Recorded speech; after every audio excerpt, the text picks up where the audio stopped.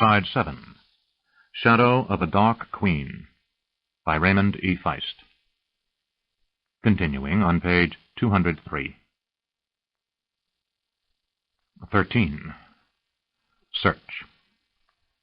The barman looked up. The inn was crowded, and in the normal course of business, anyone entering should not have caused him to notice. But the figure who entered was not one of his ordinary customers, nor was the barman an ordinary barman. The newcomer was a woman, tall and alert in her stance, wearing an all-concealing robe of sturdy weave, fine enough to mark her as more than a common street girl, but not so elegant as to mark her as nobility. For a moment the barman expected one or more men to follow her, escorts to protect her from the street's rougher denizens. When none appeared, he was certain there was nothing ordinary about this woman. She glanced around the room as if seeking someone. Then she locked eyes with the barman. She threw back the hood of the cloak, revealing a youthful appearance, though the barman knew well enough appearances were deceiving, with dark hair and green eyes. She was not pretty, but striking, with a full mouth and good cheekbones. Her eyes were dangerous. Most men would have called her beautiful, but most men wouldn't have known how dangerous she was. A young bravo stepped up to intercept her before she could reach the bar. He was at the peak of youth, feeling too much the rush of blood and ale. He was nearly majestic in appearance, half a foot taller than 6 feet, with shoulders broad with iron plates, and enough scars to ensure that few of his boasts were challenged as lies. "Here now," he said with a drunken laugh, pushing back a crested helmet so he could see better. "What is so wonderful a wench doing without my company?" This brought a laugh from 2 of his companions and a disapproving look from the whore who had counted on all 3 of these soldiers, making her night profitable. The woman stopped as the young warrior stepped before her, and looked him slowly up and down. "Excuse me," she said softly. The man-boy grinned and seemed about to say something. Then his smile slowly faded, until he looked down upon the woman with a puzzled expression. "I'm sorry," he said quietly as he stepped aside. His friends looked on in amazement, and one stood up to say something. The barman produced a light crossbow and put it on the bar, with a bolt pointed directly at the protester. "Why don't you sit back down and finish your drink?" "Hold on, Talbot. We spend a lot of gold here. Don't be threatening us." "Roca, you get drunk on cheap wine down at the market, then stagger up here to grope and fondle one of my girls until closing, when half the time you don't have enough to pay for her company." The girl, who had been sitting with the 3 men, stood up and said, "And the half of the time they have money, they don't have any iron left in their swords from all that cheap wine, and even when they do, it's nothing much to brag on." This brought a torrent of laughter and insults from the rest of the patrons of the commons. The 3rd warrior, who had been holding the whore until she stood up, said, "Harlot, I thought you liked us." "Show me your gold, then. I'll love you, darling," she said with a grin lacking any affection. Tabbert said, "Why don't you 3 boys head on down to Kinjinki's and annoy his girls for a while? He's Tsarani blood, so he'll bear up under the abuse with better grace than I." The 2 companions looked ready to dispute this request, but the first, who had tried to stop the woman, nodded slowly and pulled his helm back down. Reaching under the table, he retrieved his weapon and shield. "Come on, we can find our fun somewhere else." His 2 friends were about to protest when he bellowed, "I said, come on!" The abrupt rage startled the others, and they hesitated, then agreed, following him out of the room. The woman reached the bar. The barman knew her first question before she asked. He said, "I haven't seen him." The woman raised one eyebrow in question. "Whoever it is you're looking for, I haven't seen him." "Who do you think I'm looking for?" The barman, a stout fellow with mutton-chop sideburns and a receding hairline, said, "There is only one kind of man who would bring a woman like you searching, and one like that hasn't come by recently." "And what kind of woman are you taking me for?" she asked. "One who sees things others miss." "You're very observant for a barman," she countered. "Most barmen are, though they learn not to show it. I, on the other hand, am not most barmen." "Your name?" "Talbot." Lowering her voice, she spoke. "I have been to every shabby inn and dirty tap-room in Lamut, seeking something I was told on good authority would be here. So far I get nothing but blank looks and confused stammering." Speaking even more softly, she said, "I need to find the hall." With a smile, he said, "The back room." He led her through a small back room, then down a flight of stairs. "This storage room connects with others, below the city," he said. He opened a door at the foot of the stairs and led her to the far end of a narrow hall. There was no door, only a small alcove doorway, hidden by a piece of cloth hung from a metal rod. As she reached the door, Tabbert said, "You'll understand when I say if you are in this room, I can't help you. I can only show you the door." Miranda nodded, though she wasn't entirely sure of the meaning of what he said. She stepped through into the small room. As she stepped across the threshold and passed under the rod, she felt the energy emanating from it. For a brief instant she saw a tiny storage room, stacked high with a few empty ale and wine casks and some crates, but instantly she understood the barman's words. She willed herself into phase with the energies coursing down from the metal rod, and an instant later she stood somewhere else. The hall was endless, or at least no creature able to communicate had ever discovered the end of it. Miranda saw that every so often a doorway, a rectangle of light, adjoined the hall on the sides. Between the entrances a gray nothingness loomed. That she could see it all was something of a mystery, for there was no obvious source of light. Miranda shifted her perceptions and instantly regretted it. The darkness she experienced was so profound it produced an instant despair. She returned her sight to the magically tuned vision she had employed, and again she could see. She considered the barman's words. "You'll understand when I say if you're in this room, I can't help you. I can only show you the door." He knew of the magic portal into the hall, but could not empower anyone to enter. Only a talent like Miranda or a few others on Midkemia would have the means of entering the hall and surviving once there. She turned and looked at the door she had just stepped through, seeking to set it apart in her mind from the others, should she need to return this way. At first, nothing out of the ordinary marked the doorway. At last, she noticed faint runes hovering over the top of the door, difficult to see. She focused her attention on them and memorized the shape and formation, in her mind translating the glyphs to Midkemia. Across from the door, only a featureless gray void beckoned. The doors were staggered on the left and right, so that none faced another. She moved down and saw that the glyphs of the door on the other side of the one through which she had entered bore a different mark. She memorized that one as well. If she were to be turned around somehow and lose sight of where she was, a series of familiar landmarks would prove useful. After memorizing a half-dozen of the nearest door glyphs, she continued on, assuming that, without information, one direction was as apt as another, and began to walk. The figure in the distance appeared roughly human in shape, but it could have been a member of any number of races. Miranda stopped walking and watched. She was able to defend herself, but she thought it better to avoid rushing into trouble if she could avoid it.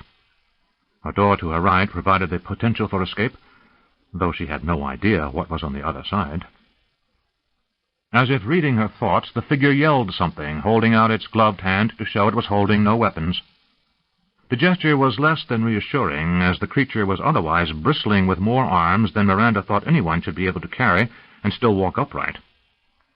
Upon its head, a full visor masked its features, while the body was covered in a material that looked as rigid as steel, yet gave the appearance of being more flexible. It was a dull, pale silver in color, almost white, and lacked the high reflective quality that most polished armor possessed. The creature carried a round shield on its back, giving it a turtle-like appearance. A long sword's hilt peeked over one shoulder, while what appeared to be the stock of a crossbow was visible over the other.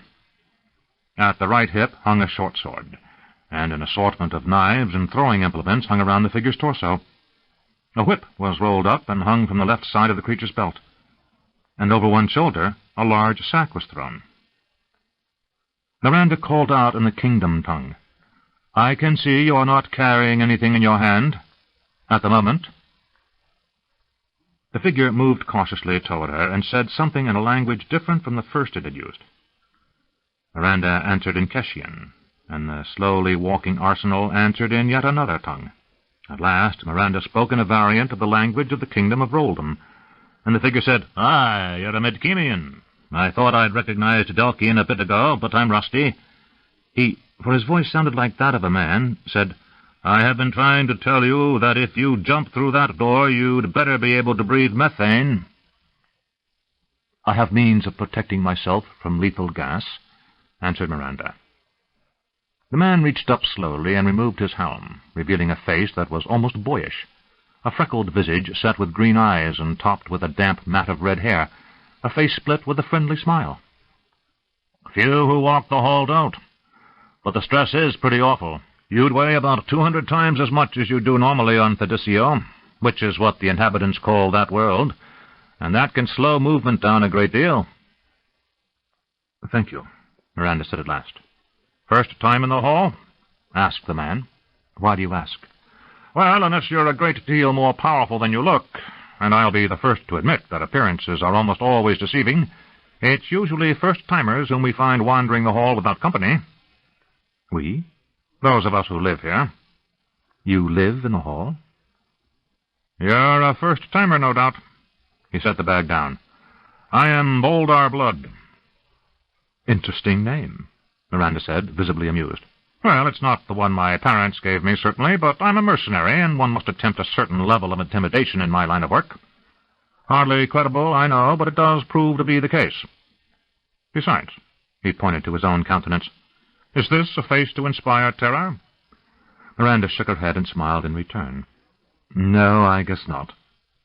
You can call me Miranda. Yes, it's my first time in the hall." "Can you get back to Midkemia?"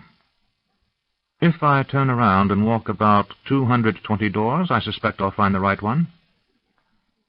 Boldar shook his head. "That's the long way. There's a door a short way off that will put you in the city of Itli, on the world of Iljabon. If you can get through the 2 blocks to another entrance without being accosted by the locals, you'll find a door that leads back into the hall next to the door that leads to... I forget which Midkemian door it is, but it's one of them." He leaned over, opened his bag, and took out a bottle. He fished around inside the sack and produced a pair of metal cups. "Care to join me in a cup of wine?" "Thank you," said Miranda. "I am a little thirsty." Boldar said, "When I first stumbled into the hall, must have been a century and a half or so ago, I wandered around until I almost starved to death. A very agreeable thief saved my life in exchange for a seemingly inexhaustible series of reminders of that fact, usually in conjunction with a need for a favor from me. But he did save me a great deal of difficulty at the time. Knowledge of how to navigate the hall is quite useful, and it's knowledge that I'm delighted to share with you." "In exchange for—" "You catch on quickly," said Blood with a grin. "Nothing is free in a hall. Sometimes you might do something to build accounts and put others in your debt, but nothing ever goes without something in return. There are 3 types of people you'll meet in the hall. Those who will avoid you and spare you their society in passing, those who will try to bargain with you, and those who will try to take advantage of you. The second and third groups are not necessarily the same thing." "I can take care of myself," Miranda said, with a challenge in her voice. "As I said earlier, you couldn't be here in the first place and not have some capacity. But remember, this is also true of everyone else you meet in the Hall of Worlds. Oh, occasionally some poor soul without any powers, talents, or abilities blunders in unbidden. No one quite understands how. But quickly they walk out the wrong door, or run into those who seek easy prey, or step off into the void." "What happens when you step off into the void?" "If you know the right spot, you end up coming into a saloon of a great inn, known by many names, owned by a man named John. The inn is called simply the Inn, and as John is known as variously John the Oathkeeper, John without deceit, John the Scrupulous, John who has ethics, or any other of a half-dozen such honorifics, the saloon is usually called Honest John's.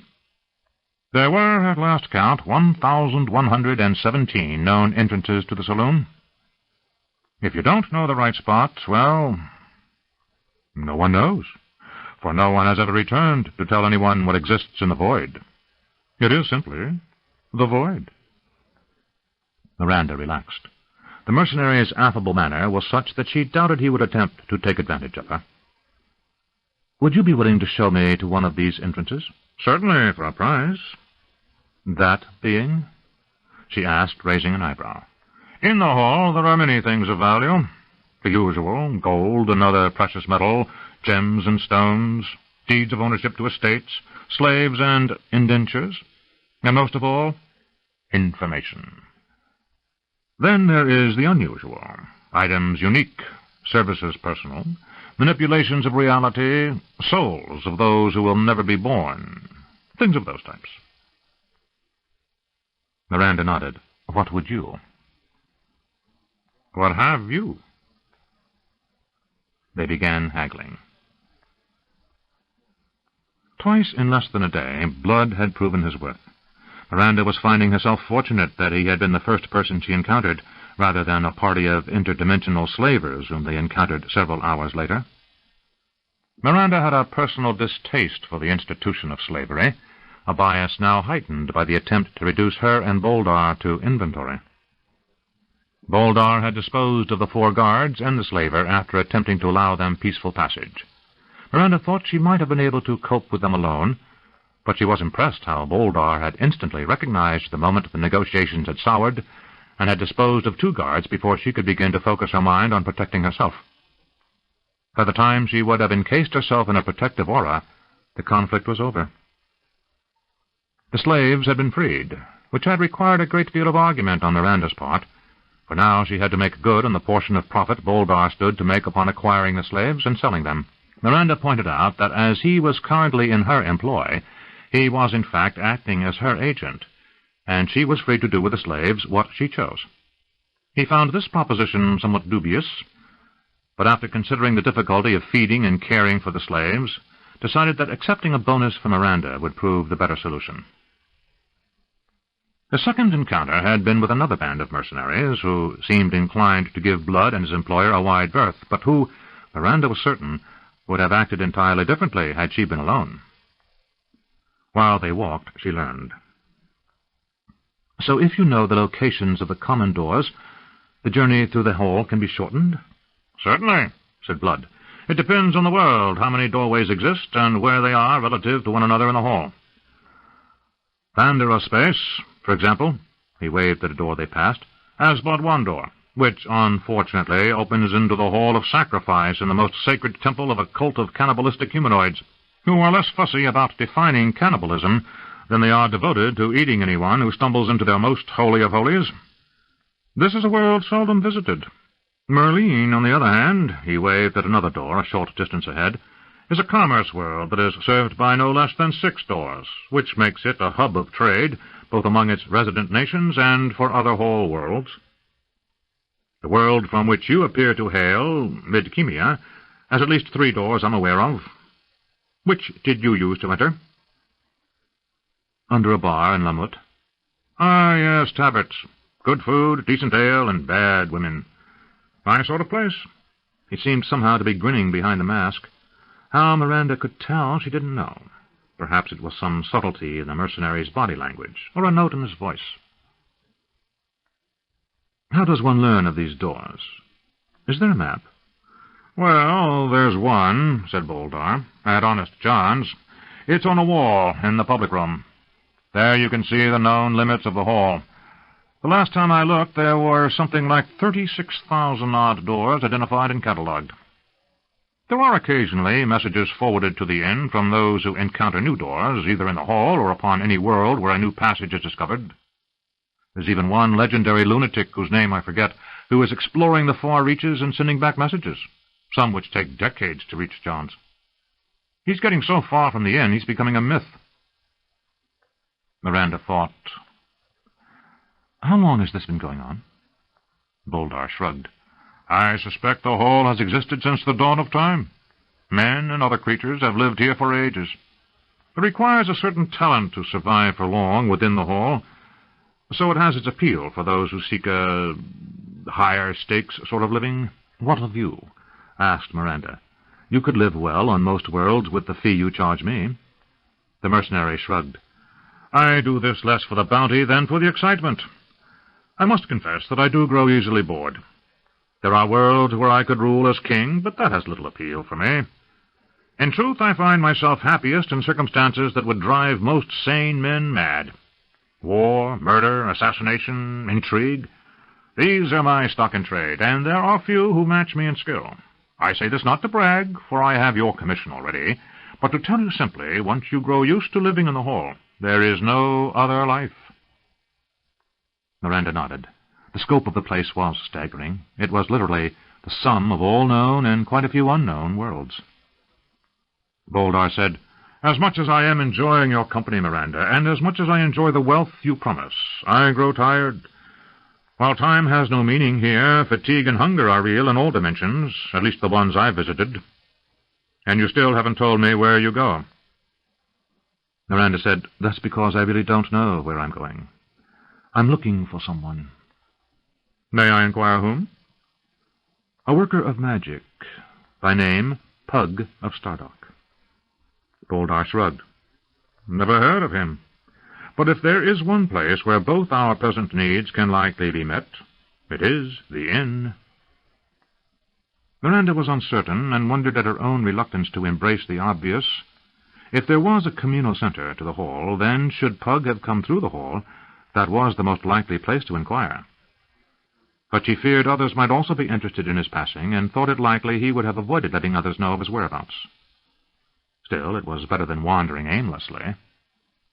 "Are we far from the inn?" "No, actually," said Boldar. "We've passed 2 other entrances since we met, and there is another a short distance away." He motioned for her to follow, and after progressing past another 2 doors, he pointed to the void. "This is very difficult the first time." He pointed to the door opposite the void. "Note that mark?" She nodded. "It's Haliali, a nice place if you enjoy mountains. One of the entrances to Honest John's lies across from it. Now, you simply step off and expect to meet a step or foot or so beyond the edge of the void." So saying, he stepped into the gray and vanished. Miranda took a breath. Then, as she started to duplicate his move, thought, step up or down? Miranda fell forward. The step was down, and she had guessed up. Strong arms caught her, and she opened her eyes wide at the sight of white fur on them. She tried remaining calm as she disengaged herself from her helper, a 9-foot-tall creature covered in that same white fur from head to foot. Black spots broke up the otherwise snowy surface, and 2 immense blue eyes and a mouth were the only visible features on a shaggy head. A plaintive grunt was followed by Boldar saying, "If you have any weapons, now is the time to surrender them." She saw he was efficiently divesting himself of his arsenal, including several rather innocuous-looking items that had been secreted about his person. Miranda carried only 2 daggers, one in her waistband and another strapped to the inside of her right calf, and she quickly surrendered them. Boldar said, "The proprietor learned ages ago that his establishment thrives so long as it is neutral ground for everyone. Quad ensures that no one who starts trouble remains inside the saloon any longer than necessary." "Quad?" "Our large hirsute friend here," answered Boldar. As they left the doorway, he continued, "Quad's a Koropaban, stronger by the pound than any creature known, almost completely resistant to any magic, and the most toxic poisons take a week or so to kill one. They make incredible bodyguards if you can get one to leave their homeworld." Miranda stopped and gaped. The saloon was immense, easily 200 yards across and twice that deep. Along the right wall, nearly the entire way, ran a single bar, with a dozen barmen rushing to meet their customers' demands. A pair of galleries, one above the other, overhung the other 3 sides of the hall, thick with tables and chairs, providing vantage points from which those drinking and dining could gaze down upon the main floor. There, every game of chance conceivable was being played, from several variations of dice to a knife duel in a small sand pit. Creatures of every imaginable conformation moved easily through the press, greeting one another as they chanced upon old acquaintances. Creatures carried trays covered with a variety of pots, platters, cups, buckets, and bowls. Some were put before creatures that defied Miranda's sense of order. At least a dozen clearly reptilian creatures were dining in the hall, the mere fact of which caused her to be very uncomfortable.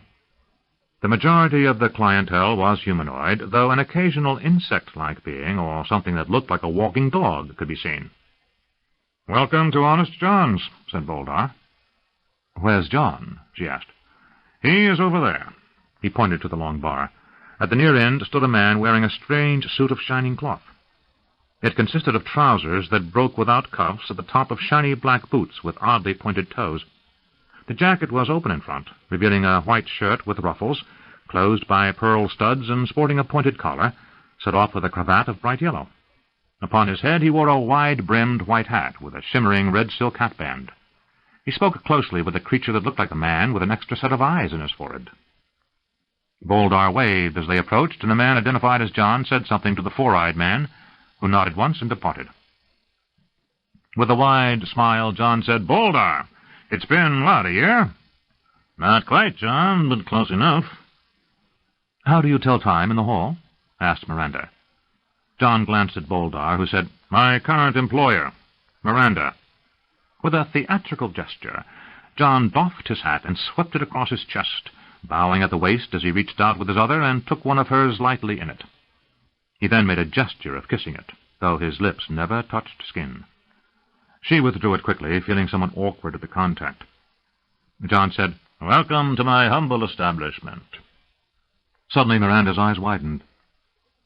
"What language are we?" John said, "Your first visit, I say. I thought it unlikely we should host as lovely a guest as yourself before without my notice." He waved them to a table located near the bar and pulled out a chair. She blinked at it a moment before she realized he was waiting for her to sit. She was unused to this odd behavior, but considering the range of human custom, she chose not to offend and let him seat her. "One of the few magic spells allowed. It is not only useful, it is necessary. It's not foolproof, I fear, for we do occasionally have the odd visitor whose personal frame of reference is so alien to the majority of sentient life that only the most basic communication is possible, if any. And we also do get the occasional fool." Boldar chuckled and said, "That we do." John waved his hand. "Now, as to your first question, measuring time is simple.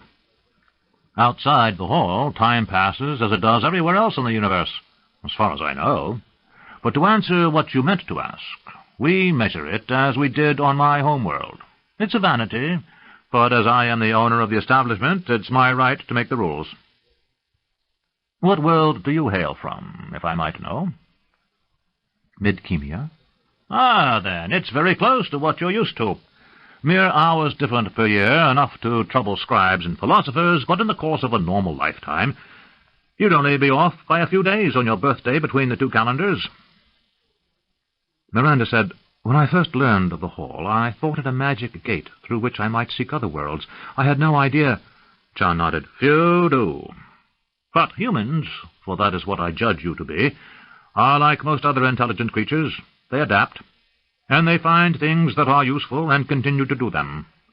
Likewise, those of us who are privileged to walk the hall, well, we adapt too. There are too many reasons to stay within the hall, too many benefits, once one finds one's way into it, to ignore. So most of us become citizens of the hall, abandoning our former ties, or at least neglecting them shamefully." "Benefits?" John and Boldar exchanged looks. "So I don't bore you, my dear, why don't you tell me what you know about the hall?" suggested John. Miranda said, "In my travels I have heard of the Hall of Worlds several times. I had to look for quite some time to find the entrance. I know it is a means of traveling through space to reach distant worlds." "And through time as well," said Boldar. Miranda said, "Time?" "To reach a distant world by conventional means takes lifetimes. The hall reduces transit to days, in some cases hours." John said, "Then to the heart of the matter. The hall exists independent of objective reality, as we like to define it when standing on the surface of our home worlds. It links worlds that may be in different universes, different space-times, for lack of a better term. We have no way of knowing. For that matter, it may link worlds at different times. My home world, a not very distinguished sphere orbiting an unremarkable sun, may very well have died of old age before your world was born, Miranda. How would we know? If we move through objective space, then why not through objective time? And because of that, we have here, within the hall, everything. Or if not that, then as close as a mortal can wish. We trade in wonders in the hall, and in the prosaic, every chattel and species, every service and debt. If you can imagine it, if it can be found anywhere, it can be found here. Or at least here you can find someone to take you to it. What other benefits? Well, for one, you don't age in the hall. Immortality? Oh, something close enough to it to make little difference, said John. It may be that those of us able to find the hall possess this gift already, or it may be that by living within the hall we avoid death's icy hand, but the gains in time are not trivial, and few give them up willingly. He waved his hand to the gallery above. Those who inhabit my guest quarters number several hundred who fear to ever again leave the hall, conducting their businesses in their entirety in rooms I lease them. Others come here as the only possible refuge from all danger, while yet others spend part of their days on other worlds and part of them here. But no denizen of the hall will give up its lure after becoming aware of the benefits. What of Makros the Black? At the mention of that name, both John and Boldar looked uncomfortable. He's a special case, answered John after a while. He may be an agent of some higher power, or even a higher power himself. At the very least, he's something beyond what we would count mortal here in the hall. How much of what has been placed at his feet is true, and how much legend, only a few can tell. What do you know of him? Only what was told me in Midkemia. Not the world of his birth, said John. Of that I am almost certain. But what brings his name into this conversation? Only that he's a special case, as you have said, so there might be others. Perhaps. Such as Pug of Stardock? Again John looked discomforted, though Boldar hadn't so much as blinked at mention of Pug's name. If you seek Pug, I may not be able to offer you much by way of encouragement. Why is that? He passed through here quite a few months ago, ostensibly on his way to some odd world I can't remember, to do research, but I fear that is a ruse. Why do you say that? Because he hired several of Boldar's friends to prevent anyone who asked for him from following after. Who? Said Boldar, looking around the room. William the Gripper, Jeremiah the Red, and Elin Scarlet, the Grey Assassin. Boldar shook his head. Those are three likely to cause some trouble. He leaned forward to Miranda. I could most likely best Jeremiah. His reputation is built mostly on rumor. But William and Elin both possess the death touch, and that makes it dicey if they're working together. Miranda said, Do I look like a Pantathian? John said, My dear, after as many lifetimes as I have spent in the hall, looks are the last thing I would depend upon. You, for all your evident charms, could turn out to be my own grandfather, and it would barely surprise me. Though I fervently hope the old boy is dead, as we buried him when I was 14 years old.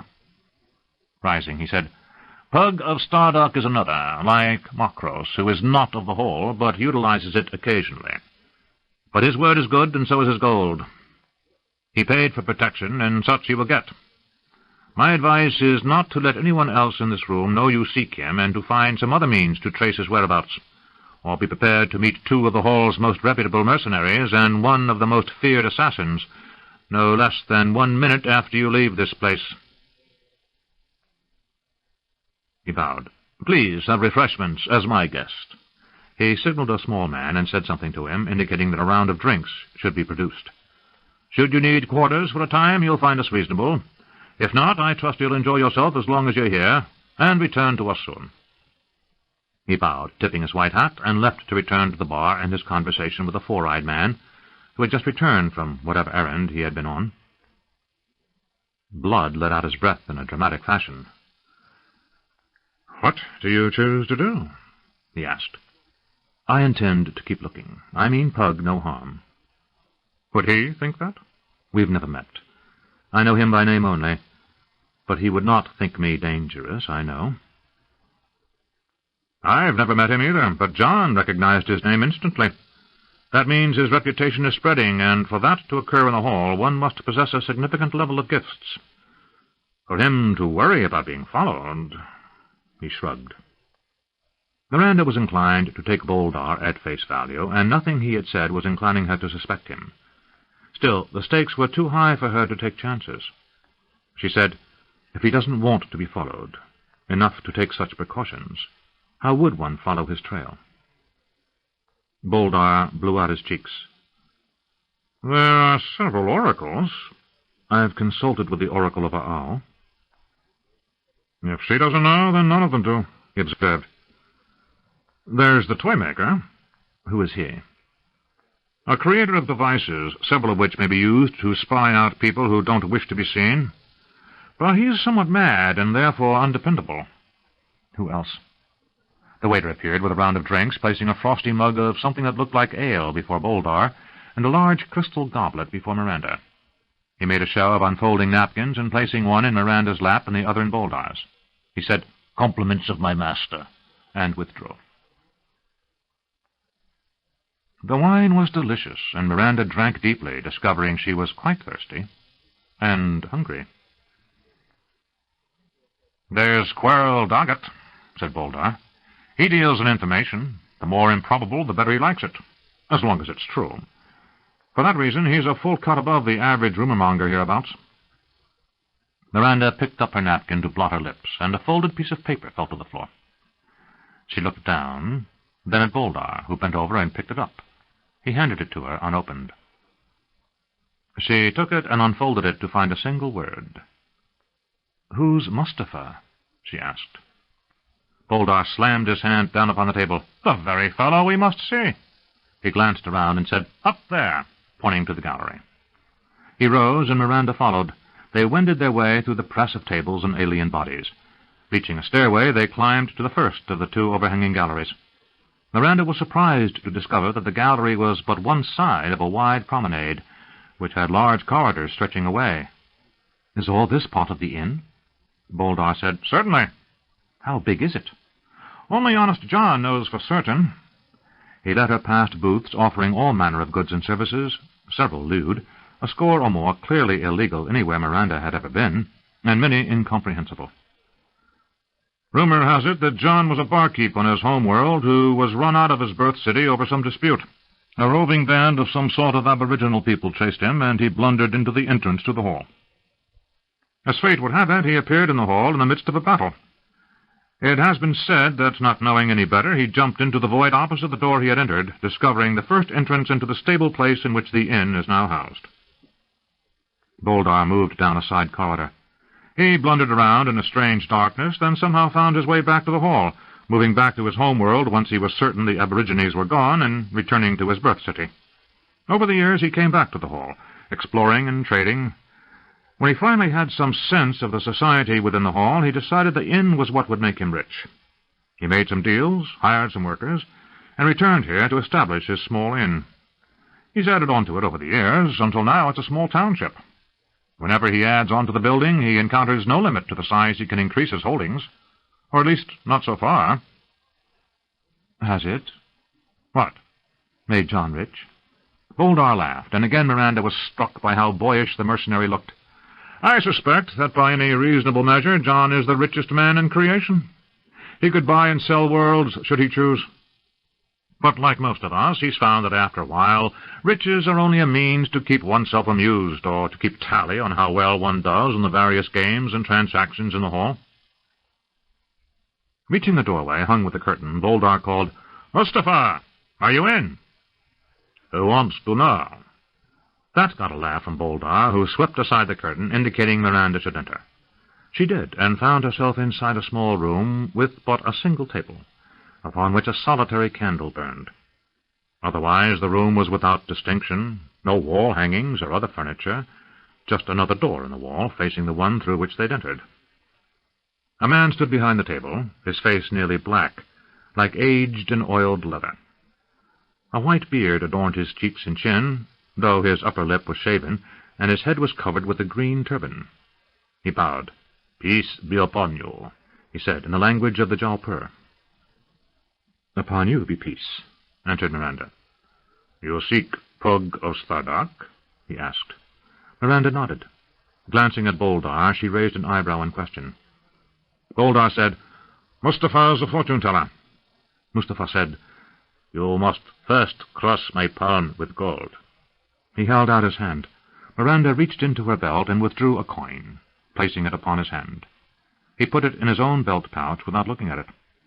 "What do you seek?" "I just told you." Mustafa said, "You need to say it aloud." Fighting off irritation at what she thought was needless show to convince gullible travelers, Miranda said, "I need to find Pug of Stardark." "Why?" Miranda said, "That is my business, but the need is great." "Many look for this man. He has taken precautions against being followed by those he would rather not encounter. How may I know you are not such a one?" Miranda said, "One may vouch for me, but he is back upon the world of Midkemia. Tomas, friend of Pug." "The Dragon Rider." Mustafa nodded. "That is a name few would know who meant to harm Pug." "Where might I find him?" "He seeks alliances and goes to speak with the gods. Seek him in the Celestial City, in the Hall of the Gods Awaiting." Miranda said, "How do I get there?" "Return to Midkemia," answered Mustafa, "and get you to the land of Novindus. In the great mountains, the pillars of the stars, find the necropolis, the home of the dead gods. There, atop the peaks of the mountains, there is a hall in which those gods waiting to be reborn abide. Go there." Miranda didn't wait, but rose and left, leaving Boldar standing alone with Mustafa. After a second, Boldar said, "Is this true? Or are you doing one of your carnival acts?" Mustafa shrugged. "I don't know if it's true. That's just what I was paid to say." "Who paid you?" "Pug of Stardark." The old man took off his turban, revealing a nearly bald pate. Scratching his head, he said, "I suspect it's probably another false lead.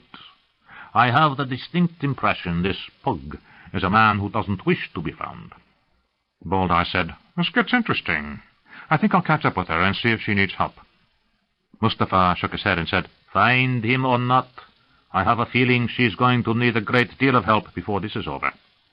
Some idiot left open a critical gate to the demon realm, and a couple of realities could be in jeopardy as a result." He yawned. Boldar was about to ask what that meant, but considered Miranda getting too far ahead, so he said nothing and left. A moment after Boldar left, the other door opened, and a man stepped through. Small but striking, he had dark hair and eyes and a closely trimmed beard, and wore a simple robe of black. He reached into a pouch at his belt and pulled out some gold coins. Handing them to Mustafa, he said, "Thank you. You did well." "Any time. What are you going to do now?" "I think I'll go set up a small test." Mustafa said, "Well, enjoy yourself, and let me know how the situation with the demon realm turns out. Things could get busy around here if they get loose." "I will. Goodbye, Mustafa," said the man as he began to move his hands. "Goodbye, Pug," responded Mustafa, but by the time he had spoken, Pug of Stardark had vanished from sight. 14. Journey. Eric dismounted. Rue grabbed the reins of Eric's and Billy's horses and led them away. Eric and Billy ran forward, weapons at the ready, while the maneuver was repeated up and down the line. Since leaving Brex at Shingazi's landing 2 weeks before, Callas had been drilling the men continually. They were now being trained as a mounted infantry. At the first sign of attack, 1 man in 3 would lead the horses to be staked behind the line, while the other 2 made a defensive position where instructed. The men had complained about this, saying it made no sense to leave a perfectly good horse and get down to fight, but the complaints had fallen on deaf ears. Nacor had laughed it off, saying only, "Man and horse gives a much bigger target than man on foot hiding behind a rock." The drills were becoming second nature to Eric and the others, who now waited to see what would happen next. Sometimes nothing. Other times, Atonus's company of clansmen from the city of the Serpent River would attack, and the results could be painful. The drills were conducted using heavy wooden swords, weighted with lead rods that were twice the heft of a normal short sword. Eric swore his own sword was feather light in his hand after weeks of drilling with the false swords, which he supposed was the point of it all, but the wooden swords could leave heavy welts and even break bones, and the clansmen from the city of the Serpent River seemed to take delight in embarrassing Callus's company. Eric didn't understand the politics of this strange land.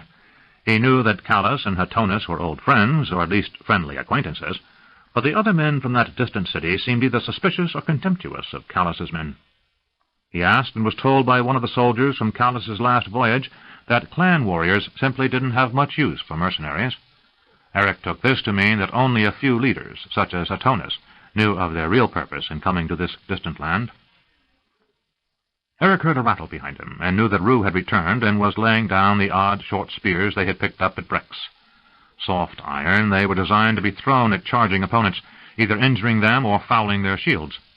Once they struck something, they were useless, as they bent easily, so the enemy couldn't throw them back. A shout went up from a crest nearby, and suddenly it was raining arrows. Eric raised his shield, crouching low behind it, and felt two shafts strike and shatter on the heavy metal and wood. A curse nearby told Eric that Luis hadn't been as fortunate, and had been struck by the dull point of a practice shaft. Not lethal, these shafts nevertheless stung when they struck, and occasionally they could cause real injury. Then another shout signaled the charge, and Eric rose, gripping one of the heavy iron spears. "Ready!" shouted de Longueville. As the charging clansmen came near, Eric tensed, and as if reading his mind, de Longueville shouted, "Wait for it!" As the clansmen bore down upon them, the men of Callus's company waited until de Longueville shouted, "Throw!" And Eric and the others motioned, throwing the pilum, as the short, soft spear was known in the Quagan tongue. Having no practice pilum to use, they couldn't throw the weapon, so after pantomiming a cast, each man dropped his spear next to where they waited, and, with a few audible groans, readied the ponderous practice swords. Eric recognized the man bearing down on him, a large, somber fellow named Pataki. Eric braced himself and let the man throw the first blow, which he easily caught on his shield. He stepped slightly to his left, and threw a roundhouse blow with his sword that got over the top of Pataki's shield and caught him behind the head. Eric winced, for he knew the blow must hurt, despite the helm the other man wore. Glancing around, he saw that his companions were easily repulsing the attackers, and within a minute the clansmen threw down their swords and removed their helms in the mercenaries' sign of surrender. A few of Callus's company cheered the victory, but the majority were content to stand motionless for a few minutes. Riding most of the day, then suddenly fighting a battle, even if only a mock skirmish, took its toll. Most of the men learned to steal rest whenever it was possible, even if only for a minute. "All right," shouted Foster. "Pick 'em up." Eric got his practice sword under one arm and was starting to retrieve his pilum when he heard Billy say, "This one's not moving." Eric saw that Pataki was still lying face down in the dust. Rue was the first to reach him and rolled the bulky man over. He then leaned over and after a moment said, "He's still breathing, but he's out cold." De Longueville hurried over. "What's this?" Eric picked up his pilum. "I caught him on the back of the head. I hit him harder than I intended, I guess." "You guess," said de Longueville, his eyes narrowing as if he was about to launch into another reprimand. Suddenly he grinned and said, "That's my lad." He told Rue, "Toss some water on him and get your kit together." Rue rolled his eyes heavenward and hurried to where the horses were picketed. He fetched a waterskin and doused the motionless man. Pataki came awake, spitting out the water, and once he had regained his feet, returned to his own company. Eric carried his set of pilum, practice sword, and shield to where the horses were waiting. He loaded up his equipment, then waited for Rue to catch up. When the shorter man returned, he said, "You really caught him with that head shot." "You saw?" "I wasn't occupied at the moment. The fellow who came at me was blindsided by Billy, so I had nothing to do." "You could have lent me a hand," Eric said. "As if you needed one," said Rue. "You're turning into something of a terror with that practice sword. Maybe you want to keep with it when the real fighting starts. You can bludgeon with it better than most men can cut." Eric half smiled and shook his head. "Maybe I'll find one of those big dwarven warhammers and smash rocks, too." "Mount," came the order from Foster, and with accompanying groans the men complied. Moving into position, Eric and Rue fell in with Chopin, Bigot, Luis, and Billy. The company waited. Then came the order to ride. There was at least another hour of daylight before they'd be ordered to make camp, and that would entail another 2 hours of work.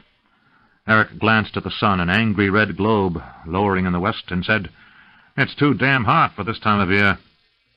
From behind him, Callus said, "The seasons are reversed here, Eric. It's winter in the kingdom, but it's early summer here. The days are getting longer and hotter." "Wonderful," said Eric. too tired to wonder how the captain had come to be riding next to him. "When we spar with the clansmen," said Callus with a faint smile, "try to be a little more subdued with them. Pawtucky's a nephew of Regan, the Lion Clan chieftain. If you'd broken his head, it would have strained things a bit." "I'll try to remember, Captain," said Eric without humor. Callus set heels to his horse and moved toward the head of the line. Rue said, "Was he joking?" "Who cares?" said Billy Goodwin. "It's too hot, and I'm too tired to worry about it." Vigo, who rode next to Billy, said, "That's strange." "What?" asked Rue. "The sun's so red, but it's another hour or more to sunset." Looking toward the west, they nodded. "What could be causing it?" asked Luis from his place behind Vigo. "Smoke," answered a clansman who was riding past. "Word came last night that Kaipur was falling. That must be it burning." Rue said, "But that's hundreds of miles from here. At least that's what the captain said." Chopin spoke softly. "Very big fire," was all he said. The training wore on, and Eric and the others no longer had to think about what to do. They just did it. Even the routine of building fortifications every night became commonplace. Eric ceased being astonished at how much work the 75 men could accomplish.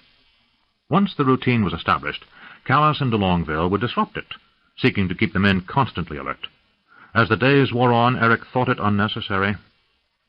Riders came and went as messages were carried from various agents Callus had established over the years. Rather than take years to establish its control over the surrounding countryside, the host of the Emerald Queen was driving on the city of Lanada. Riding in the second company, Eric heard Callus speak to Hatonas and one of the riders who had just brought that news. "It was 7 years between the fall of Solth and the assault on Hamsa." Hatonas said, "Thought the invaders had to fight through the forest of Irabek." 3 years between Hamsa and Kilbar.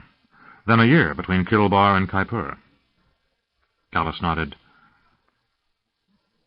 "As they control more of the continent, they seem more intent on accelerating their advance." De Longueville speculated, "Maybe the army's getting too big to control, and its generals have to keep it busy with conquest." Callus shrugged. "We need to change our line of march." To the rider he said, "Rest with us tonight, and tomorrow return north. Carry word to the Deshande we will not be coming their way. We are going to leave the Serpent River and turn straight west. Pass the word to those who seek us that we are going to attempt to intercept the invaders between Kaipur and Lanada. Look for us at the mercenaries' rendezvous." Eric and the others turned to look across the Serpent River, where in the distance they saw a vast valley of forests and meadows, and beyond that a small range of mountains. They would have to cross the river, ride through that, and once across the mountains, down into the riverlands of the Vedra. De Longueville said, "Do we turn around for the crossing point at Brex?" Callus said, "No, it would lose us too much time. Send scouts ahead and find us a place to cross." De Longueville ordered riders forward, and 2 days later they reported a broadening of the river, where the current was slow enough that rafting might be possible. Callus reached that point and agreed it was worth the try. He ordered the men to cut what little growth there was along the river to make a set of small rafts. A dozen men, including Eric and Vigo, made the treacherous crossing, holding their way from one side to the other, carrying lines that would be used to get the others across. On the far bank, the dozen men cut enough trees of a size to lash together logs into 4 rafts, each large enough to hold 4 horses. The horses for the most part cooperated, though one raft was lost on the second to the last trip as a line parted and the logs broke apart. The horses and men jumped into the water as the raft disintegrated, and all the men were pulled out downstream, but only one horse made it to the shore. There were sufficient remounts so that the losing of 3 horses was not a serious deprivation, but the thought of the animals drowning bothered Eric. He found that disturbing, for the specter of battle and men dying held no pain for him, but the idea of a horse, terrified as it was being swept downriver, made him very sad. The valley swept from the fork in the river to the west, ending in a series of rising meadows, until at last they would have to crest the ridge of mountains. On the 10th day of the march, a scout returned to tell Callus of a party of hunters he had encountered ahead. Eric, Rue, and 4 other men were sent ahead with Foster to negotiate with the hunters. Eric was grateful for anything that broke the monotony of the march. Every day had been toil without respite. As much as he enjoyed horses and working with them, Eric had never been a great rider. He found 12 hours in the saddle, interrupted only by walking beside the horses to rest them, making and breaking camp, mock combats, and a steady diet of dried rations, more drudgery than even his worst days at the forge. The countryside was sloping hills, all moving quickly up into peaks and crests. The mountains of this region topped out at a lower elevation than the biggest Eric was used to at home, but there were far more of them here. The three major peaks of Darkmoor were surrounded by many hills, but otherwise few true mountains. Mostly they were high plateaus and sloping hillsides. But here, while modest in altitude, the mountains were plentiful and steep, with quickly rising buttes and prominences, dead-end valleys and box canyons, hard granite cut by streams and rivers. Trees grew in abundance, and none of the surrounding peaks rose high enough above the timberline to give them a clear point of reference as they traveled through the dense woods. Eric suspected this range of mountains might prove a hazard as well as an inconvenience. The hunters were waiting at the agreed-upon location. Eric reined in as Foster dismounted, removed his sword belt, and approached with his hands open. Eric studied the hunters. They were hill people, dressed in fur-covered vests and long woolen trousers. Eric suspected there were herds of sheep or goats secreted away in the local meadows. Each man carried an efficient-looking bow, not quite as impressive as the kingdom longbow, but clearly powerful enough to kill a man or bear, as well as a deer. The leader was a gray-bearded man who stepped forward to speak with Foster, while the other three stood motionless. Eric glanced around and saw no sign of any horses. These men hunted on foot. Given the terrain, Eric judged that more sensible than trying to convince a horse to act like a donkey or goat. If the hunter's village was any higher up the slopes, horses would be less than an inconvenience. They'd be a danger. Two of the other men bore a strong resemblance to the leader, while the third appeared like him in manner only. Eric guessed they were a family, with the odd man perhaps being married to a daughter. Foster nodded, reached into his tunic, and pulled out a heavy purse. He counted out some gold pieces and returned to where Rue held his mount. "You men wait here." With a motion of his head, he made it clear that they were to keep the hunters from running off with the gold he just gave them. "I'll bring up the rest of the company. These fellows have a way over the mountains that's safe for the horses." Eric glanced at the steep rise of the landscape before him and nodded. "I hope so." While they waited, the hunters talked among themselves.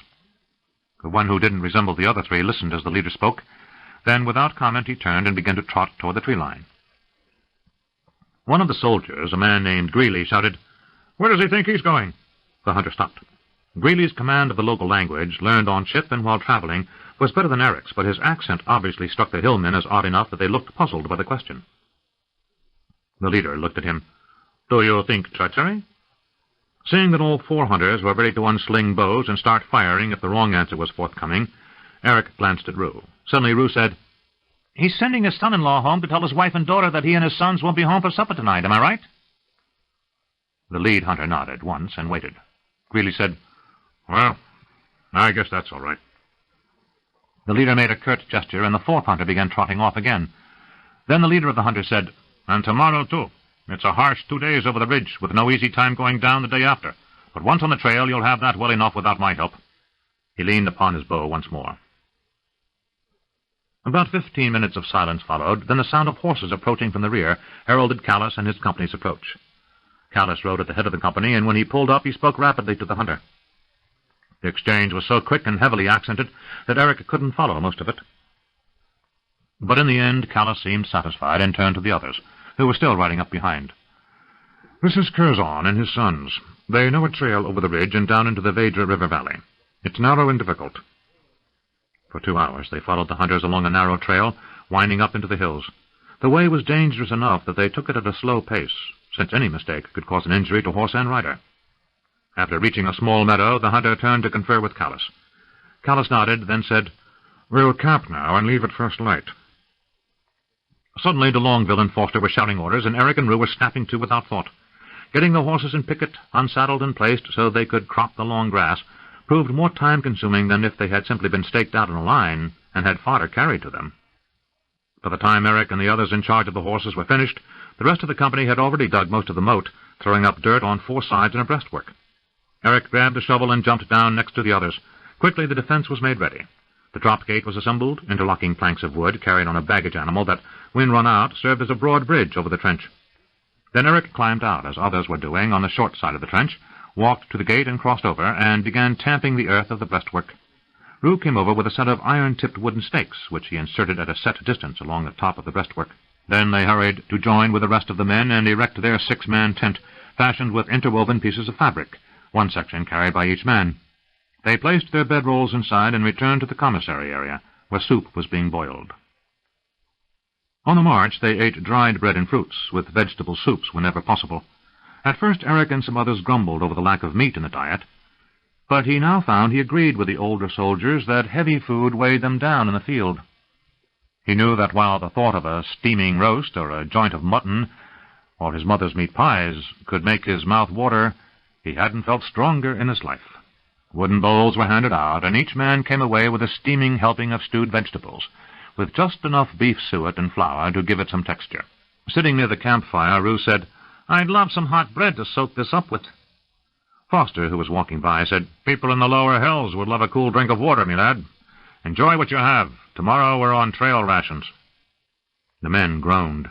The dried fruit and hardtack was nourishing, but almost tasteless, and a man could seemingly chew for hours without making the mess any easier to swallow. What Eric found himself missing most was wine. Growing up in Darkmoor, he had taken wine for granted. The quality of the wine made in the region was near legendary, and this made even the cheapest plonk drunk at meals by the commoners a cut above the usual. Until he reached Crondor, he had no idea that wine that was too inexpensive to justify transport would have earned a fair return in the taverns and kitchens of the Princess City. He remarked on this to Rue, who said, "That might be just the ticket for an enterprising lad such as myself." He grinned, and Eric laughed. Bigger, who was sitting on the other side of the fire, said, "What? You're going to truck bottles of the stuff into Crondor and lose money?" Rue narrowed his gaze.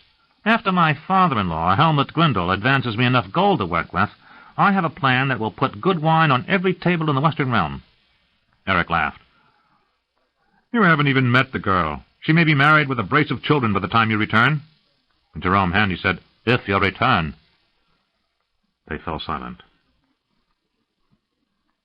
Horses are contrary creatures, thought Eric as he blinked dust out of his eyes. He had been given the responsibility of herding the remounts over the mountains, and had picked a half-dozen of the better riders to ride herd. One surprise had been Nacor volunteering. Most men would find riding behind the herd, drag as the position was called, choking on their dust, poor duty. But the chronically curious Isolani found the entire process fascinating, and it turned out, to Eric's relief, that the man was a competent enough horseman. Twice horses had been content to walk down a bluff that would have taken them to a place where they would either have to back up, one of the least favored choices of most horses, or learn to fly, which Eric judged even less likely. "Whoa!" he shouted at one particularly troublesome horse who was determined to walk off the mountain. He shied a rock at her, which bounced off her right shoulder, turning her in the direction he wanted. "Stupid bitch!" he shouted. "Trying to turn yourself into crowbait?" Nacor rode closer to the edge than any sane man was like to do, and seemed ready to somehow will his horse into flight, so he could interpose himself between a horse bolting the wrong way and thin air. Whenever Eric mentioned he might come in a bit, the little man just grinned and told him everything was fine. "She's in season. Mares get very stupid when in heat," he observed. "She's not overly bright even when she's not ready to breed. At least we have no stallions along. That would make life interesting." "I had a stallion once," said Nacor. "A great black horse given me by the Empress of Great Kesh." Eric regarded the man. "That's interesting." Like the others who had gotten to know Nacor, he was reluctant to call him a liar. So much of what he said was highly improbable, but he never said he could do anything he couldn't back up, so the men had come to take most of what he claimed at face value. "The horse died," Nacor said. "Good horse. Sorry to see him go. Ate some bad grass, got colic." A shout from ahead warned Eric the herd was bunching up, and he sent Billy Goodman forward to help keep the horses moving through a narrow defile that cut across the ridge of the mountains. Once through that, they would be heading downward into the valley of the Vedra River.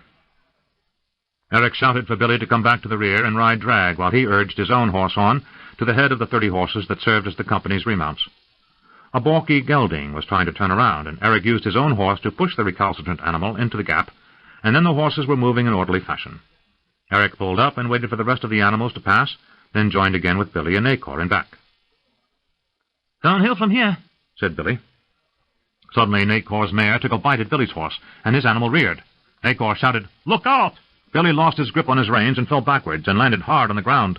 Eric jumped down from his animal and ran over while Billy's horse ran after the herd. Leaning over, he saw Billy staring up into the sky. His head rested upon a large rock while a crimson pool spread behind him. Nacor shouted, "How is he?" Eric said, "He's dead." There was a moment of silence. Then Nacor said, "I'll follow the horses. You bring him along to where we can bury him." Eric stood up, started to reach down to grab Billy, and suddenly remembered having to pick up Tyndall's body. "Oh, damn," he said as tears came unbidden to his eyes. He found himself trembling as he realized that of those who had been sentenced to hang that day, Billy was the first to die. "Oh, damn," he repeated as he stood clenching and unclenching his fists. "Why?" he asked the fates. One moment Billy had been sitting astride his horse, the next he was dead. And nothing more important than a stupid, poorly trained gelding shying from a bite by a mare in heat had caused it. Eric didn't know why he suddenly felt so sad at Billy's death. He felt his body tremble and realized he was afraid. Sucking down a lungful of air, he closed his eyes and bent and picked up Billy. The body was surprisingly light. He turned and moved to his own horse, who started to shy as he approached. "Whoa!" he commanded, almost yelling, and the horse obeyed. He lifted Billy across the horse's neck and the front of the saddle, then swung up behind. Sliding into the saddle, he lifted Billy enough so that he could rest him as much as possible across his upper thighs, so the horse could manage the weight. Slowly he moved after the distant herd. "Damn," he whispered again as he willed his fear and anger back deep inside himself. A man named Notombi, with a heavy Keshian accent, was moved into their tent, taking Billy's place. The 5 remaining members of Eric's company were cordial but distant. While he was an outsider, his training made him mesh quickly, knowing exactly which duties to perform without being told. 2 days after crossing the ridge of the mountains, Curzon and his sons pointed the way down and returned to their hunting. Callus paid them off in gold and bade them farewell. Eric returned to the routine of travel, though the difficult descent into the hills west of the mountains gave little time for reflection. He buried all his memories of his feelings at Billy's death and continued as before. 5 days after crossing the mountains, they encountered a difficult rise. Eric went ahead with Callus to scout out a clear trail before allowing the full company to proceed. Turning around nearly 75 riders and another 30 remounts was tricky business under the best of conditions. In tight quarters, it was nearly impossible. Reaching a crest, they reined in, and Eric exclaimed, "For God's weep!" In the distance, to the north, the great tower of smoke that had been turning the sun red could now be seen. "How far is that?" asked Eric. "Still more than 100 miles distant," answered Callus. "They must be burning every village and farm within a week's ride of Kaipur. The wind's blowing it east, else we'd be tasting that soot as well as seeing it." Eric's eyes stung slightly. "I'm feeling it now." Callus smiled his strange half-smile. "It would be worse if you were closer." Riding back, they found an easier trail than the first, and as they moved toward the company, Eric said, "Captain, what are our chances of getting home?" Callus laughed, and Eric turned to regard him. "You're the first with the grit to come out and ask. I was wondering who it would be." Eric said nothing. Callus said, "I think our chances of getting home are as good as we can make them. Only the gods know just how mad this plan is." "Why couldn't you sneak one man in, have him look around, then sneak him out?" "Good question," said Callus. "We tried several times." He glanced around as he rode, as if scouting was a habit. "This land is a land of few standing armies, as we know them in the kingdom and Cash. Here you're either a swordsman for your family or clan, or you're in the palace guard of some city ruler, or you're a hired sword. Mercenary armies are the rule." "I would think that with hired swords on both sides, it would be easy enough to slip a man across the lines." Callus's expression showed it was a fair observation. "One would think that. But a single man attracts notice, especially one who is ignorant of basic customs and attitudes. But a company of freebooters from a distant land, that's not unusual in these parts, and reputation counts for much. So, I am Callus, and we're the Crimson Eagles, and no one looks twice at an elf living among humans here. A long-lived leading such a company is rare, but not unheard of. You would be found out by magic or treachery were you to come here alone, Eric. But as a member of my company, no one will pay you the least heed." He said nothing for a while, looking down on the rolling hills that led down to the river. After a while he said, "This is a beautiful land, isn't it?" Eric said, "Yes, it seems so." Callus was silent for a moment, then said, 24 years ago I came to this country for the first time, Eric. I have been back twice since then, once with my own army. I've left graves behind me in numbers you can't imagine. I overheard de Longueville and Nacor back on Sorcerer's Isle, admitted Eric as he reined his horse around for better footing on the trail. It sounded terrible. It was. Many of the kingdom's best soldiers died on that march. Hand-picked men. Foster, de Longueville, and a few others were able to escape with me, and only because we took a chance and went where the enemy didn't expect us to go. Callus was again silent a moment. That's why I agreed with Bobby's plan and convinced Arutha that only men desperate to stay alive would serve. Soldiers are all too willing to die for the colors, and we need men who would do everything in their power to stay alive, sort of betraying us. Eric nodded. And soldiers don't make convincing mercenaries. That, too. You're going to meet some men who will change your thinking about what humanity is capable of, and you won't be better for knowing them. He looked at Eric as if studying him. You're part of an odd lot. We searched for those things in each man that would give us all the chance of blending in. An ability to be violent, no pretension of ideals, just men who are as rough as those we must go among. But we also needed men who were more than the common scum the tides of battle usually wash ashore. We needed men who, when it came time, would answer the call, rather than run. He smiled, and it was a smile of genuine amusement. Or at least they would run in the proper direction, and keep their wits about them. As if a thought struck him for the first time, he said, I think I had better keep you and your company close by.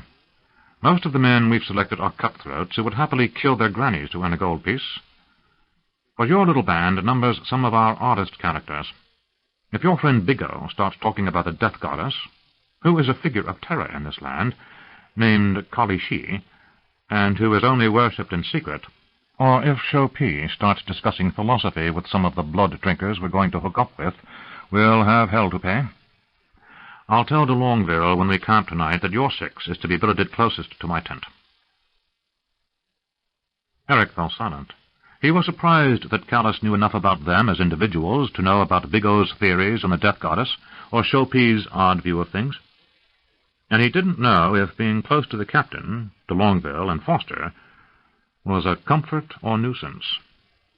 Days of cautious travel at last brought them to rolling lowlands. Then, on the 5th day after leaving the mountains, they approached a village, one that sat athwart the major north-south road between Lanada and Kaipur. They found the houses abandoned, for the presence of a company of armed men usually meant a raid in this land. Callus waited an hour in a small town square, his men tending their horses with water from the well, but otherwise leaving everything untouched. A young man in his early 20s appeared from hiding in a stand of trees close by. "What company?" he called out, ready to duck back into the sheltering copse at the first sign of trouble. "Callus's Crimson Eagles. What village is this?" "We not." "Whom do you serve?" The man, eyeing Callus suspiciously, said, "Are you pledged?" "We are a free company." That answer didn't seem to sit well with the villager. He spoke softly, conferring with someone hidden behind him. Then at last he said, "We tie the priest-king of Lanada." "Where lies Lanada from here?" "A day's ride south along that road," came the answer. Callus turned to de Longueville. "We are farther south than I wanted to be, but the army will catch up with us sooner or later." "Grind over us," answered de Longueville. "Make camp tonight in that meadow over to the east," instructed Callus.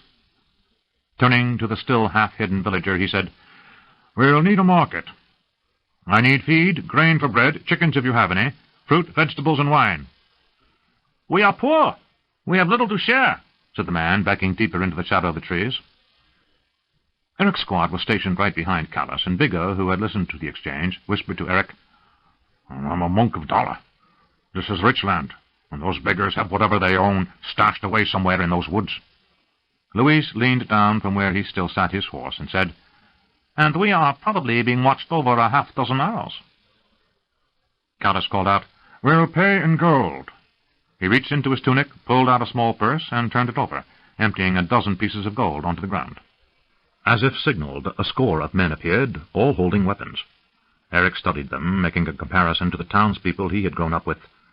These were farmers, but they also held their weapons in a sure-handed fashion. These men had to fight to keep what was theirs, and Eric was glad that Callus was the sort of leader who paid for what he needed, rather than taking it.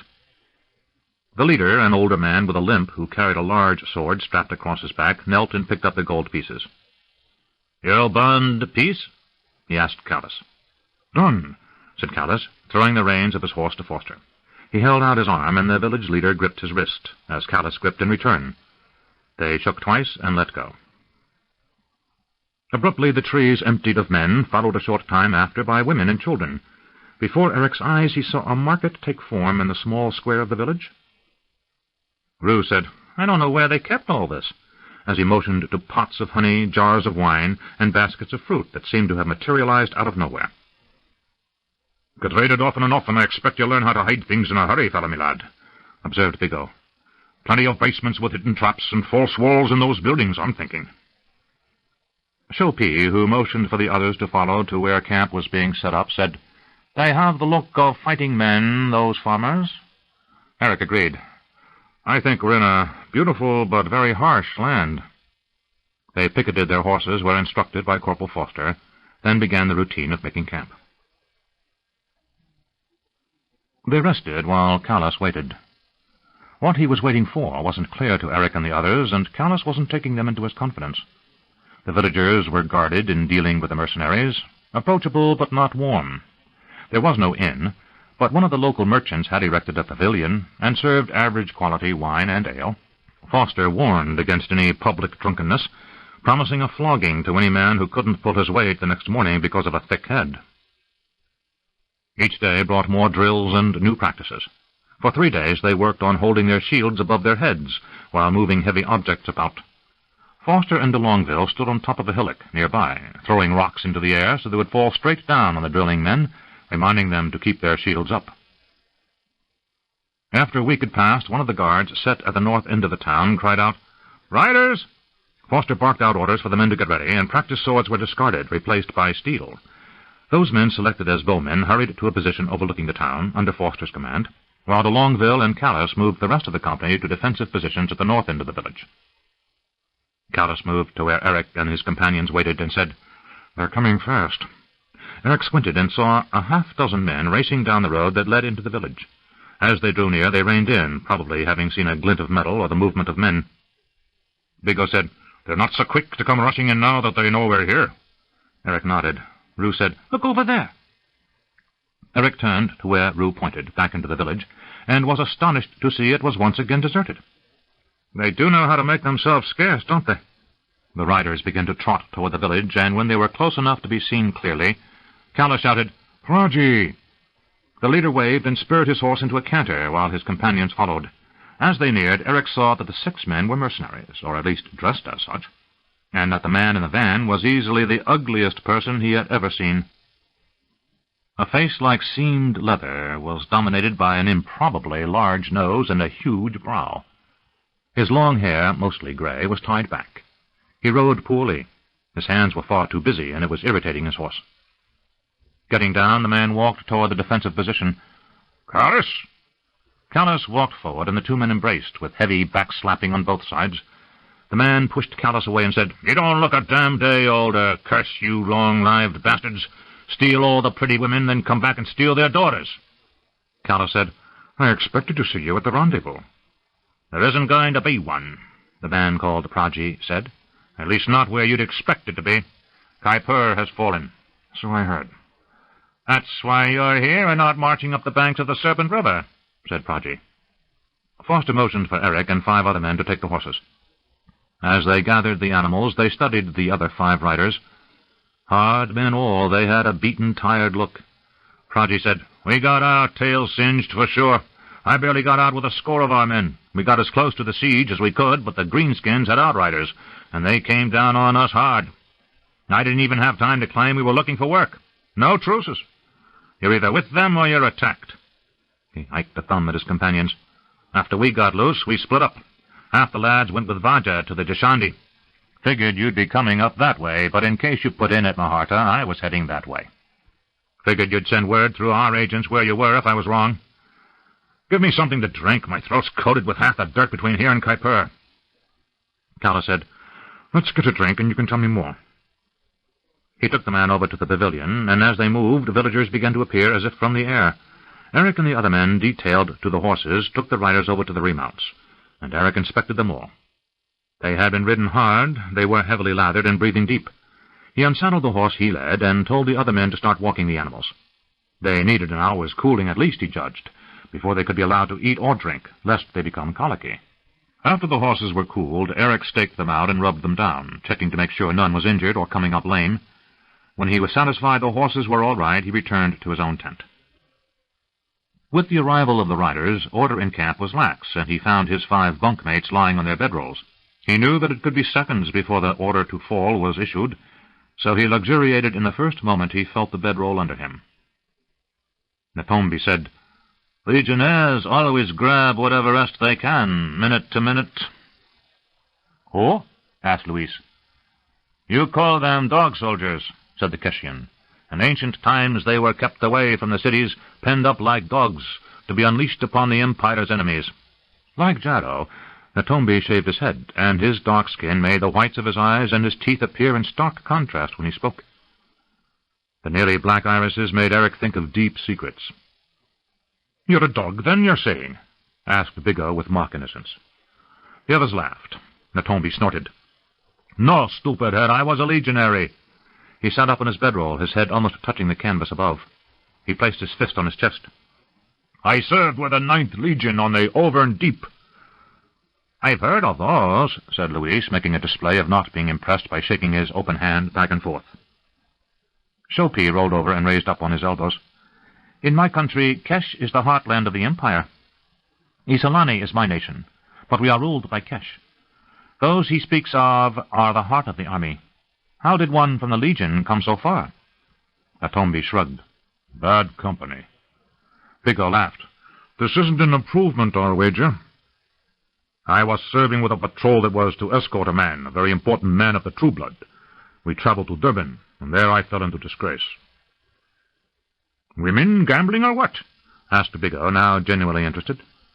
Natombi was something of a mystery to the others, even though they had shared the same tent with him for more than a week since Billy's death. End of Side 7. Side 8. Shadow of a Dark Queen, by Raymond E. Feist. Continuing on page 234. "I let the man die at the hands of an assassin. I was disgraced and fled."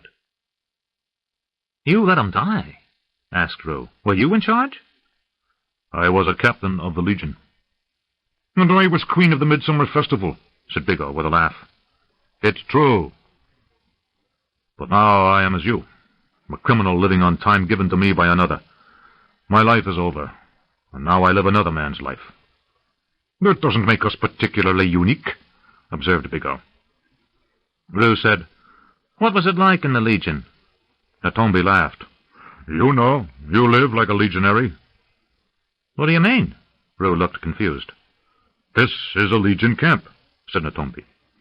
"It's true," agreed Shopi. "The formations, the way we march, the practices, this is all of the Legion." Natombi said, "This man, Callus, our captain, he is a very smart man, I am thinking." He tapped his head to make the point. "This captain, he trains us to survive, for man to man there is no army on this world that can face the Legion of the Auvergne and survive. No army here has faced the legions of Kesh, and when you fight someone, it's good to fight them with tactics they've never encountered before. Makes even better the chance to survive." Luis was cleaning his fingernails with his dagger. Flipping it up, he balanced it on the tip, resting lightly upon one finger point. Then he let it slip, caught it by the handle, and slammed it point first into the dirt. Watching it vibrate from the impact, he said, "And that's what it's all about, isn't it, my friends? Survival." 15. Village. The lookout shouted, "Riders!" Eric and the others moved away from their various tasks and put on their weapons. Since arriving the week before, Praji had warned Callus's men that companies fleeing the fall of Kaipur would be heading south. Twice already bands of fighters had passed, avoiding the village after having seen the fortifications Callus had ordered constructed after conferring with the villagers. Eric was uncertain if the captain intended to truly defend this village, or simply wanted to drill the men in another aspect of warcraft. Where just another village had stood, now a respectable fortification sat athwart the road. A full-scale moat had been dug around the village, with the earth from it serving as the foundation of the palisades.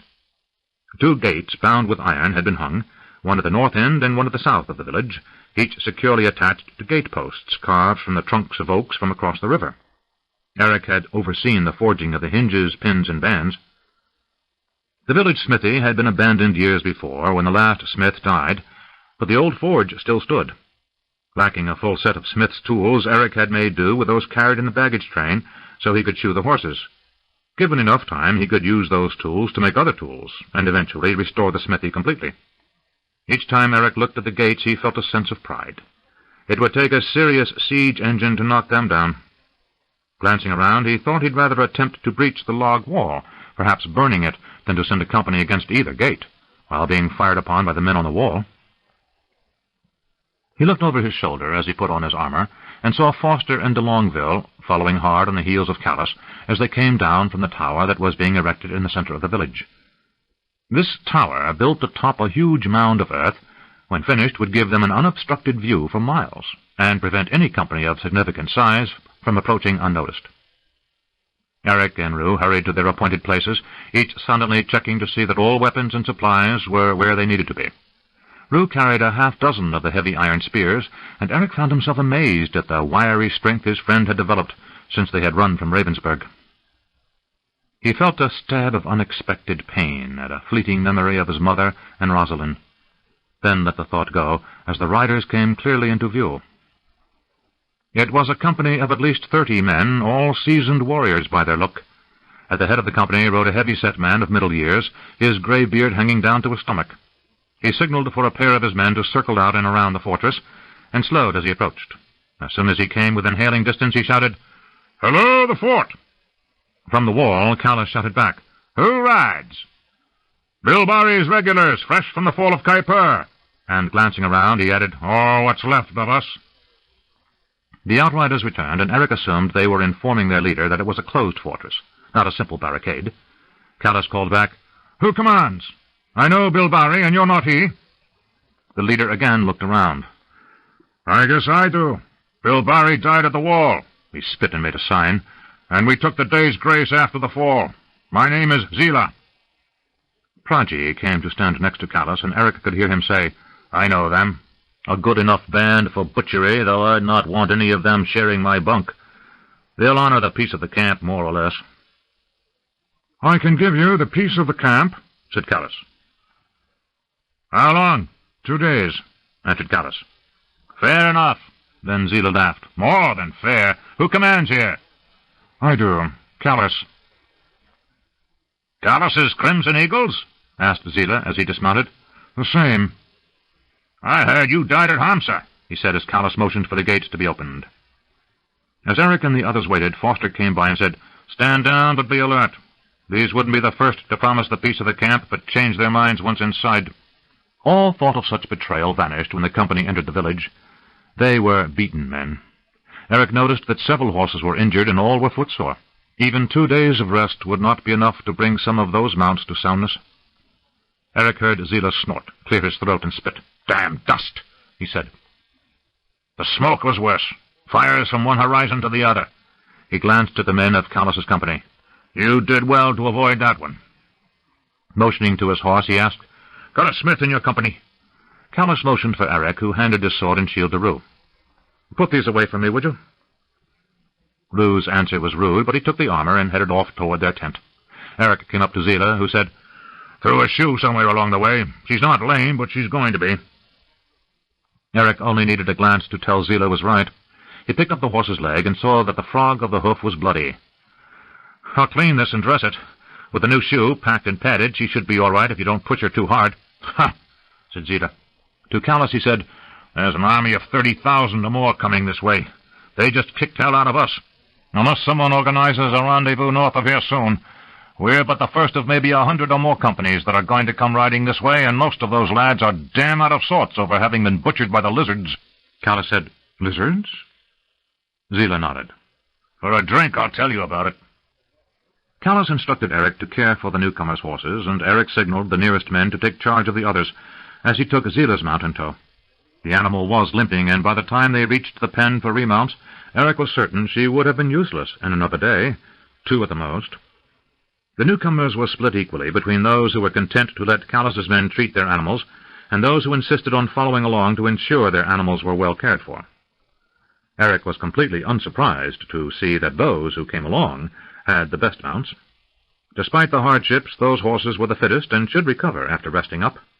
The others were a poor lot at best, and Eric suspected that others besides Zila's would soon be unable to carry their riders. Eric had each horse inspected and made a mental list of which animals would be worth caring for and which would be best killed today. After conferring with a couple of the more experienced horsemen in Callas's forces, he found no argument. As he moved away, one of the newcomers approached. "You, what's your name?" "Eric." He paused and waited to see what the newcomer had to say. Lowering his voice, the man said, "Mine is Ryan. You know your way around horses." He was a large man with a flat face, reddish from the sun and covered in road dust. His eyes were dark, but his hair was reddish-brown, his beard gray-shot. He carried himself easily, one hand absently resting on a longsword. Eric nodded, but said nothing. "I could use another horse. Mine will come sound if I don't ride her for another week. Do you think your captain would sell me one?" "I'll ask him," Eric said, and started to move off. Ryan restrained him with a gentle touch to the arm. "Zila's a good enough fighter in a brawl," he whispered, "but he's no proper captain. We were heading down to Maharta to seek service with a Raj. It should take the better part of the next year for that lot up north to get past Lanada." He glanced around to see if anyone else was listening. "Your captain seems to know his way around a fortification, and you seem more like garrison soldiers than hired swords." Every man in Callas's company had been warned against spies, so Eric responded without having to think. "I just follow orders. Captain Callas has kept every man here alive at least once, so I don't question him." "You think he's got room for another sword?" "I'll ask. But I thought you were heading for Maharta." "After the beating we took at Kaipur, you'd think a year or two of resting up and waiting might be nice. But truth to tell, there's no booty, and I get bored easily." "I'll tell him that, too," Eric said, leaving the man with the horses. He moved through the village, and several of the villagers nodded greeting. Callas's men weren't treated with open fear any more, but the villagers were equally split between those happy to have their swords around for protection, as well as their gold, and those who feared that the fortification would attract unwanted attention. The village was routinely raided over the years, and the villagers had a time-tested method of fleeing into the nearby hills. Few died, if there was any advance warning. But this fortress on the road, that was both a protection and a trap. Someone called Eric's name, and he glanced over to see Embraisa, a girl of 14 who had taken a liking to him. She was pretty in a large boned way, with pale blue eyes, her most striking feature, but Eric knew that she would be old before she was 30, probably with 3 or 4 children and a husband who worked her from dawn to dusk. A town-bred boy, Eric had little sense of what real poverty and hard work were until he had come to this village. He spoke a quick greeting, then excused himself as he went to the pavilion that served as an inn. Rough wooden benches and tables had been fashioned by an enterprising farmer named Shabo, who had used the profits from serving Callas's men poor wine and ale to build a wooden trellis alongside his rude hut. Eric considered that if they stayed long enough, Shabo would be a proper innkeeper, as he kept using his profits to improve his little enterprise. His latest innovation had been to knock out a second door to the hut, so he could serve across a newly built bar that ran the length of the building. Eric considered the hut might get very cold during winter, though he had no idea how cold it got in these parts. Callas and Zila and some others sat at one table, while other men in Zila's company drank heavily and did indeed look like beaten men. Praji had joined Callas and was nodding as Zila said, "I've seen 30 years of fighting, man and boy, but nothing like this." He drained his tankard and wiped his mouth with the back of his hand. Callas raised an eyebrow at Eric, who said, "Half the mounts either need a month of grazing and no work or need to be put down. The rest could be ready to be ridden if they lay up a week." Callas nodded. Zila said, "We don't have much. Being on the losing side pays little. But we'll buy some mounts from you if you'll sell them." "What are you planning to do?" asked Callas. "We're heading for Maharta. The Raj is sending his royal immortals to help the priest-king of Lanada defend against the greenskins and their army. That means his war elephants and those drug-crazed maniacs of the priest-king are on the same side for a change." Praji said, "Things must be grim to make those 2 old enemies take the same cause." Zila waved for another tankard, and Shabo hurried over to replace the empty one. Yes, but it also means the Raj will need more fighters to keep peace around the city, so there will be work for us. I could use a couple of years of keeping farmers in line after what we just went through. He looked at Praji and Callis. You say you were at Hamsa? Yes, they both answered. It was 10 times as bad at Kaipur. Before this war began, we were like you, a company of mercenaries who plied our trade between Kaipur and the meeting place. Eric knew he spoke of the annual meeting of the Deshandi horsemen and other tribes who came to the boundary of the steppes to trade with the nomads of the eastern grasslands. Oh, we worked along the central Vedra. Once we even took a caravan across the plain of Jams to Palams on the Satpura River. He shook his head. But this war, this was like nothing I've seen. We signed on after the fall of Gilbar. I've heard enough from those who survived to know it was bad, but nothing prepared us for what happened at Kaipur. He stopped as if collecting his thoughts. Bilbari signed us on to ride picket and run messages. The Raj of Kaipur had one of those pretty little armies that look so nice on parade, but he knew he needed veterans to slow down the invaders while he hired some mother killers to train his army and make real fighters out of them. My comrades and I aren't Deshandi, but we ride and fight well enough for the job. A month after we signed on, we got our first glimpse of the invaders. A company much like yours, about 60 seasoned fighters, rode skirmish against our forward position, then retreated without doing or taking much harm. We reported the contact and settled in to wait for the next assault. We woke up one day and the sky was brown with dust to the northwest. A week later, 10,000 men and horses rode into view. Zita laughed a bitter laugh. Old Bilbari messed his pants but good, and I'll tell you he wasn't the only one with brown breeches that day. There were maybe 200 of us in a fortification not as stout as this one, and it took us all of a minute to decide to get the hell out. By the time we reached the city walls, every company to the north and west of the city was also heading in. There was no fighting except at the city wall. Then from that day forward, they just came at us. He glanced at the faces in the pavilion, as now every eye was upon him and every man listened closely. Some of the boys gave as good as they got, and by the 3rd month of siege, those pretty home guard soldiers of the Raj had turned into as tough a bunch as I've seen. And they fought for their homes, so they were more motivated than we were. He fell silent. Callis said nothing for a long while, until finally he asked, "When did they call for surrender?" Zila looked uncomfortable. That was what caused everything to fall apart. Eric knew from what he had heard around camp that the behavior of mercenaries was strictly governed by convention and tradition. Zila's manner suggested something out of the ordinary had occurred. At last Callis asked, "What?" They didn't call for surrender. They just came to the limit of our arrows and started digging, setting up their siege trenches and readying their engines. For a week there was no real fighting, just a few shots from the walls to keep them alert. The Raj was a brave enough man for someone who had never held more than a ceremonial sword in his life, and he stood at the head of his army. Zila closed his eyes. He covered them with his hand, and for a moment Eric thought he might be weeping.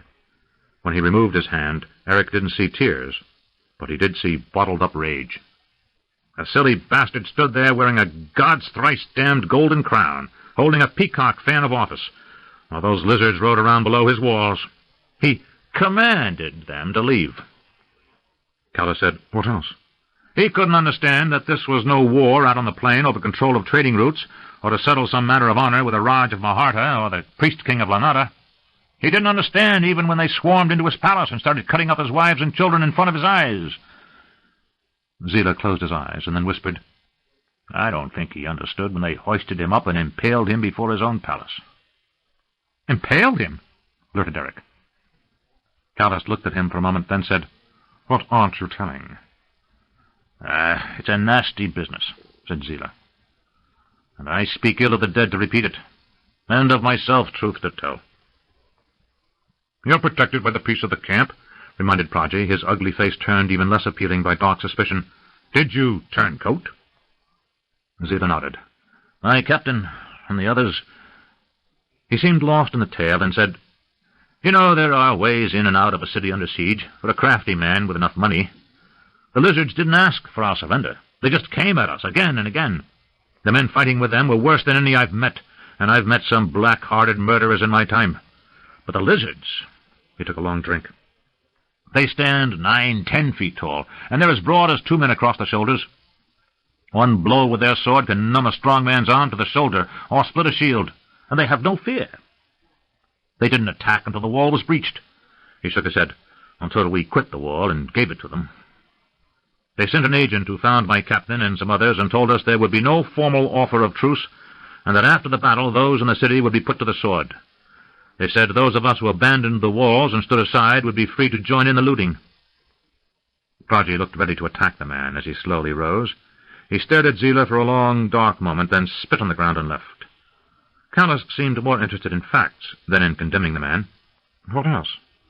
The captains brought the offer to us. We knew we were beaten. Every day more men and supplies would come downriver to bolster them, while we grew weaker.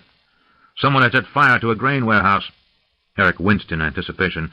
He knew that grain dust in the air could explode if touched by spark or match. That was why no fire was permitted near the mill or the grain silos near Ravensburg. Then the explosion took out half the supplies of grain as well as a block of dwellings. Someone else poisoned a good amount of the wine being harbored near the palace. At least a score of men died screaming as they held their bellies. He closed his eyes, and this time a tear did fall, one of rage and frustration as well as regret. And their damn spellcasters. The Raj had hired his own, and some were good. A few priests were there, too, healing the wounded and sick. But the lizard magicians were stronger. Strange noises would come during battle, and a man would feel terror no matter how well the fight went. Rats came boiling out of the sewers in broad daylight to bite your ankles and climb up your legs. There were clouds of gnats and flies so thick you inhaled them, or swallowed them if you opened your mouth. Fresh bread turned moldy moments after being taken from the oven, and milk soured in the bucket below the cow. And every day the lizards dug their trenches and turned their siege engines and kept hammering at us. Zila looked around at the faces. I don't know if you'd have done different in my place, but I doubt it. His tone was defiant. My captain came to us and told us what was going to happen, and we knew he wouldn't lie to us. We knew he was no coward. He said to Callas accusingly, You said you knew him? Callas nodded. He was no coward. It was the lizards that broke the compact. They changed the rules of war. They gave us no choice. How did you escape? Asked a voice from behind, and Eric turned to see de Longueville, who had come up sometime during the narrative. Something the lizard's agent said bothered my captain. I don't know exactly what, but I do know that when they impaled the Raj in front of his own people, they told everyone still alive that they could either sit a stake next to their former ruler or serve. You weren't given the day's grace to quit the field? Said Foster from behind de Longueville, and Eric stepped aside so they could see Zila better. We weren't given enough time to pick up our own kits, but Bilbari knew they were up to something and had us gather by the smallest gate to the south. We fought our way out, and they were too busy to send anyone after us. That's where our captain died, leading us out of the city we had betrayed. Callas said, It was your captain's choice. Zila said, I'd be a liar if I told you. We're regulars, and until then every man had a contract with Bilbari. We voted on it like regulars do. How did you vote? Demanded de Longueville. Does it matter? You're damn right it matters, he answered, his face set in an angry mask. Turning coat is the lowest thing a man can do. Zila said, Every man voted to leave.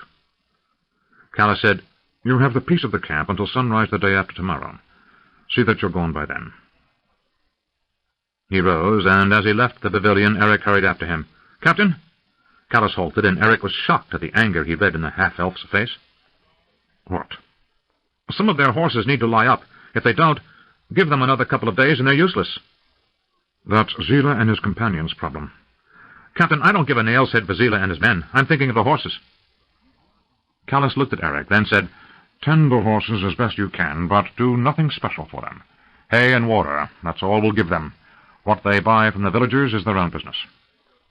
There's a man named Ryan who wants to know if we'll take him. Says he doesn't want to lie around Maharta. Callas was silent for a moment. Finally he said, If one of those turncoats is in sight when the sun reaches the sky the day after tomorrow, he will be killed. Eric nodded and returned to the remounts. There he found Ryan and said, My captain says we have no room. The man's expression shifted, and for an instant Eric thought he'd appeal. But at last he said, Very well. Will you sell horses? Eric said, I don't think it would earn me my captain's thanks to keep you here. Lowering his voice, he said, Keep what little gold you have. Take that buckskin gelding over there. He motioned toward the horse. He's just come sound from a stocked-up leg. He got it kicking out for no damn reason at all. And he's got rocks for brains. But he's fit enough to get you out of here in 2 days. The man named Ryan said, I don't think I'll wait that long. My captain's dead, and so are Bill Barry's regulars with him. I'm heading south to find a billet before word gets down there. Once a man's labeled turncoat, no one will ever trust him. Eric nodded. Zita said you had no choice. Ryan spat. A man always has a choice. Sometimes it's to die with honor or live without, but there's always a choice. That pretty Raj was a man. He might never have fought a day in his life, but when it came time to surrender, he spit over the wall. He cried like a baby when they hoisted him up onto the stake, and he howled like a broken-backed dog when he felt it coming up his gut. But even while he hung there with his own shit and blood running down the pole, he never asked for mercy. And if Kali Shi, he used the local name for the goddess of death who judges the lives of men, has any goodness in her, she'll give him another chance on the wheel. Eric said, Zila said you were never offered the chance of surrender. Zila's a lying sack of pig guts. He was our corporal, and with the captain and sergeant dead, he thinks he's our captain. No one's killed him yet because we're all too damn tired. Come with me, said Eric. He led Ryan to the hut Callis used as his office and quarters and asked to see the captain. When Callis appeared, he looked at Ryan, then at Eric. What? I think you should hear this man out, said Eric. Turning to Ryan, he said, What about the offer to surrender?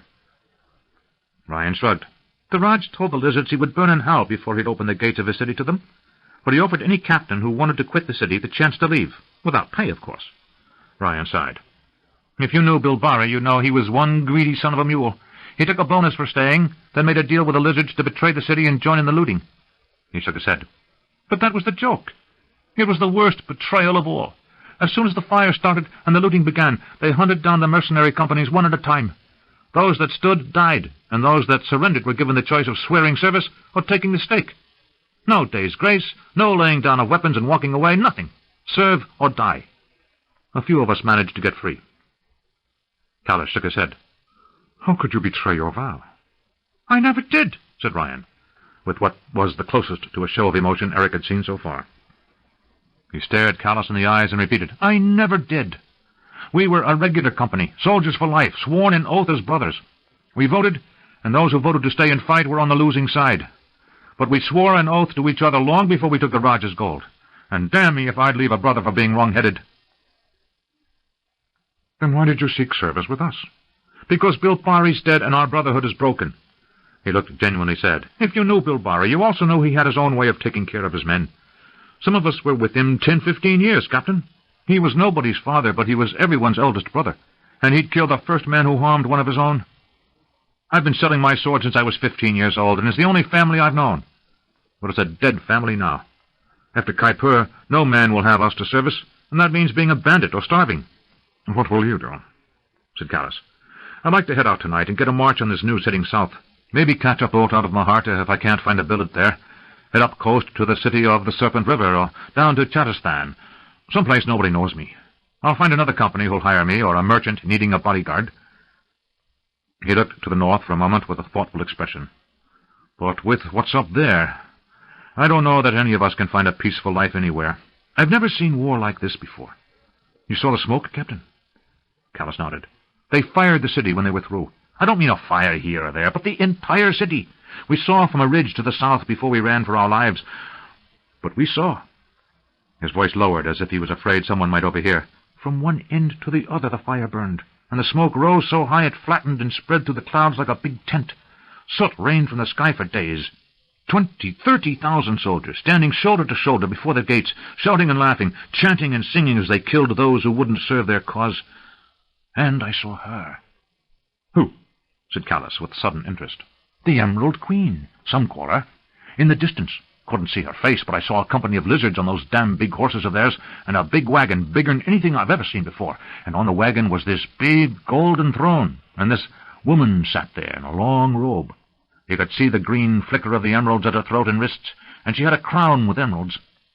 And the lizards all went wild, hissing and chanting, and even some of the men, those who'd been with them long enough, they all bowed when she came by. You've been helpful, said Callis. Take a fresh horse and whatever food you need, and slip out at the guard change at sundown. Ryan saluted and left.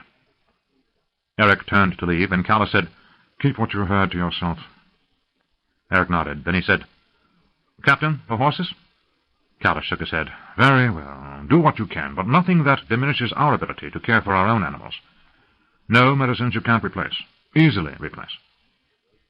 Eric was about to say thank you, but Callus turned and re-entered the hut, leaving him alone. After a moment he headed back to the horses. There was a great deal of work to do, and some of Zila's companions would be leaving on foot in 2 days if he didn't work miracles. Eric! Eric looked up to see Embrisa standing nearby, just outside the corral where he was examining a horse's leg, and he said, "Hello." Shyly, she said, "Can you have supper tonight?" Eric smiled. The girl had asked him twice before so he could meet her father and mother. Though he already had in the market and knew them by sight, she wanted a formal meeting. It was becoming clear she had decided that Eric should court her, and he was both flattered and disturbed by the attention. She would be of marrying age in another 2 years in Ravensburg, but that was Ravensburg. The people here were much poorer, and children meant hands that could work at 3 years of age, out in the field, gleaning grain that fell from the stalks as the crops were harvested, helping with the heavy work by 6 or 7 years. A boy was a man at 12, and a father at 15. He crossed to the rails and climbed over, stepping down next to her. "Come here," he said quietly. She stepped closer, and he looked down and put his hand on her shoulder. He kept his voice low as he said, "I like you very much. You're as nice a girl as I've met, but I'm going to be leaving soon." "You could stay," she said in a rush. "You're only a mercenary, and you can leave the company. A smith would be a man of importance here, and you'd quickly become a leader." Eric was suddenly aware that besides being pretty, she was also a cunning girl who had sized up the most likely man in the company to become rich, at least by village standards, should he remain and ply a trade. "Isn't there a boy here?" he began. "No," she said, half in anger, half in embarrassment. "Most of them are already married or too young. The girls outnumber them because of the wars."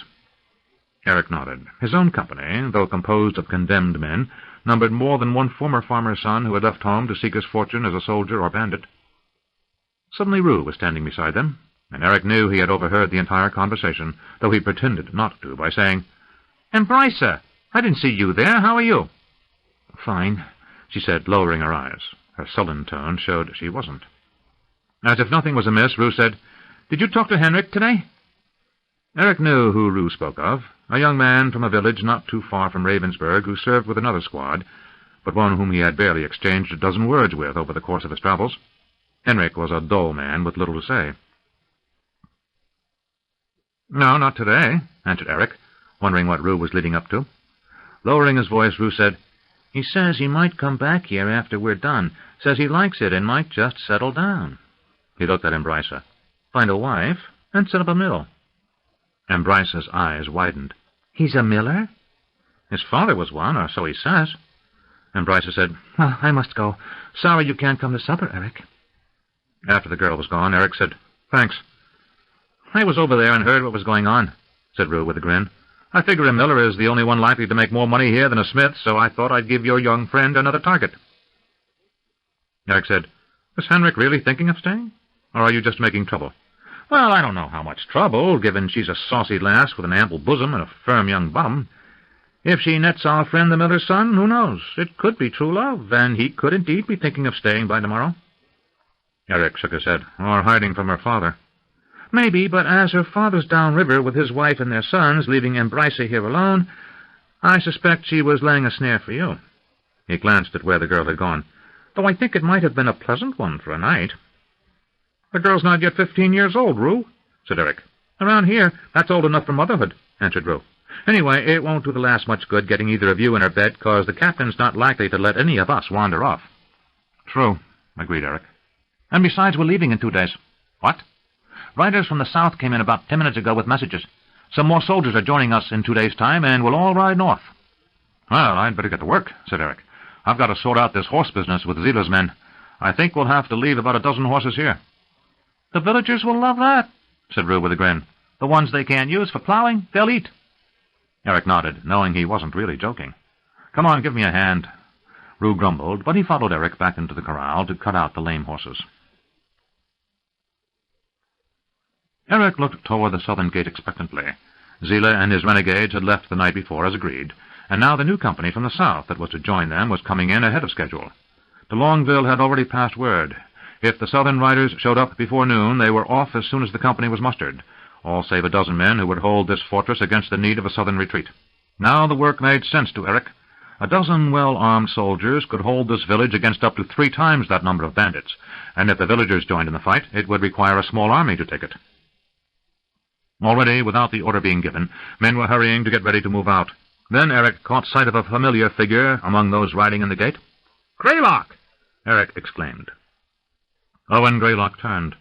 Gripping Eric's arm in a gesture of greeting, he then pulled him to his chest with a slap on the back. Releasing the young man, he said, "You look well." "We thought we spied that gray banner of yours on the deck of the Ranger one day in passage, but we didn't see you come ashore." Pulling loose a scarf that had been around his face to cut the rhododust, the former sword-master of Thornmoor said, "That's because I didn't. I sailed on with a couple of others to the city of the Serpent River to make some arrangements, then on to Maharta to take care of some other matters.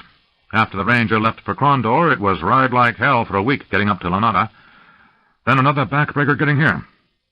Soldiers in various dress were riding in the south gate. "Who are they?" asked Eric dubiously. "Don't let the ragged cut of their outfits fool you. Those are some of the best soldiers from around these parts, and picked by our friend Proggy over the last few years." Lowering his voice, he said, "We need to blend in." "What are you doing here?" asked Eric. "Last I saw of you was before I was arrested." "Long story. Let me report to Callus, and after we've ordered our mounts, share a cup of wine with me, and I'll tell you all." "It's going to have to be at camp tonight," answered Eric. "We leave in an hour. You've only got time to pick some fresh mounts and grab a bite before we're on our way." Greylock groaned. "That bastard isn't giving a man's spine a hope of recovery, is he?" "I fear not. Come on, I've got some fine horses, and I'll pick one out for you with a soft back." Greylock laughed and said, "Lead on." 16. Rendezvous. Callus signaled a halt. Eric and his companions, first company in line behind Callus and de Longueville, reined in and passed word back for the halt. Owen Greylock was riding with Callus, and Eric hadn't found the opportunity to talk to him. 2 scouts who had ridden ahead at first light were galloping down the road. One of them, a clansman whose name was unknown to Eric, said, "A merchant caravan's been taken an hour ahead. They tried to stand and fight, but there were no more than 6 guards for 6 wagons." De Longueville said, "The merchant was traveling light." The other scout, a man named Durrani, said, "They didn't even have time to stop the wagons. Looks like the raiders swooped down out of the trees and shot them full of arrows before they knew what was happening. The murderers stripped everyone down to the skin and took their armor and weapons and everything else they could carry." Callus asked, "How many?" The clansman said, 20 or 25, maybe more." Eric said, "Where are the bandits?" Ignoring the source of the question, Callus nodded, and Durrani said, "They headed back into the trees. We followed their tracks about an hour's ride into the woods, where they turned south. They've been shadowing the road since." He looked around. "We never overtook them. They may be looping behind us already." "What about the village?" asked de Longueville. Callus said, "Our 12 can hold the village if they get advance warning, but these raiders are acting more like a mercenary company on a rampage than bandits. If they come up on the village undetected—" Turning to de Longueville, he said, "Robbie, take 6 men and head back to the village to warn them. That's the most we can do. Then catch up as soon as you can." De Longueville nodded. "You come along with me," he said to Eric, and as they rode past, he motioned for Eric's 5 companions to fall in. They pulled out of line, and soon the 7 of them were riding back to the village of Weenot. Smoke told them they were too late even before they could see the fort. As they crested a rise in the road, they saw the charred ruins of the outer wall and the still unfinished tower, now blazing like a banner. Without waiting for orders, Eric spurred his horse forward to a canter and got as close to the fire as he could. He called out a few names of villagers he had come to know, and after a moment a man emerged from the woods. "Tarmel!" shouted Eric. "What happened?" The villager was covered in soot and looked tired, but otherwise unhurt. "Those men who were supposed to leave yesterday morning came back last night with another band of men, asking to buy provisions. Your soldiers said no, and they got into an argument over giving their word and leaving and things I didn't follow." He waved up the road. "While they were shouting at each other at the south gate, this other group climbed over the north wall and opened the north gate. Your men tried to fight, but they were cut down from 2 sides. Most of us who could slipped out the south gate or climbed the walls. Then someone set a fire. The bandits didn't trouble most of us after that. They were too busy trying to steal whatever they could before everything burned up." "Did everyone get out?" Tarmel shook his head. "No, I don't think so. Some of the men, I don't know from which band, took out to the hills there with 2 of our women. Drax's wife, Phinia, and Embrisa, maybe some others." De Longueville came up and said, "Don't you ever go riding off like that without leave." "They've taken some of the women up into the hills." De Longueville swore. "I told Callus." He cut himself off before he said anything more. He looked at Tarmel. "How long ago and how many men?" Less than an hour and about 5 or 6. Spread out, ordered de Longueville. See if you can spot any tracks. Natombi found tracks indicating that a large band of riders went south, while Chopin found signs of another, smaller group heading into the hills. De Longueville motioned for the former monk and Keshian legionary to take the point and begin to follow. They had only a short way to go before the screams of women revealed the bandits' whereabouts. De Longueville motioned for the 6 riders to dismount and spread out, and moved quietly toward the sounds. Eric had his shield on his arm and his sword out a moment after tying his horse, and glanced over to see Rue on his right and Louise on his left. They crept forward through the trees and came upon a sight that set Eric's teeth on edge. 2 men were lying on top of 2 women, one who was struggling. The other lay motionless. 3 other men sat close by, drinking from an earthen jug as they watched the rape. A sad cry was followed by a convulsion as one of the men finished and stood up, and started pulling up his trousers. One of the men who had been drinking tossed aside the jug and started unfastening his trousers as he came to take the first man's place. He halted and looked at the still form on the ground, then said, "Gods and demons, Cully, you killed her, you fool!" "She was bleeding, so I covered her mouth." "You smothered her, you idiot!" "She's not more than a minute or 2 dead, Sager. Go ahead, she's still warm." Eric saw the body and felt his heart lurch. The corpse was Embrisa. Something strangely familiar struck him, and for an instant he saw Rosalind in a similar position, her clothing torn away. Without thought he rose up and moved toward the nearest men. One was watching the argument between his companions, but the other started to rise. He was halfway off the log where he had sat when he died. With a single sweeping motion, Eric cleaved his head completely from his shoulders. Eric's companions charged and shouted, and the 4 remaining men scrambled to defend themselves. Eric crossed to where the man named Sager stood, while the one called Cully dashed to where his sword and shield lay. Sager pulled his only weapon, a dagger, at his belt, and Eric advanced upon him like death come into human form. Fear crossed the man's face as Eric bore down on him, and he made ready to defend himself as best he could. He lunged in feint with his dagger, but Eric only stepped forward, bashing with his shield, knocking him to the ground. He raised his sword above his head, then brought it down with a thundering blow, cutting completely through Sager's upraised forearm, slicing him from shoulder to belly. Eric had to put his foot on the man's chest to pull free his sword, and when he did, he turned to see that the remaining 3 men had taken off their helms and thrown weapons to the ground, the sign among mercenaries of surrender. Eric's eyes were wild and wide as he looked at the man named Cully. He walked purposefully toward him. De Longueville stepped before Eric, and, using all his strength, pushed him backwards. It was like trying to move a tree, but he did slow Eric's forward advance. "Get a hold of yourself, Dockmore," he commanded. Eric paused at the sound of his name. He looked to where the 2 women lay. Phinia had all her clothing torn from her and lay motionless in the grass, the only sign she was still alive being the slow rise and fall of her small breasts. Embrisa lay a short distance away, also nude, but bloody from belly to knee. Eric turned to stare at the man named Cully. "He dies. Now." Slowly. De Longueville said, "Did you know her?" "Yes," answered Eric, part of his mind being surprised de Longueville didn't.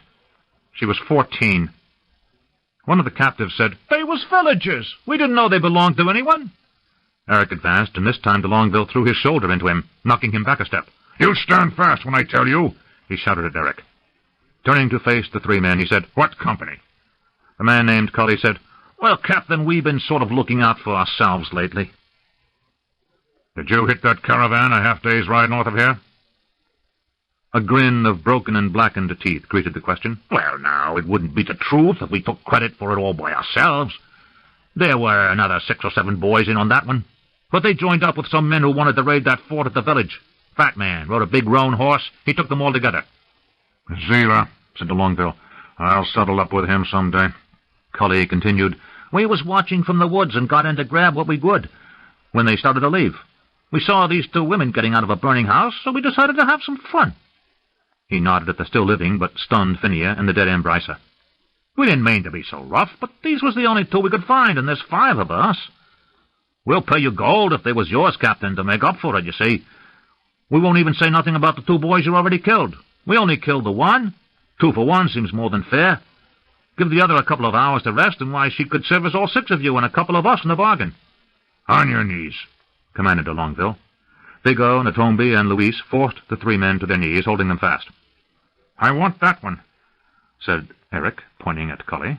"I'm going to stake him out face down over an anthill and watch him die screaming." De Longueville turned and struck Eric as hard across the face as he could.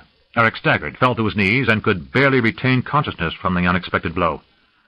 When his vision cleared, he saw de Longueville come up behind the first man. With an economy of motion, he pulled his dagger, grabbed the man's hair, and pulled back his head, cutting his throat with a single slice. The other two tried to rise, but Bigot and Louise kept them under control. Before Eric could regain his feet, the other two men had been executed. Eric took one staggering step, then shook his head to clear it. He came to stand over the body of Cully and looked at de Longueville, who said, "See to the woman." When Eric hesitated, he shouted, "Now!" Eric and Rue moved to where Phinia lay, eyes staring vacantly at the sky. When they knelt over her, her eyes seemed to focus for the first time. Recognizing Eric and Rue, she said in a whisper, "Is it over?" Eric nodded, and Rue took off his cloak and used it to cover her. Eric helped the woman get to her feet, and she wobbled as she rose. Rue put his arm around her to steady her, and she looked over at Embracer. "I told her to do as they said. She scratched and bit them. She was screaming and crying, and her nose stuffed up. When they covered her mouth, she couldn't breathe." Eric inclined his head to Rue to take her to where the horses were. He took off his own cloak and wrapped Embracer in it. Lifting her, he carried her as if she were asleep. Softly he said, "Now you'll never find that rich husband." Eric was the last to reach the horses, and found de Longueville holding his reins. He handed the girl's body to the sergeant, mounted, then took the corpse as de Longueville handed her up to him. After the sergeant had mounted his own horse, Eric said, "You let them off easy." De Longueville said, "I know." "They should have died over a slow fire." "They deserve to suffer, but I'll not visit that on any man." "Why? Why do you care what happens to scum like them?" De Longueville moved his horse alongside Eric's, so he was almost nose to nose with Eric when he answered, "I don't care what happens to scum like them. You could cut off a piece at a time over a week, and I wouldn't give a horse promise for what it would do to them. But I do care what it would do to you, Eric." Without waiting for an answer, de Longueville moved away and shouted, "Let's get back to the village. We've got a hell of a ride before we catch up with the captain." Eric rode after him, not sure what de Longueville had meant, but feeling troubled by what he had said. They reached Callus's camp an hour after dark. As before, he had ordered a complete fortification dug, and as de Longueville and the others approached, a guard challenged them. "Well done," said a weary de Longueville. "Now lower the gate or I'll rip your ears from your head." No one in Callus's company could fail to recognize that voice, so without a further remark, the drop bridge was run out across the trench surrounding the camp. The horses' hooves clattered on the wood and iron as the riders crossed, and when they reached the center of the camp, Callus stood waiting. "Zeeler and the bandits joined up and fired the village. Most got away." He glanced at Eric. "They killed a girl, and we killed the 5 of them that did it." Callus nodded, motioning for de Longueville to join him in his command tent. Eric took the reins of de Longueville's horse and led him with his own to where the remounts were waiting. It took him better than an hour to cool down the horses, clean hooves and saddle marks, and bedded them down with fresh fodder. By the time he was finished, he was aching to his bones, and he knew it was more than just the fatigue of the ride and fighting. The killing of the men had been so effortless. As he walked back to where his companions were erecting their tent, he recalled what he had done. The first man he had struck had been an obstacle, nothing more. He hadn't been trying to decapitate him, only to brush him aside. Louise had said something later about its being a terrible blow, as was the cleaving of the second man Eric had faced. But Eric thought it a distant act, as if someone else had been doing the fighting. He could remember the smells, the smoke of the burning village and the campfire in the clearing, the stench of sweat and feces mixed in with the iron bite of blood and the stink of fear. He felt the shock of the blows he delivered running up his arm and the pounding of his own blood in his forehead. But it was all distant, muted, and he couldn't find it within himself to grapple with and understand what had occurred.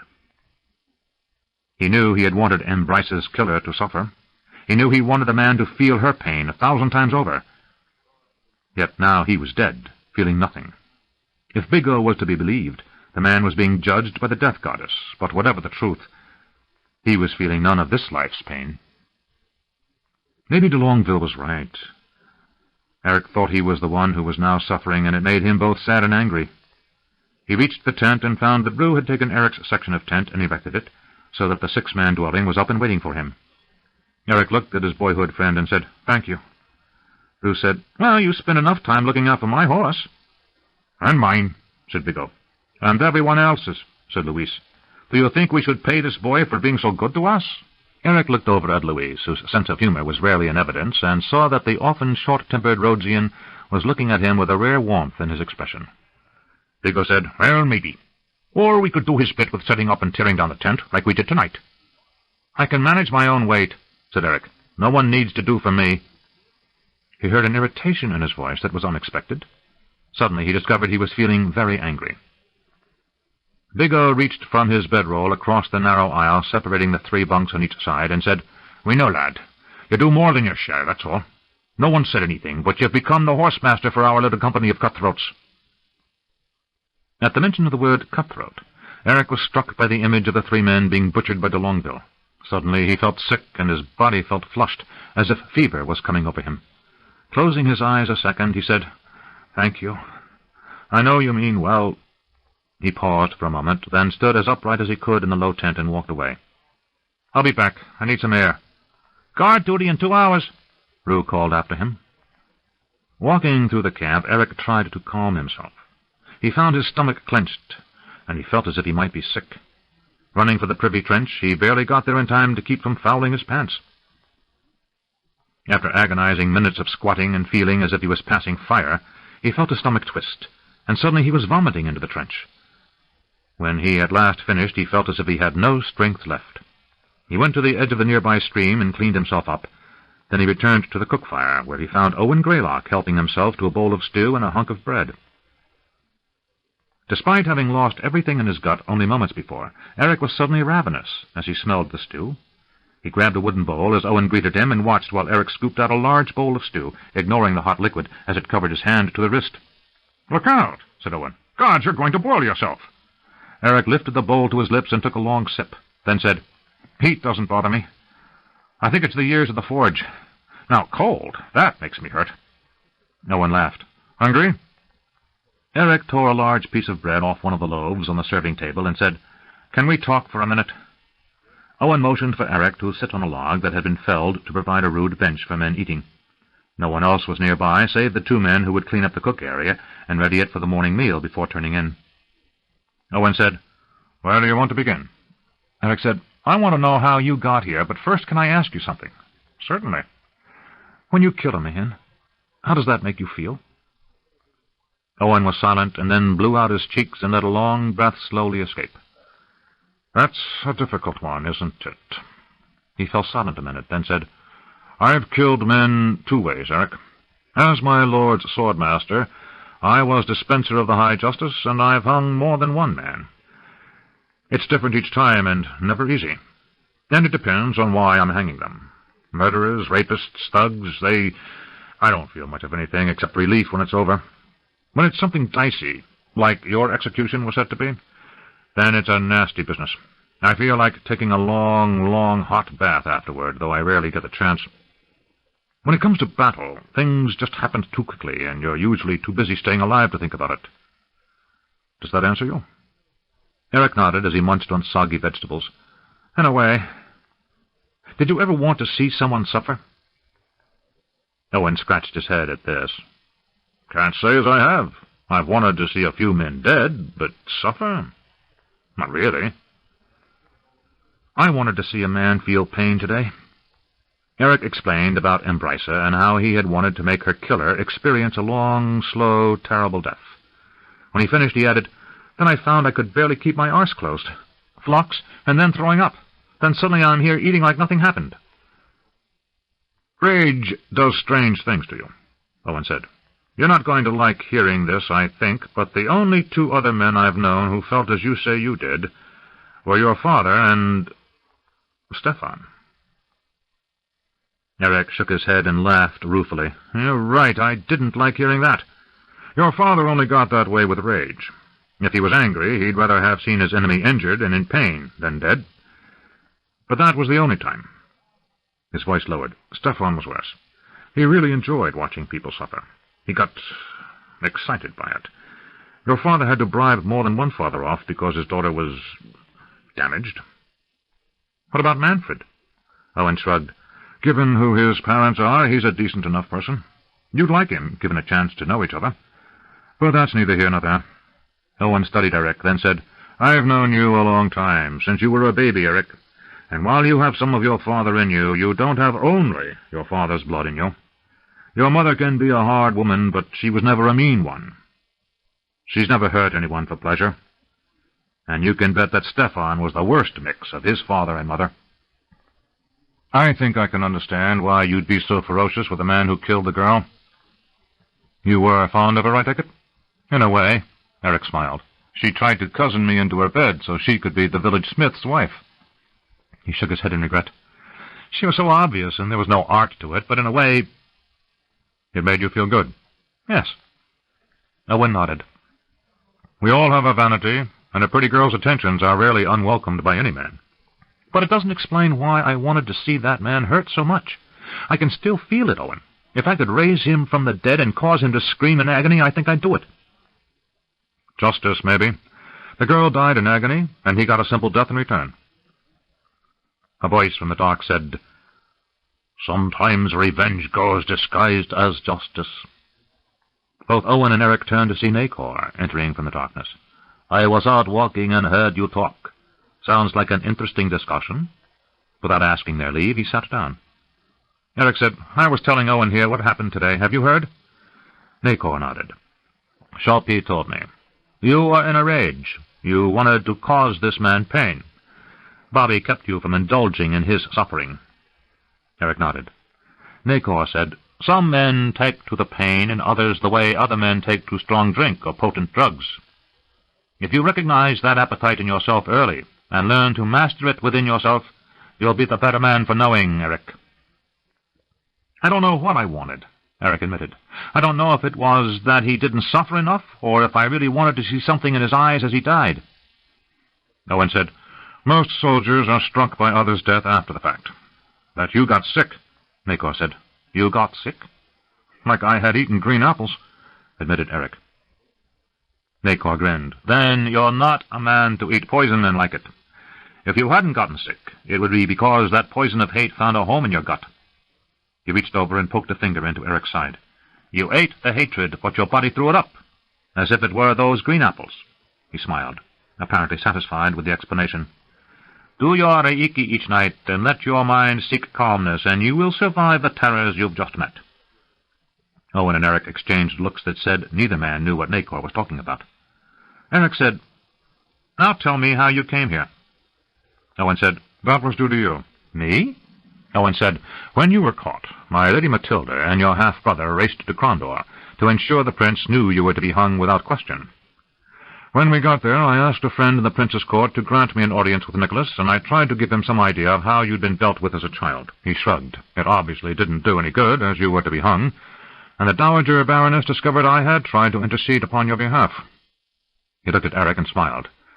I was asked to retire from my office. Manfred said he regretted to ask, but she is his mother, after all. I've never met her, but she seems a most persuasive woman by all reports, offered Nacor. That's one way of putting it, said Owen. Well, there isn't a great demand for discharged swordmasters, so I applied to the Prince's Guard for a billet. I was prepared to stand down to man-at-arms if needs be, or to attempt to gain a commission on the frontier.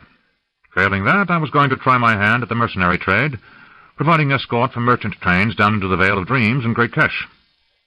But that Blackheart, Bobby de Longville, found me at a tavern and got me very drunk, and I woke up the next day and discovered I was going to be running like a madman from Quester's View to Land's End on one errand or another for Prince Nicholas and Callus.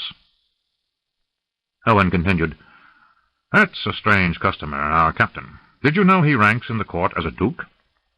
Eric said, I only know him as the Eagle of Crondor, finished Owen. I know. He's important, that's all I know. But when the dust settled, I was on the Freeport Ranger with a list of missions to last 3 months, and 1 month to finish them when we made port in Naharta. Eric finished his food and said, Sorry to have put you to this, Owen. Owen laughed. It was in the cards, as the gamblers say. And truth to tell, I was growing bored at Darkmoor. The wine's the best in the world, and the women as fair as anywhere, but there's little else to stir a man there. I've grown tired of hanging bandits and running escort from one safe city to another. I think it's time for something grand. Nacor shook his head. There's little grand ahead of us. He stood up, yawning. I'm going to sleep. We have 3 long days ahead. Why? Asked Eric. While you were killing those men, we got word of a rendezvous, "What is that?" asked Eric. "I've heard that term before." "Meeting," said Owen. "A great camp," offered Nacor. With a grin he said, "It is where the two sides in this war will come to make offers for the service of companies like ours. It's where we will find the army of this Emerald Queen, and then friend Greylock's adventure will begin." He wandered off into the gloom. Owen said, "He may be the strangest man I've met. I've only talked to him a couple of times since yesterday, but he has some of the oddest notions I've ever encountered. But he's right about one thing. It's a long day tomorrow, and we both need to sleep." Eric nodded and took Owen's bowl. "I'll wash that up. I'm doing mine anyway." "Thank you." "And thank you," replied Eric. "For what?" "For talking." Owen put his hand upon Eric's shoulder. "Any time, Eric." "Good night." He walked up to Nacor. Eric went to the bucket used to clean the wooden bowls and rinsed them with water, scoured them with cleaning sand, then rinsed with fresh water again. He put the bowls where the men who would make the morning mess would expect to find them, and returned to his own tent. The others were sleeping except Rue, who said, "Are you all right?" Eric sighed and said, "I don't know, but I am better." Rue seemed about to make a remark, then thought better of it, and turned over to go to sleep.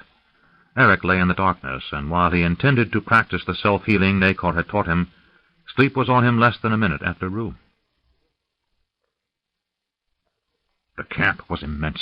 At least 10,000 armed men were scattered across a low valley that ran from the hills on the east to the river on the west.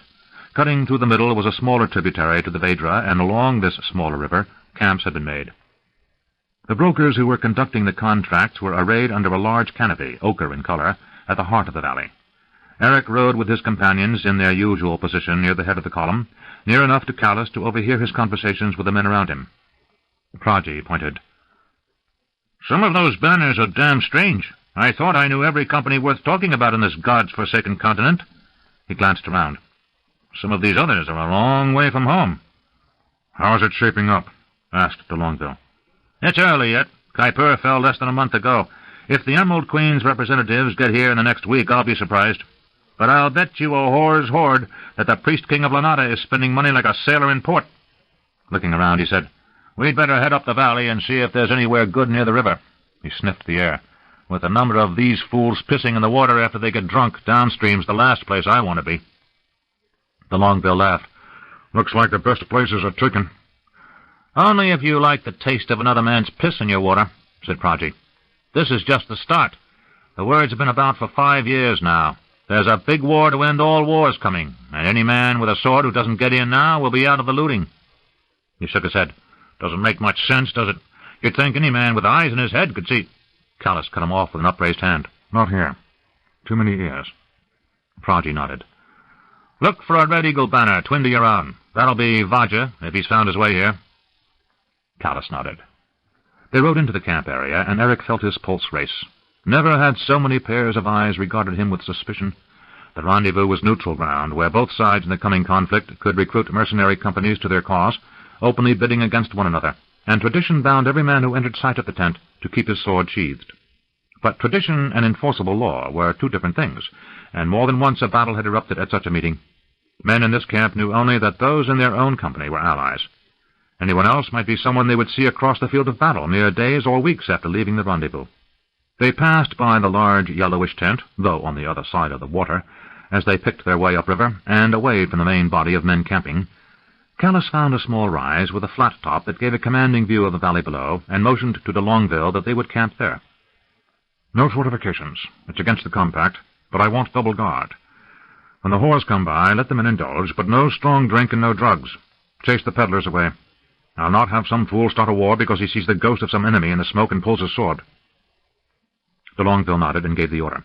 Without the need to dig a trench and rampart, making camp took little time. When Eric's squad had finished erecting their tent, Foster came by and gave the rotation for guard duty. Eric groaned when he was told the second watch, which was from midnight to 2 hours before dawn. Sleep interrupted was as good as not sleeping, from his point of view. Still, after 3 days in the saddle, a little time to lie around would be welcome. And if he had the midnight watch tonight, that meant the dawn watch tomorrow, and the day after, no watch at all. He found that a little gratifying, and was glad to have found any reason to feel good whatsoever. Trumpets blew, and Eric came awake with a start. They had been in camp for 5 days now, and he was back to a split night of guard duty. He rolled out of his tent and saw that everyone was looking down into the valley below. Rue came to his side and laughed. Looks like an ant-hill with a stick in it." Eric laughed, for Rue was right. There was motion everywhere. Then Foster was hurrying through camp, shouting, "Every man to horse! We muster for inspection!" Eric and Rue turned and went back to their low tent, grabbing their swords and shields. They hurried to where other men were already saddling their horses and got theirs ready. When the order to fall in came, they swung up into saddle and moved the horses to their position in the column. Foster rode by and said, "Rest a while, lads. The shopping is beginning, and you'll be doing little for a day. When the brokers come by, do your best to look fierce." This got a laugh, and Jaddo Shotti's bass voice carried from somewhere back in line, "Just put Jerome in front, man. That will scare them, don't you know?" This brought another laugh, and then de Longueville's voice cut through the air, "Next man who says anything better make me laugh, for he'll wish his mother had taken holy vows of celibacy before he was born." The company fell silent. An hour later, the sound of riders came up from the valley, and Eric turned to see a small company of 12 men heading their way. At their head was a large man, gray of hair, but otherwise young-looking. He wore foppish regalia, and obviously had put much thought into his appearance, despite being covered with road dust. At his side rode another, carrying a crimson eagle banner. "Vaja!" cried Proggy as they pulled up. "You sorry old peacock! I thought someone had killed you out of mercy. What took you so long?" The other man, handsome despite his years, laughed and said, "You found them. If I hadn't heard of the rendezvous, I would still be on my way down to the city of the Serpent River, looking for our good captain and this company of sorry fools." Callus came riding over as Vaja and his men dismounted. "You have come just in time. The muster begins today." Vaja looked around. "There's plenty of time yet. We'll have 3 or 4 days of this at least. Are both sides here?" "No word of the Emerald Queen's agents, just the Priest King," answered Callus. Vaja said, "Good. That gives me ample time to bathe and eat. You won't be taking any offer for days." Callus said, "You know that, and I know that, but if we're to be convincing, they," he hiked his thumb over his shoulder in the general direction of the broker's tent, "can't know that. We have to look as if we're weighing all offers equally." "Understood," said Vaja. "But I still have time for a bath. I'll be back in an hour." He turned and led his companions away. Proggy said, 29 years I fought at his side, and I swear to this day no man more vain exists on this world. He'd primp for his own execution." Callus smiled, and Eric realized it was one of the few times he had ever seen the captain smile.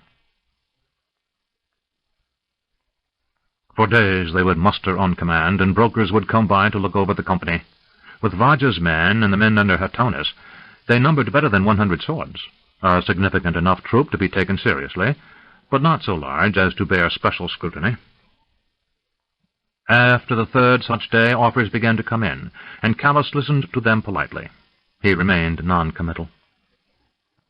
A week after the mustering had started, Eric noticed a few companies departing. He asked Proggy about this over supper, and the old mercenary said, "They've signed on with the Priest King. Probably poor captains running low on gold to pay their men. They have to find employment quickly or lose their fighters to richer companies. Most are waiting around to hear what the other side has to offer." Still more days passed, and the other side didn't appear.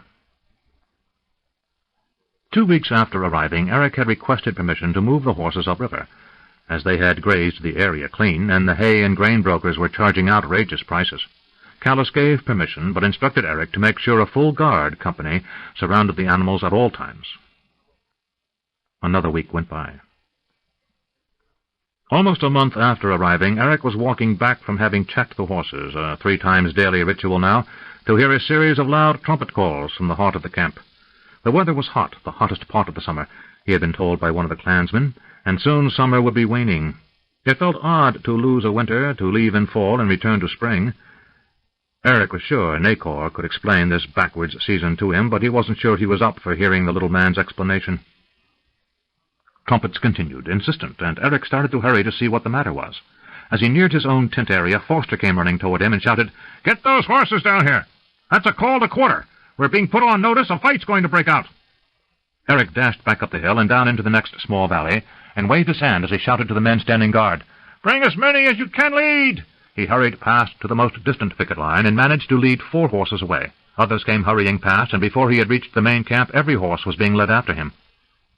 The men broke camp faster than Eric had ever seen. Callus gave orders for a defensive perimeter to be established, and a company began digging a breastwork.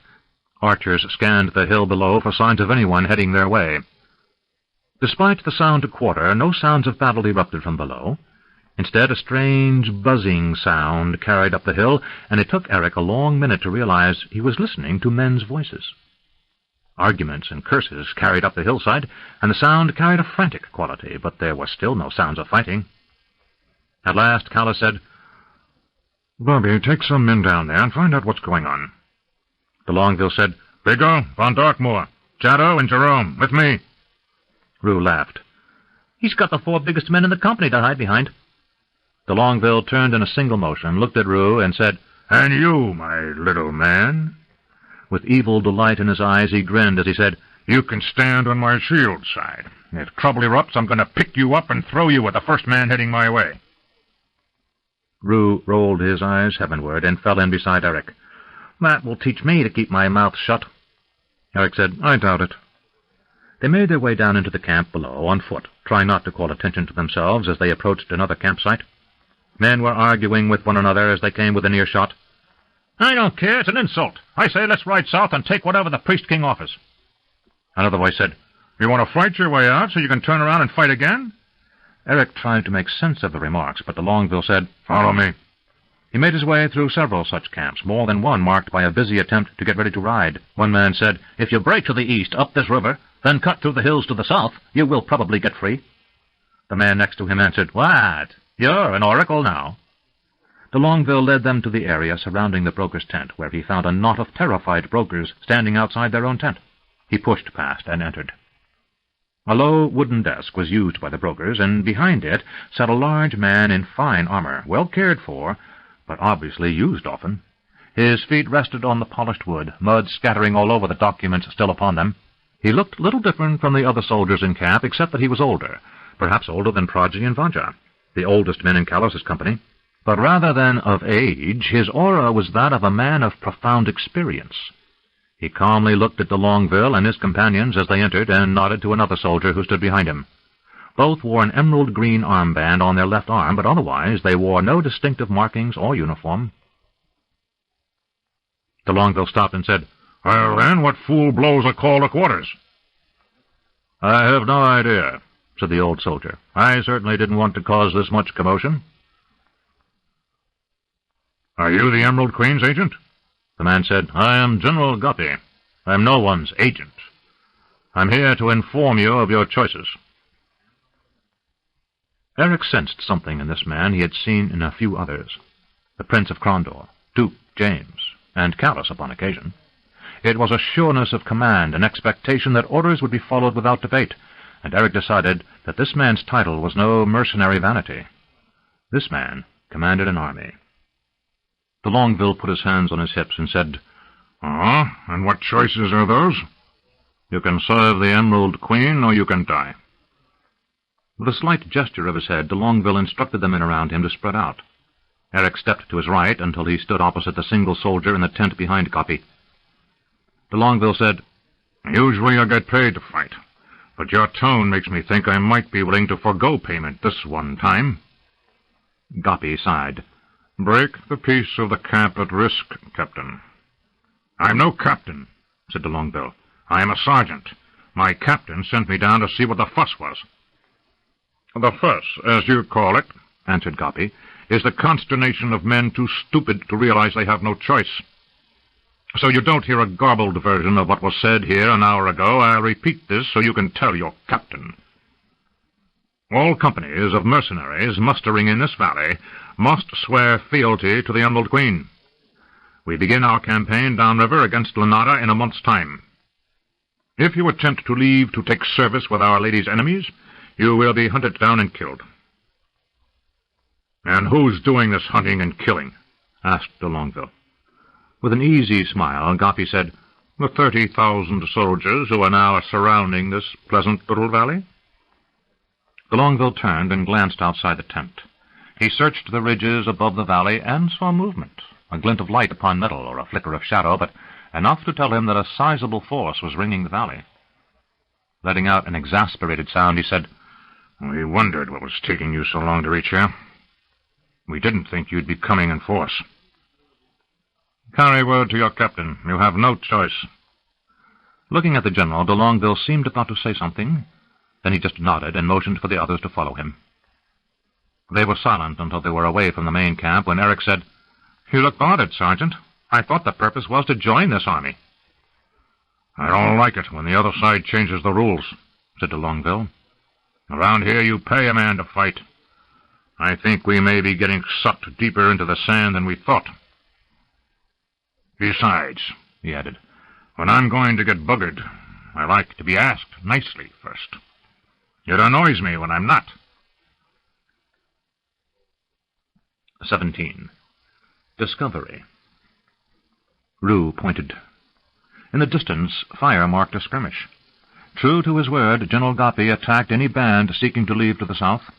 A few captains were stiff-backed enough to try to smash their way through the encircling army, and they were met with the full weight of those soldiers already in better positions and dug in. The valley might have made a pleasant enough place for the rendezvous, but as a place from which to launch an attack it had little to recommend it. Since it was narrow and steep to the north and south, the only possible means of escape was through the eastern end, the way Vaja and his companions had come, which he reported as being treacherous hills with unforgiving trails for those taking a wrong turn. Still, some smaller bands attempted to leave this way. Others moved out, as did Callus's Crimson Eagles, either to serve and take whatever recompense might be forthcoming through looting or other rewards, or to steal away at some future opportunity. Everywhere Eric looked he saw unhappy men. De Longueville wasn't the only one feeling buggered without leave.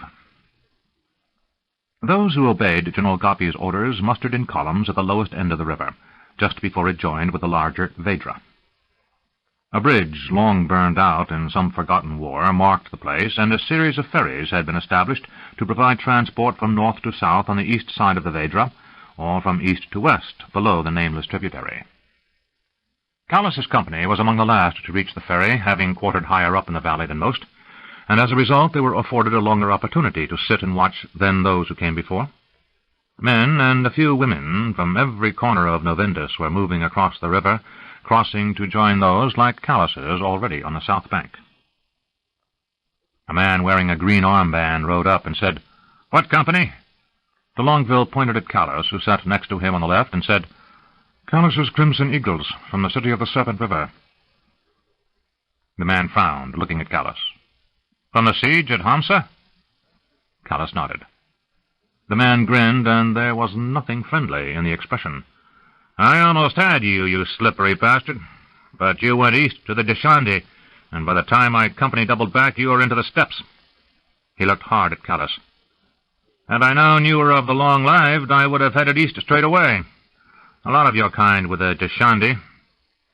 He took out a parchment and a charcoal stick, made some marks, and said, "But Our Lady accepts all who come to her, so we're on the same side now." He waved toward the south. "Make your way downriver about a mile. Find the master of the camp there and report in. In a few days you'll get orders. Until then, the rules of the camp are simple. Any fighting and you're killed. We're all brothers now under the banner of the Emerald Queen, so any man who starts trouble goes to the stake. I don't recommend it. I've seen some men twitch for an hour or longer." He didn't ask if the order was understood, simply putting heels to his horse and riding off toward the next company. "That was simple," said Prajee, who sat on Callus's left. Callus said, "Let's find this master of the camp and report in. We might as well get situated as quickly as possible." He nodded at Prajee and Vaja, who peeled off from the company without comment. "What's that?" asked Eric quietly. Foster, who was riding next to Eric, said, "Keep your mouth shut." But Nacor laughed. "With all the confusion, it's easy to get separated from one's own company. It may take Prajee and Vaja days to find out where we're camped. They'll have lots of time to hear many things." Callus shook his head and looked over his shoulder, as if warning the Isolani to keep this to himself, but the little man giggled in delight at the notion. He said, "I think I'll get lost for a while, too." He tossed his reins to Luis, saying, "I'll do better on foot," and slid off his horse. Before Callus could object, he was scampering down to where a huge company of horsemen was disembarking from barges, while another large company rode in from the west. Within minutes the two companies were locked in milling confusion, and Nacor had vanished into the press, ducking between horsemen who shouted curses as their horses shied at Nacor's sudden movements. Calla said, "He's done this before."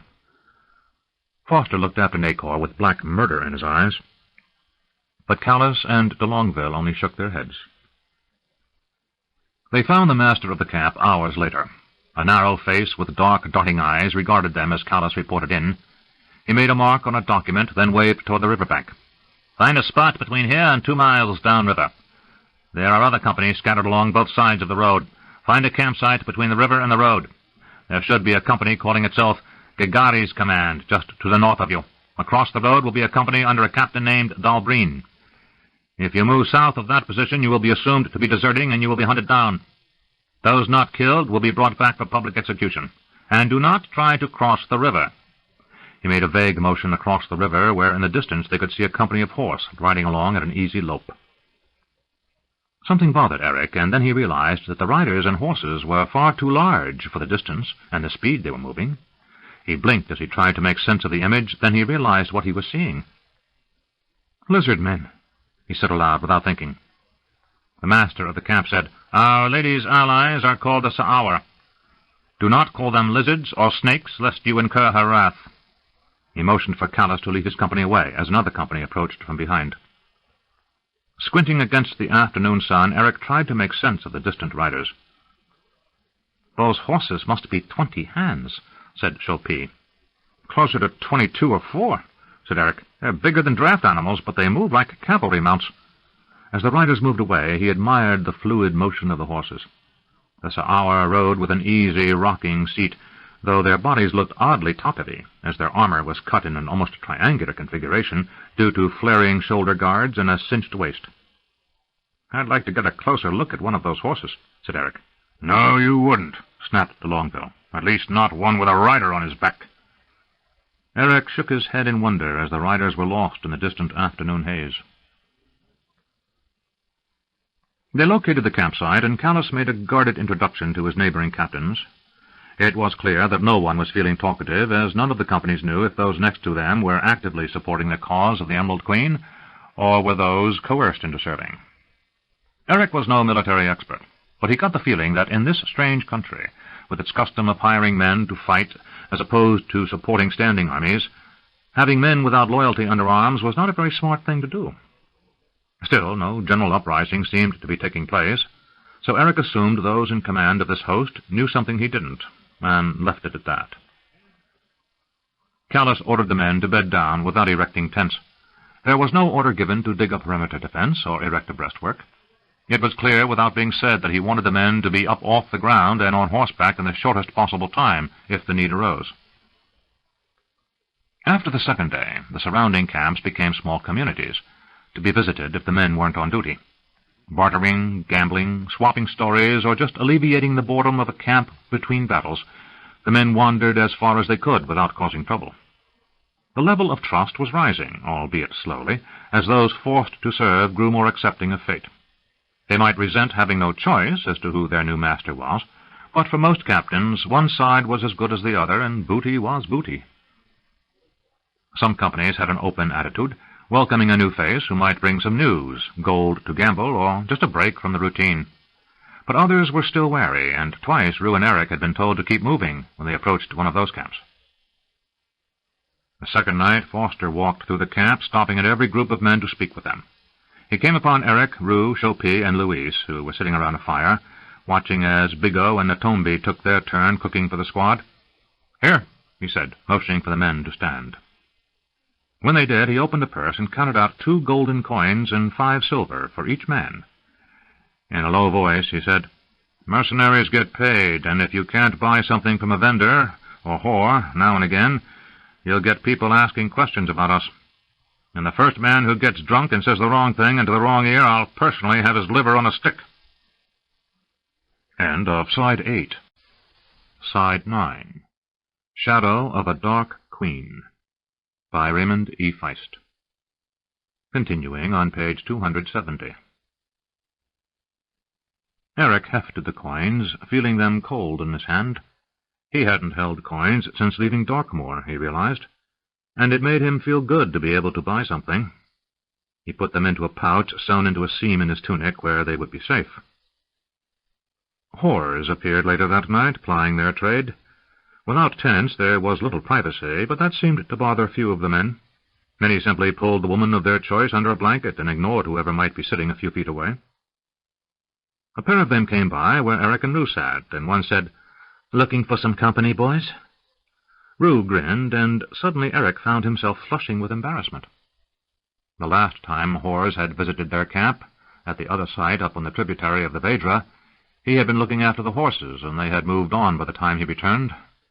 He was certain he was the only man in camp who had never lain with a woman. Eric thought, I might never get the chance again. He looked at his friend, whose smile spread ear to ear, then found himself grinning back. "Why not?" he asked. One of the women said, "We get paid first?" Rue laughed. "And pigs fly." He waved at the camp. "We're not going anywhere, but we can't say the same for you now, can we?" The whore who had spoken gave him a sour look, but she nodded. "You're not as young as you look, I wager." Rue stood up. "I'm older than I've ever been before in my life." The whore looked confused by the statement, but followed Rue as he motioned for her to follow. Eric stood, finding himself alone with the other woman. She could have been young, but it was difficult to tell. A hard expression in the dim campfire light made it impossible to tell if she was closer to 15 years or 40. Some gray in her dark hair convinced him she was older than he, but he didn't know if that made him feel more comfortable or less. "Here?" she asked. "What?" "Do you want to do it here or somewhere else?" Suddenly feeling profoundly embarrassed, Eric said, "Let's go down by the river." He stuck out his hand awkwardly, and she took it, her grip firm and her hand dry. He suddenly felt regret for the gesture, as his palm was damp and his grip uncertain. She laughed softly, and he said, "What?" "First time, is it?" He said, "Why, of course not. It's just been a long time with travel and—" "Of course," she said. Eric couldn't tell if there was warmth in her amusement or contempt. He led her down to the bank of the river and nearly stepped on a couple who were in a frantic embrace. He moved to where it was relatively dark and stood there uncertain. The woman quickly was out of her clothing, and Eric felt his own body respond to the sight of her. Her body was nothing extraordinary, a little plump around the hips and thighs, and her breasts sagged, but he suddenly thought of what he was about to do, and he couldn't get out of his clothing fast enough. He had his tunic off and was working on his boots when she said, "You're a big lad, aren't you?" Eric looked down at his own body as if noticing it for the first time. The passage of time and the rigors of his life since being taken prisoner had hardened him to a fitness beyond what he had known at Ravensburg. Always strong, he had lost a softer outer layer of fat, and now his powerful smith's chest and shoulders were rippling muscle, as if he had been carved by a sculptor of the heroic. He said, "I've always been big for my age." He sat and pulled off his boots, and she came over and took the top of his pants in a firm grip. Her voice was husky as she said, "Let's see how big." She pulled off his pants, and looking at his obvious readiness, she laughed and said, "Big enough."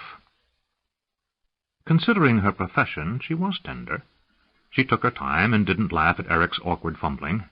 She calmed him when he needed it, and while their coupling was frantic and quick, there was some sense of caring in it. After it was over, she quickly dressed, but stayed a moment after he paid her. "What's your name?" "Eric," he said, not sure if he was comfortable telling her. "You're a wild boy, Eric, in a man's body. The right woman's going to come to love your touch if you always remember how strong you are and how tender her flesh is." Suddenly he felt self-conscious. "Did I hurt you?" She laughed. "Not really. You were enthusiastic. I'll have a bruise or two on my backside from hitting the damn ground so hard at the end there. But nothing like when those lads who like to slap a whore around get done with me." Pulling on his clothing, Eric said, "Why do you do it?" The woman shrugged in the gloom, the gesture almost lost as she dressed. "What else can I do? My man was a soldier like you. He died 5 years ago. I have no family or rank. I can steal or whore." She repeated without apology or regret, "What else can I do?" Before he could say anything more, she was gone to seek another customer. Eric felt both relieved and empty. There had been something missing in their coupling, and Eric couldn't tell what it was, but he also knew he was already anxious to try this wonderful thing again. 6 days after making camp, Eric saw Prajee and Vaja riding up. Callus motioned for them to come over to where he sat, a short distance from Eric and his squad, who had just finished their midday meal. Men nodded greetings to the 2 old mercenaries, who walked to where Callus waited and knelt down next to him. "What did you discover?" asked Callus. Prajee said, "Nothing terribly surprising," with a wave of his hand to indicate those companies mustered on all sides. "We're all boxed in between a range of hills to the east, the river over there, about 25,000 swords to the north of us, and the armies of Lanada and Maharta mustering about 50 miles south of here." "The Raj of Maharta sent his army that far north?" "That's the rumor," said Vaja, keeping his voice low so only those near Callus's campfire could hear him. Prajee said, "This campaign's been going on for a dozen years, since the fall of Iribek. Sooner or later you'd think the Raj would figure it out. One by one the cities of the river have fallen, each hoping its neighbor to the north would be the last the Emerald Queen took." Callus said, "What else?" "We're moving out in a few days, a week at the most, I think." "What did you hear?" asked Callus as Robert de Longueville and Charlie Foster approached to stand behind Callus. Prajee said, "Nothing that said we march in 3 days. Just watching and listening." Vaja waved to the north. "They're building a large bridge across the river where the ferry is. Got at least 6 companies of engineers and a couple of 100 slaves working on it all day and all night. No one from this side can go north without a pass," said Prajee. "And no one can leave this area unless they have signed orders," added Vaja. "On the north side of the river," continued Prajee. "There's where all the old vets are gathered, the ones who've been at the heart of this campaign from the start, them and the Sa'awa lizardmen." Callus was silent for a moment. "So, we're wall fodder." "Looks like," said Prajee. Eric turned to the other men in his squad and whispered, "Wall fodder?" Big O kept his voice low so the officers wouldn't hear him when he answered, "First to march to the wall, old son. You get fed to the wall, as it were." Lewis made a motion of drawing a blade across his own throat. "First companies to hit the wall lose the most men," he added softly. Callus said, "We need to be alert. We've got to get closer to this Emerald Queen and her generals to find out what we really need to know. If that means we're the first through the gate or over the wall to prove our worth, that's what we'll do. Once we know what we need to know, then we'll worry about how we get the hell out of here." Eric lay back on his pallet, arm behind his head. He watched as clouds scurried by overhead in the late afternoon breeze. He would have night watch, so he thought he'd try to get some rest. But the thought of being the first to attack the wall of a city, that image returned again and again. He'd killed 4 men so far, on 3 different occasions, but he'd never been in battle. He worried he would somehow do something wrong. He was still contemplating the coming campaign when Foster came along and kicked his boots, telling him it was time to get to his post. Eric found himself surprised that it was now night. He had lost himself in contemplations of the coming struggle, and the sun had set without his noticing. He rose and got his sword and shield and moved down toward the river to spend the next few hours watching for trouble. He thought it ironic that he was on guard in the midst of an army that would turn on Callus's Crimson Eagles in an instant if they understood their real purpose, and from what he had no idea, as no enemy was closer than 50 miles. Still, he was told to go stand guard, and that he did. Nacor stood at the edge of the crowd, watching the priest lift up the dead sheep. The Sa'awa warriors closest to the fire let out a yell of approval, a deep-throated hissing that echoed through the night like a chorus of enraged dragons. Those humans behind the circle of lizard men watched in fascination, for these rites were unknown to any but the Sa'awa. Many humans made signs of protection to their own gods and goddesses. A great celebration was underway, and Nacor was wandering freely through the various companies of men. He had seen many things, and was both gratified and horrified. Gratified that he had uncovered several key elements of the mystery that would help Callus best decide what to do next, and horrified because in his long life he had never met a gathering of evil men so concentrated in both numbers and malignancy.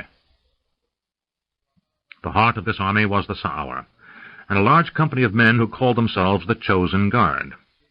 They wore both the common emerald armband and green scarves tied around their heads. Their malignancy was clearly demonstrated by one of their number who stood a short distance from Nacor, wearing a necklace of human ears. Rumor in the camp had it these were the most violent, dangerous, and depraved men in an army of dark souls. To join their ranks one must have endured several campaigns and distinguished oneself by deeds black and numerous. It was rumored that the final act of acceptance was ritual cannibalism. Nacor didn't doubt it, but having visited cannibals in the Skashakan Islands in prior years, he also knew these men indulged in practices that would have revolted most cannibals. Nacor nodded and grinned at a man covered in tattoos who held a young boy tightly to him. The boy had an iron collar around his neck, and his eyes had a drug-induced vacancy in them. The man snarled at Nacor, who merely grinned even more as he moved away. Nacor was trying to move around the largest clump of celebrators so he could gain a vantage point from which to see the Emerald Queen's pavilion. Strange energies floated on the night wind, and old familiar echoes of distant magic sounded between the notes of song, and Nacor was coming to a conclusion about who and what he would find there. But he wasn't certain, and without certainty he couldn't return to find Kalos on the other side of the tributary to tell him what he must do next. The only thing of which he was certain was the need to return to Krondor, to warn Nicholas that whatever he had feared was occurring in this distant land. Far worse forces were being unleashed. Subtle, behind the ancient magic of the Pantathians, a lingering scent of alien origin hung in the air. Glancing skyward, Nacor smelled demon essences in the clouds, as if ready to fall like rain. He shook his head. "I'm getting tired," he muttered to himself as he picked his way among giant Sa'aur warriors. One of Nacor's better tricks, as he called his abilities, was the knack of moving in crowds without attracting undue notice. But it didn't always work, and this moment was one such time. A Sa'aur warrior looked down and snarled, "Where do you go, human?" Its voice was deep, and its accent sounded harsh to Nacor. Nacor regarded the hooded eyes, deep red irises surrounded by white. "I am insignificant, Almighty One. I cannot see. I move to a place from which I may better observe this wondrous rite." Nacor had been curious about the Sa'aur when he had first reached the heart of the camp, but now he was anxious to remove himself from them. They were still a mystery to him. They bore as much resemblance to the Pantathians as humans did to elves, which was to say that superficially they looked very similar, but upon close examination they were totally unrelated. Nacor was almost certain they came from another world entirely, and that they were warm-blooded creatures, like men, elves, and dwarves, while he knew the Pantathians were not. He would have liked to be able to discuss such theories with an educated Sa'aur, but all he had encountered were young male warriors with an attitude toward humans that could only be called contemptuous. He had no doubt that, should the men in this camp not be servants of this Emerald Queen, the Sa'aur would have been delighted to murder every human in the camp. They could barely keep their antipathy for humans in check. The average Sa'aur stood between 9 and 10 feet in height. The Sa'aurs were massive in chest and shoulder, but strangely delicate of neck, and while their legs were strong enough to control their massive horses, they didn't seem to be a race of runners or jumpers. On foot, any good company of humans could prove their match, thought Nacor. The lizard man grunted, and Nacor didn't know if that was approval or not, but he took it as permission to move on, and he did so, judging he would deal with the consequences of being wrong if he turned out to be. He was not. The warrior returned his attention to the welcoming ritual. The pavilion of the Emerald Queen was raised up on a giant dais, constructed either of wood or of earth, Nacor couldn't tell which, but 6 feet higher than the other tents in this part of the camp. The structure was surrounded by a host of Sa'aur, and for the first time Nacor saw Pantathian priests beyond. Even more, he saw Pantathian warriors as well.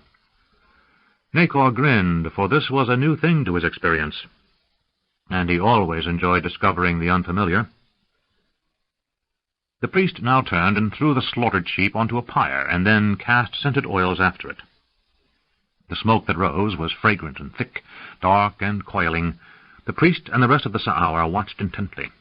Then the priest pointed and spoke in an alien language, but the tone was positive, and Nacor guessed he was saying the spirits were pleased with the offering, or the portents were good, or some other priestly mumbo-jumbo. Nacor squinted as a figure emerged from within the depths of the pavilion, a man in green armor, followed by another, who made way for a third, whose green armor was trimmed in gold. This powerful-looking man was General Fadawa, first commander of the host. Nacor sensed evil hung around the man like smoke around a fire. For a soldier, he fairly reeked of magic. Then came a woman with emeralds at her neck and wrists, dressed in a green gown cut low in front, so that the fall of emeralds at her throat could be better shown. Upon her raven hair she wore a crown of emeralds. Nacor muttered, "That is a lot of emeralds, even for you." The woman moved in a way Nacor found disturbing, and when she came forward to answer the cheers of her army, he became deeply troubled. Something was profoundly wrong. He studied her and listened as she spoke. "My faithful, I who am your lady, who am but a vessel for one much greater, I thank you for your gifts. The sky horde of the Sa'aur and the Emerald Queen promise you victory in this life and immortal reward in the next. Our spies return to tell us the unbelievers lie in wait just 3 days' march to the south. Soon we shall move to crush them, then fall upon the heathen cities and reduce them to cinders. Each victory comes more swiftly than the last, and our numbers grow." The woman called the Emerald Queen stepped forward to the very edge of the dais and looked down on the faces of those nearest to her, both Sa'aur and human. Pointing to one man, she said, "You shall be my messenger to the gods this night." The man raised his fist in triumph and ran up the first 4 steps to the dais. He threw himself across the final 2, so his head was on the floor before his mistress. She raised her foot and placed it on the man's head for a moment in ritual, then removed it, turning to move back into the tent. The man rose with a grin, winked back at his comrades, who cheered him, and followed the queen into her pavilion. "Oh, this is very bad," whispered Nacor. He glanced around and saw the celebration was building in intensity. Soon men would be drunk and fighting, as much as was allowed, and given the lax discipline Nacor had seen in this part of the army, he suspected much brawling and even bloodshed were tolerated. Now he would have to work his way through a company of very drunk, drug-crazed killers and seek a way across the river to Callus, assuming he could locate Callus's camp. Nacor was never one to worry, and this certainly wasn't a time to begin. Still, he was anxious that he not delay too long, for now he knew what was behind all the conflict that had been under way for the last 12 years, and what was more, he realized he might be the only man in the world who would fully understand all the different aspects of what he had just seen. Shaking his head in consternation at the complexities of life, the little man started negotiating his way back away from the edge of the Emerald Queen's pavilion. A courier rode up and asked, "Are you Captain Callus?" Callus said, "I am." "Orders, you're to take your company and ford the river." He motioned to some place to the north of him, so Eric, who sat nearby, assumed a ford must be close at hand, "and conduct a sweep along the far bank, for 10 miles downstream. Gilani tribesmen were seen by one of our scouts. The generals want to keep the opposite bank free of such pests."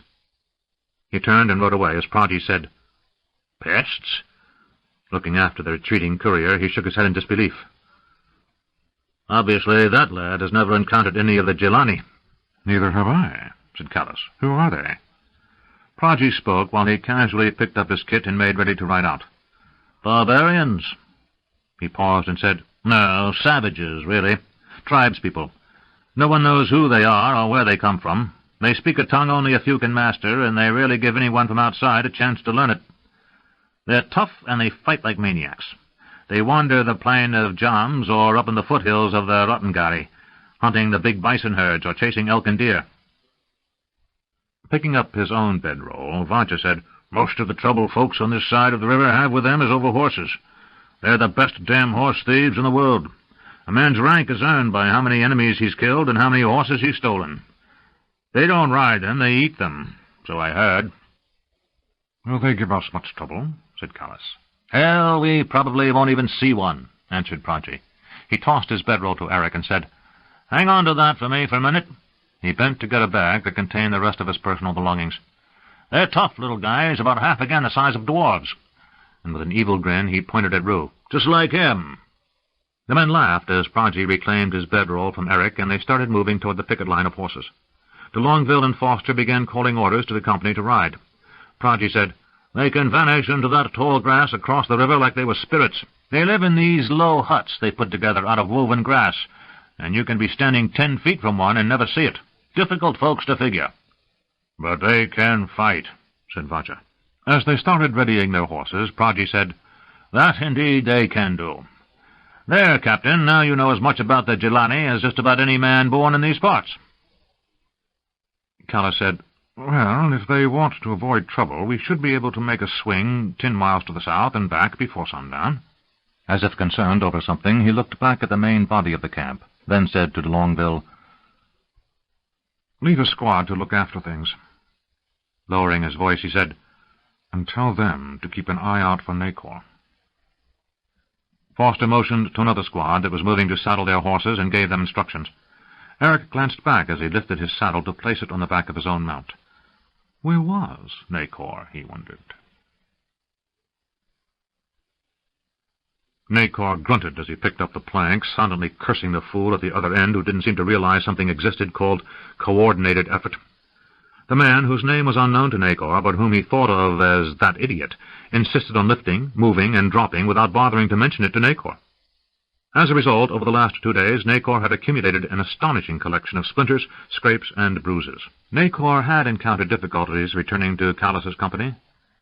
The muster had finally halted with the corps army to the north of this tributary to the river Vedra, while Callus and other new mercenary companies were to the south. Passing across the smaller river was now accomplished only by riders with official-looking passes, issued by the generals. Nacor had 3 such passes in his bag, having stolen them 2 nights before, but he didn't want to try to use one until he could study it, and there hadn't been any place to study the documents without attracting attention. Besides the risk of losing such documents, Nacor had a predisposition not to call attention to himself unless there was a reason to do so. But the generals had ordered a bridge rebuilt across this tributary, and the work gang was diligently doing just that. Nacor figured he would pose as a worker, and when the bridge reached the opposite shore, he would simply vanish into the crowd on the other bank. Unfortunately, the work was going more slowly than he had hoped, since the labor turned out to be slave labor, and as such the workers were in no hurry. Also, he was now being closely guarded at night. The guards might not have noticed him when he arrived. If there was an extra slave in a squad, the guard would merely assume he had miscounted in the morning, but he would be certain to notice if there was one less. Which meant Nacor would have to wait for exactly the right moment to vanish into the companies of mercenaries. He knew that once he was free of the guards watching the work gang, he would have no trouble staying free, but he wished to create as ideal a moment as possible before he attempted it. A manhunt in the southern camp might prove amusing, but Nacor knew that he must share what he had learned with Callus and the others before too long, so that they could start planning their escape from this army and their eventual return to Krondor. That idiot dropped his end of the plank before Nacor could move, and as a result he took more splinters in his shoulder. He was about to do one of his tricks in retaliation, a sting to the buttocks that would make the man think he had sat on a hornet, when a chill passed over him. He glanced back and felt his chest tighten, for a Pantathian priest stood not 10 feet away, watching the construction, speaking quietly to a human officer. Nacor set down his end of the plank and hurried back for another, keeping his eyes down. Nacor had encountered the Pantathians and their handiwork before, while traveling with a man who was now Prince of Krondor, but he had never seen a living Pantathian that close. As he passed the creature, he noticed a faint odor, and remembered having heard of this smell before. Very reptilian, yet alien. Nacor bent to pick up another plank and saw that idiot stumble over a rock. He lost his balance and took a half-step toward the Pantathian. The creature reacted, turning with a clawed hand sweeping out. The talons struck across that idiot's chest, ripping his tunic as if they were knives. Deep cuts of crimson appeared as the man cried out. Then he went weak in the knees and collapsed, to lie twitching on the ground. The human officer said to Nacor, "Get him out of here," and Nacor and another slave grabbed the fallen man. By the time they had moved him back to the slave's compound, the man was dead. Nacor studied the face, frozen in death with eyes open, and watched closely. After a few minutes he was certain he knew exactly what poison the Pantathian had on his claws. It was no natural venom, but something created by mixing several deadly plant toxins together, and Nacor found this revelation fascinating. He was also fascinated by the Pantathian's need to demonstrate before the human officer his deadly ability to kill with a touch. There were politics here in the camp of the Emerald Queen that were not obvious to those far from the heart of power, and Nacor wished he had the time to try to uncover more about them. Any struggle in the enemy camp was good to know about, but unfortunately he couldn't afford to spend the time insinuating himself where he could observe the byplays of power. A guard said, "Drop in there," pointing to a garbage heap that would be hauled away by a wagon at sundown and dumped at a fill a mile or so away from the river. Nacor did as he was bid, and the guard ordered the two slaves to return to work. Nacor hurried down to the building site, but the Pantathian and the human officer were now gone. He felt a brief regret that he couldn't study the serpent priest any longer, and even more regret that that idiot had been killed. The man had deserved to have his backside stung, but he hadn't deserved to die painfully as a poison shut down his lungs and heart. Nacor worked until the noon meal. He sat on the bridge, now only a few yards from the other bank, dangling his feet above the water as he ate the tasteless gruel and hard bread to keep his strength up. All the while he ate, he wondered what Callus and the others were doing. Callus motioned for the outriders on the right flank to keep an even line of sight, one man to the next, for a half-mile. Signals from the closest man indicated the order was understood. They had been riding since noon and still had no sign of anyone near the bank. Either the report of those tribesmen being nearby was an error, or they had left the area, or they were, as Pragi had said, able to keep themselves from being seen. Eric watched for any unexpected movement in the grass, but it was a breezy afternoon, and the tall grass moved like water. It would take eyes far better than his to see someone moving through this sheltering plain. A short time later, Callus said, "If we don't find something within the next half-hour, we should return. We'll be getting back to the ford in the dark as it is now." A shout from an outrider, and everyone looked to the west.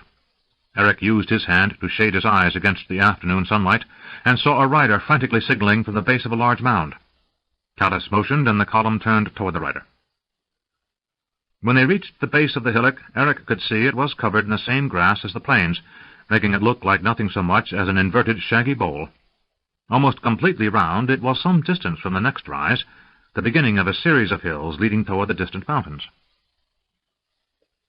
"What is it?" asked Callus. "Tracks in a cave, Captain," answered the outrider. Pragi and Vaja exchanged questioning looks and dismounted. They led their horses close to the cave and inspected it. A short entrance, one a man could enter stooped over, led back into the gloom. Callus glanced down. Old tracks. Then he moved to the entrance and ran his hand over the stone edge of the cave. "This isn't natural," said Callus. "Or if it is," said Pragi, also running his hand along the wall, "someone's done some work on it to make it more sturdy. There's stonework under this dirt." He brushed away the dirt and revealed some fitted stones underneath. "Sarkhan," said Vaja.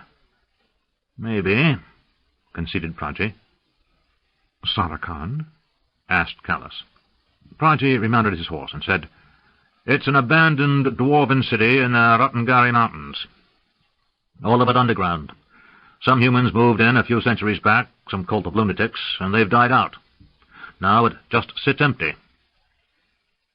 People are always stumbling across entrances down near the gulf," said Vaja, "and in the foothills near the great South Forest."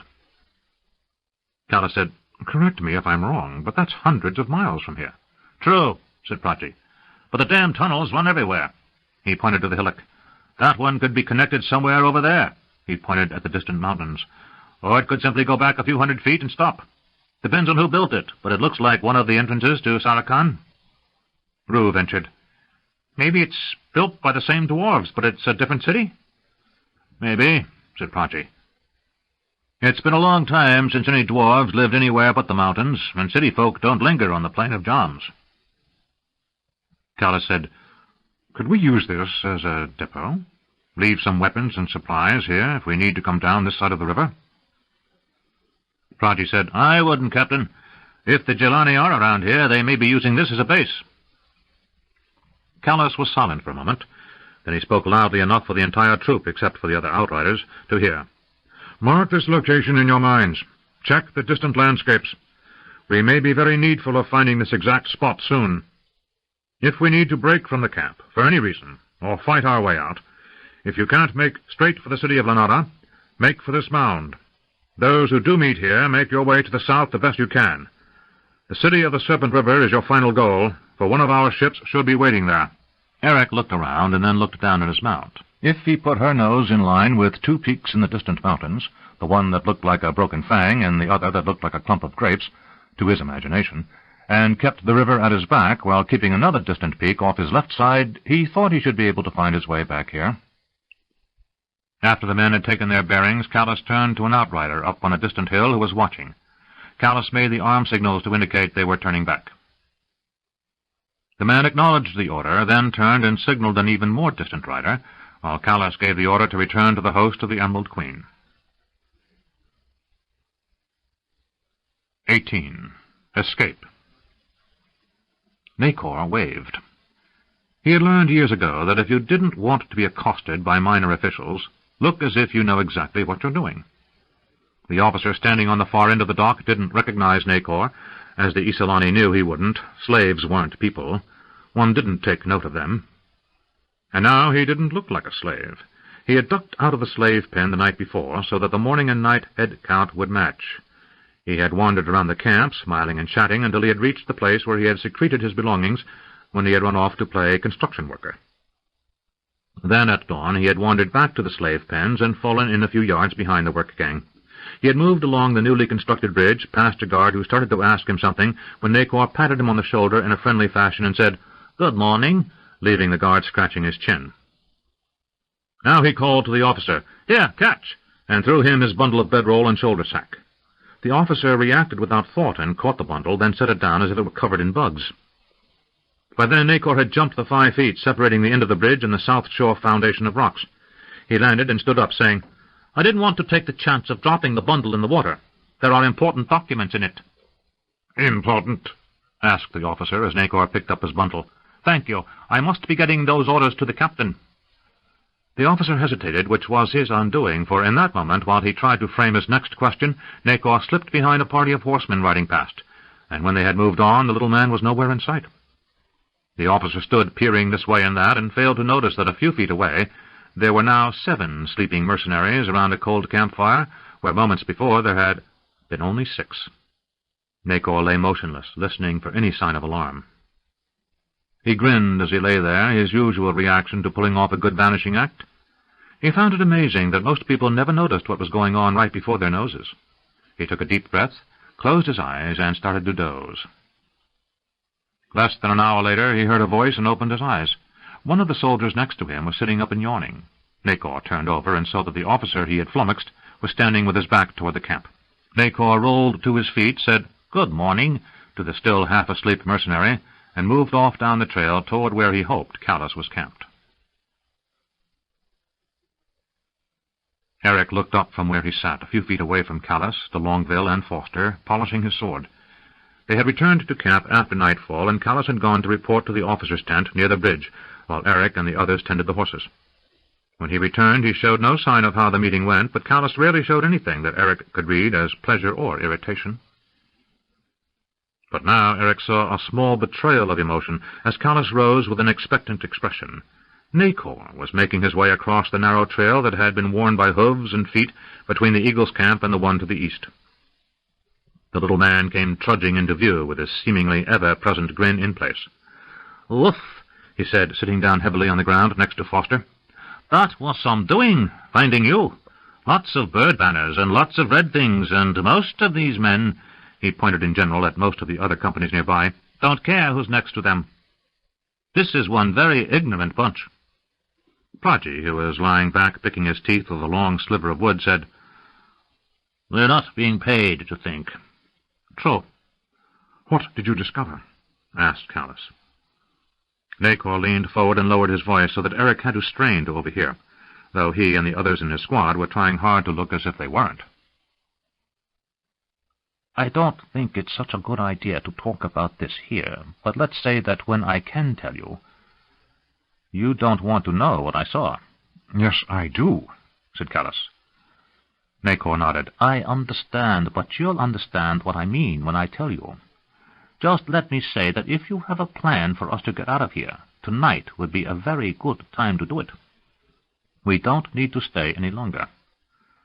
Callus said, "Well, now that we know where the ford is, we could try to slip across, or bluff our way and tell the patrol at the bank that we're going out on another sweep to the south." Nacor opened his ever-present bag, slung over his shoulder, and said, "Maybe one of these passes would fool them?" Eric tried hard not to laugh at the expression on Foster's and de Longueville's faces. They looked at the documents, and de Longueville said, "I'm not an expert in reading this gibberish, but these look authentic." "Oh, they are," said Nacor. "I stole them from Lord Fadawa's tent."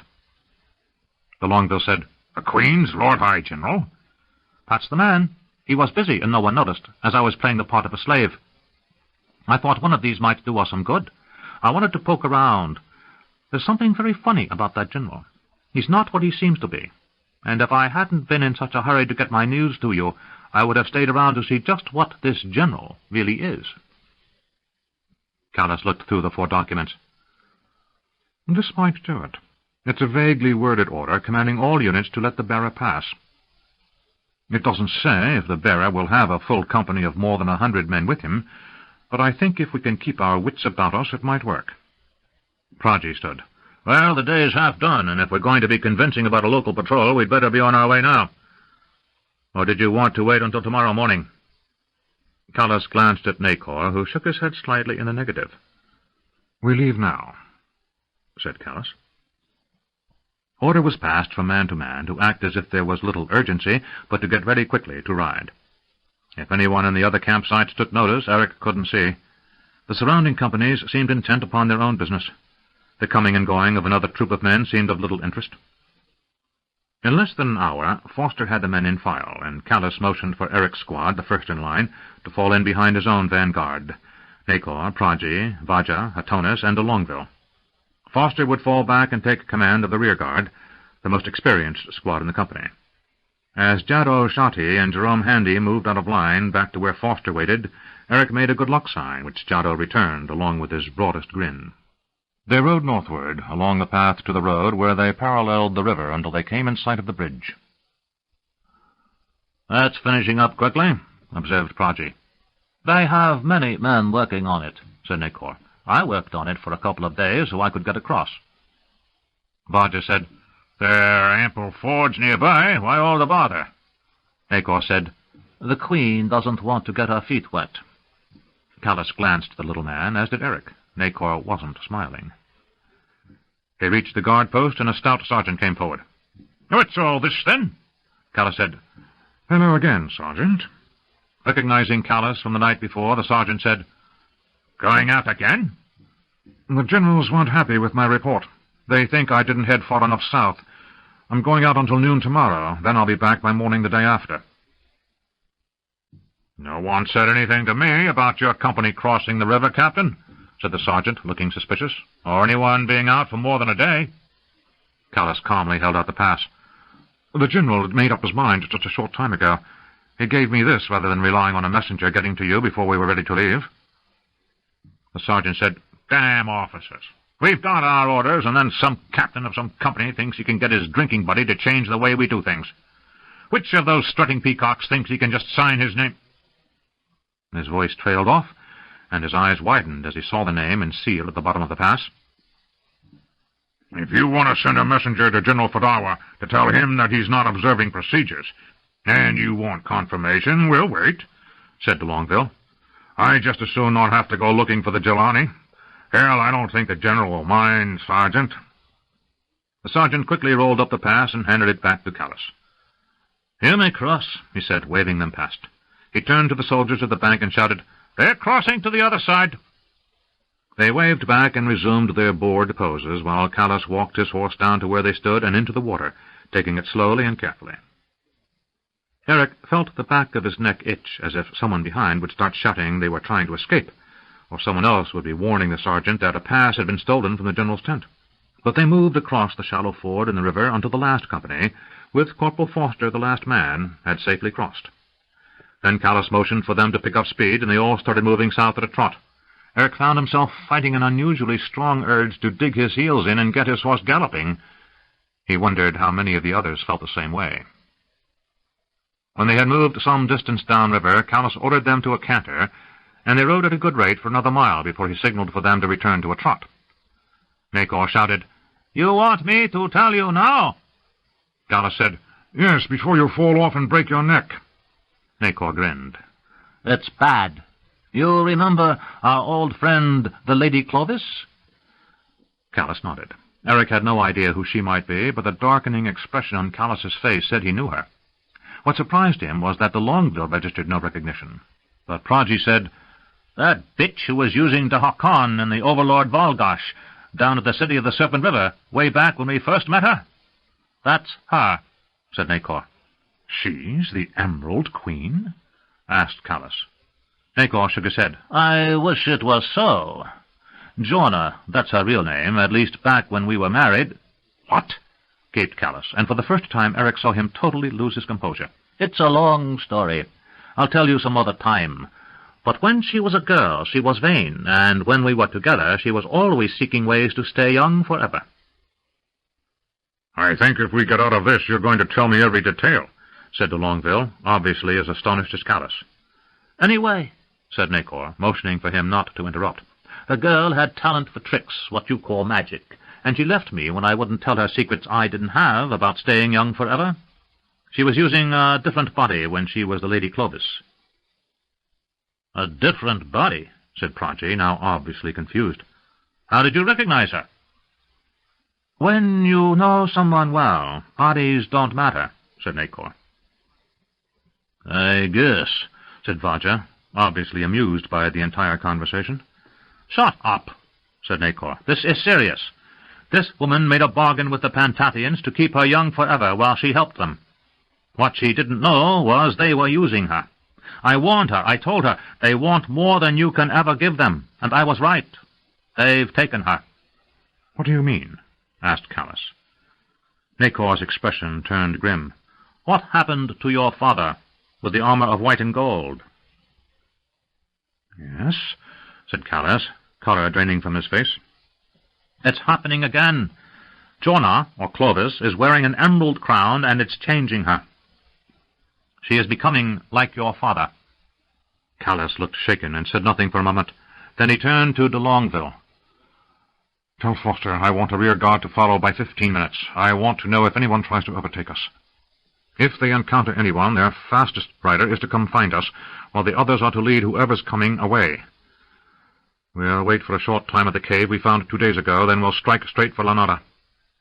De Longueville said, "And if those who come after don't take the bait?" "Make them take the bait," said Callus. De Longueville nodded once, turned his horse, and rode to the end of the column. Eric looked back and saw Foster and 6 other men slow, and then stop after de Longueville gave the order. They would wait a quarter hour, then start riding after Callus's company, hoping they would get the chance to catch up in a day or two. It was mid-morning the next day when someone at the rear of the column shouted, "Rider!" Eric looked over his shoulder and saw Jado Shati riding the life out of his horse. The animal was completely lathered, and from the huge extension of her nostrils, Eric could tell she couldn't catch her breath. She was blown out and ruined, he was certain. Jado was familiar enough with horses to realize he was killing the mare, so Eric knew it could only mean trouble. He untied the cord that held his sword in its scabbard, as he did not need to be told that they were about to fight. For in the distance, less than a mile behind Jado, came a dust cloud. Eric saw the figures on the horizon, and before Jado could get close enough to speak, Eric shouted, "It's the Sa'hour!" De Longueville asked, "How can you tell?" "The horses look too big for the distance behind Jado." Just then Jado came within shouting range and cried out, "Captain! It's the lizard men! They are following!" Callus turned to de Longueville and said, "We stay in the saddle. Skirmish in 2 lines." De Longueville shouted, "You heard the captain! I want the first 50 men dressed left on me!" That meant that the first 50 men in the column would line up on de Longueville's left arm in a straight line. Eric was the man closest to de Longueville when he moved his horse around. Jado came reining in, his mount staggering as he leaped off. Callus shouted, "Where's Foster?" Jado shook his head. "They bought none of it. As soon as they took off, they followed me and ignored the corporal. The corporal turned around and hit them from the flank, buying me a head start, Captain, but—" He didn't have to say any more. Eric thought of the big man, Jerome Handy, who had become something of a friend after being embarrassed by Chopin aboard the ship. He glanced to his right and saw Chopin, and nodded. Chopin nodded back, as if he understood what Eric was thinking.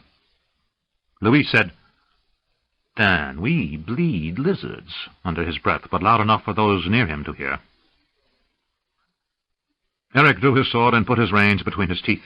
He unlimbered his shield and made ready. He'd controlled his mount with his legs, but he kept the reins in his jaws in case he needed to yank them.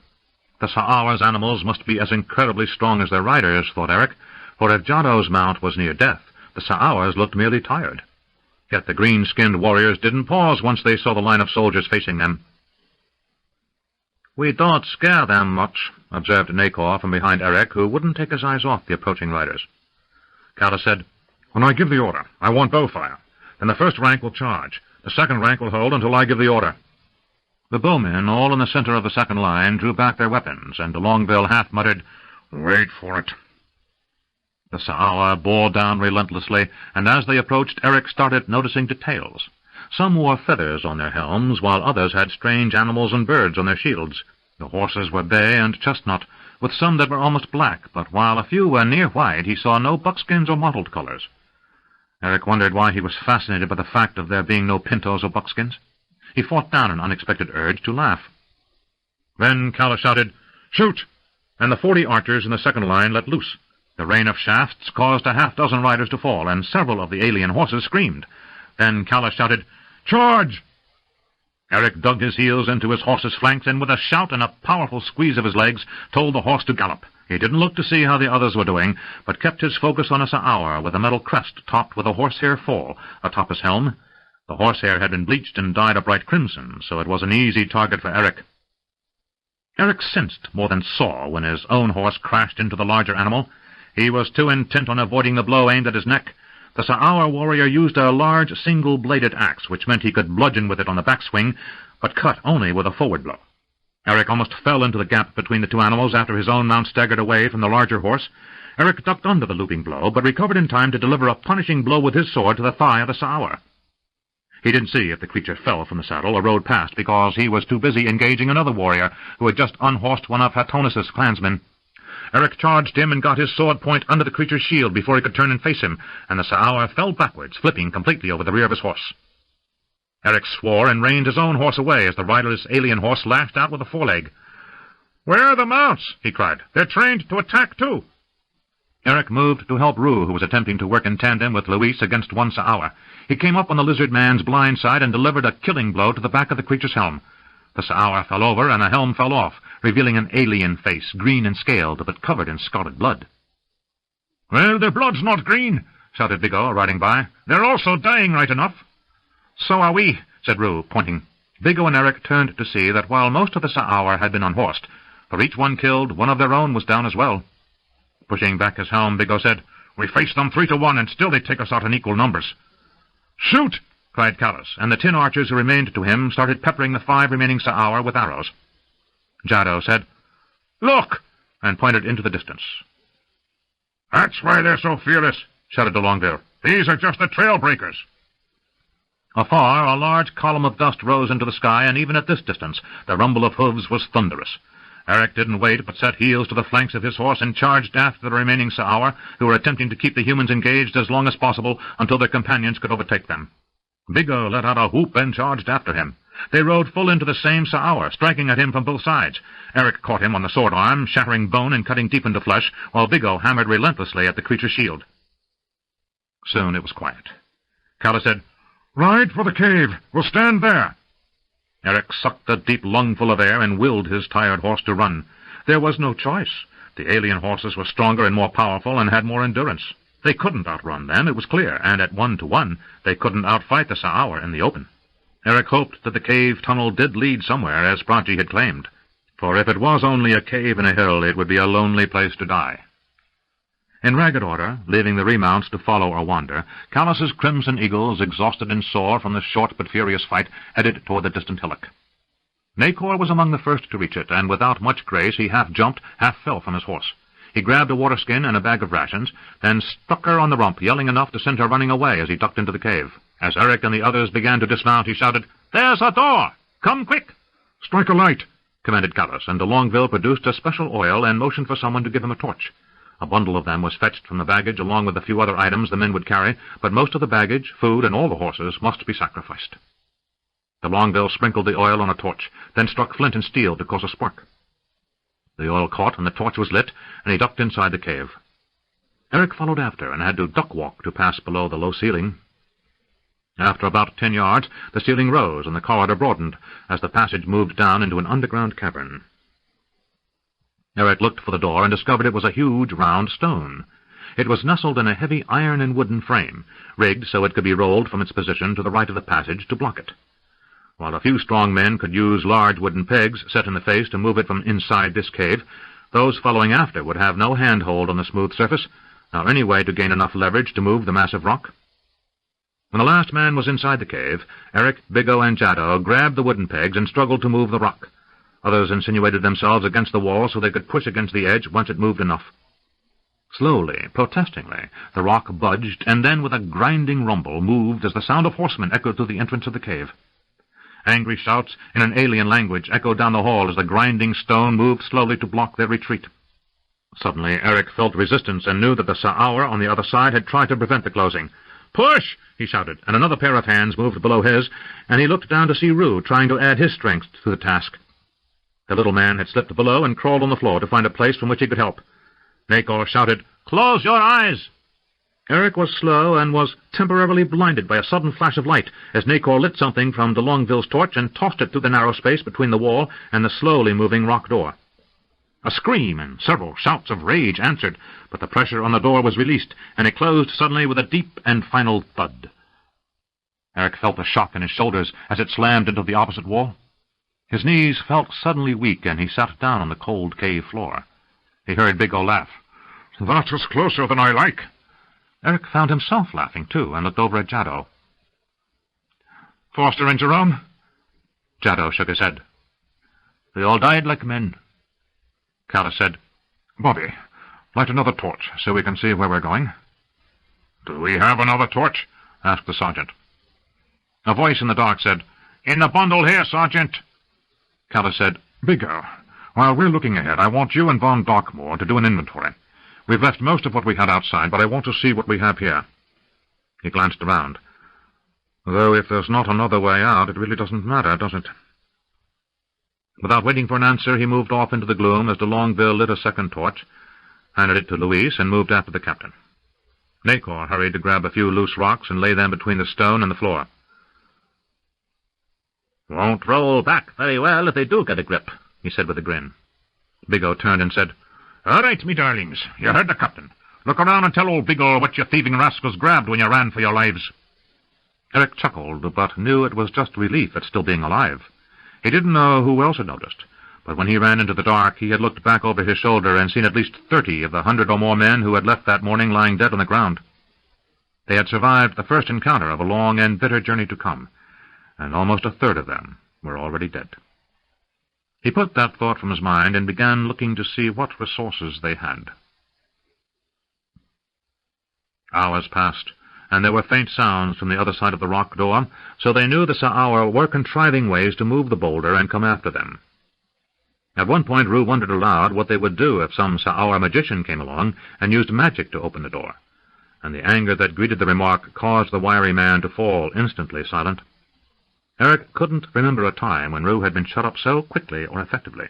When Callis finally returned, Bigot said, "We've got food for 4 or 5 days, Captain. A few extra weapons, but mostly what each of us is carrying. We've got plenty of gold and gems, 'cause the sergeant there grabbed the pace axe, and we've got a fair supply of bandages and herbs. But all our camp gear is gone, and a lot of us are going to be thirsty if we don't find water quickly." Callis said, "The tunnel seems to head down gradually and toward the foothills. I saw signs that someone's used this route not too long ago, maybe a month, but no more than that." "Tribesmen?" asked Rue. "Doesn't matter," said Proggy, standing up, "unless you're anxious to face that angry pack of lizards waiting out there." He pointed to the door. "We go that way." He pointed into the gloom. Callis said, "Everyone ready?" No one said no, and Callus turned to de Longueville. "Get them into some sort of order, and let's start seeing where this passage leads." De Longueville nodded once, then turned and gave the command.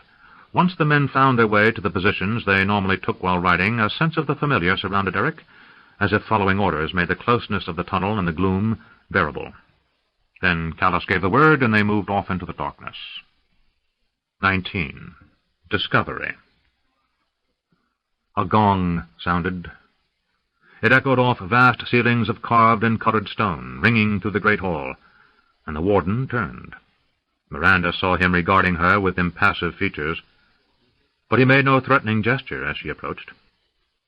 She had been flying across the mountains since leaving the vast city known as the Necropolis, the city of the dead gods. Following the instructions given her by the fortune-teller in the inn, she had returned to Midkemia and found her way back to Novindus, and from there to the Necropolis.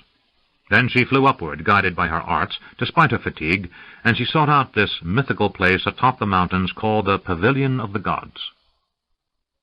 At last, when she had to use her powers to preserve air around her, she found what she sought, a splendid place atop a cloud, a vast series of halls and galleries that seemed created out of ice and crystal, as well as stone and marble.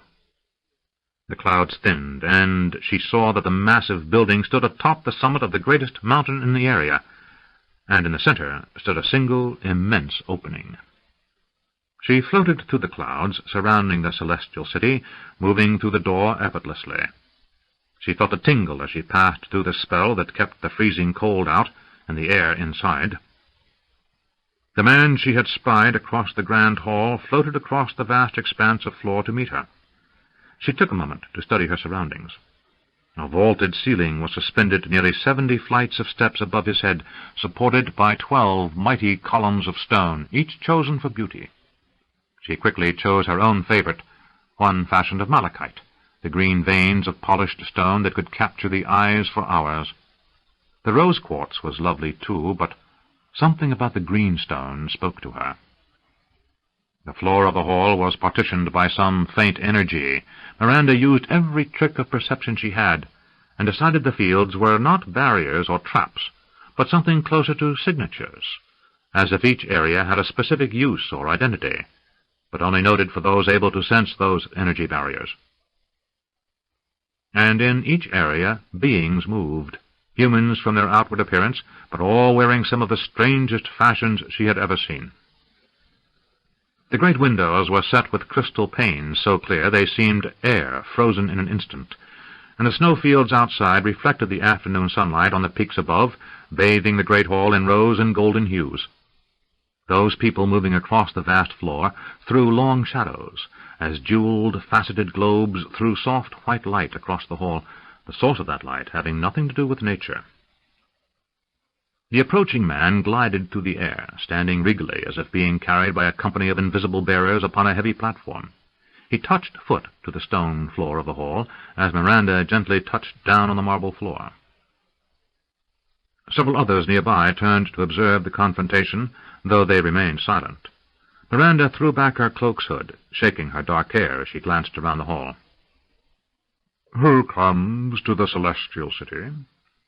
With amusement she answered, "A fine lot of gods you are if you don't know who comes to your own palace to visit. I am called Miranda." The warden said, "None may invade the precinct of the gods without invitation." Miranda grinned. "Odd. I'm here, aren't I?" "None may invade without permission and live to leave," said the warden. "Well, consider me an uninvited guest, not an invader." "What cause brings you to the hall of the gods?" Miranda inspected the figure before her. Like the others who inhabited the hall, he wore an odd robe, tight-fitting across the shoulders, but billowing out below the arms, forming a perfect circle at the hem, almost 6 feet in diameter. Miranda guessed there was a thin band of metal or heavy cord sewn into the hem.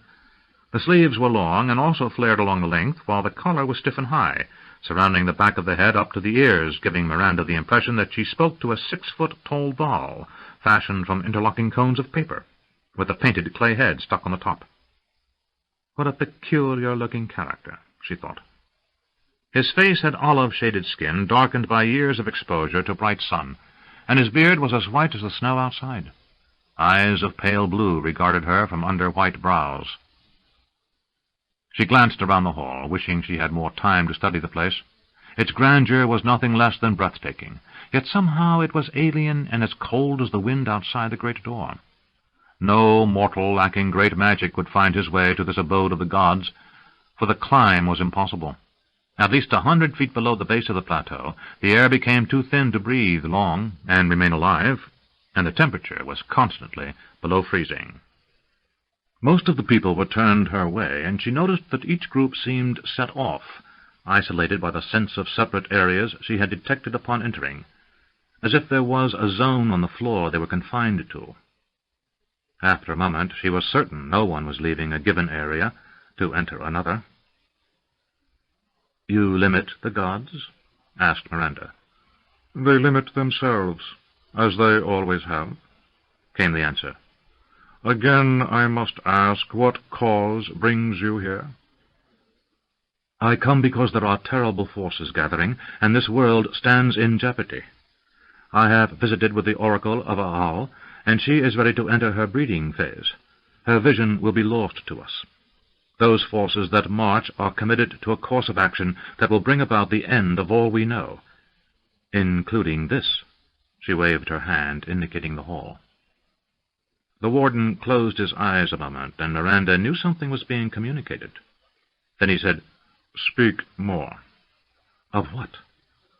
"Of what you hope to find here."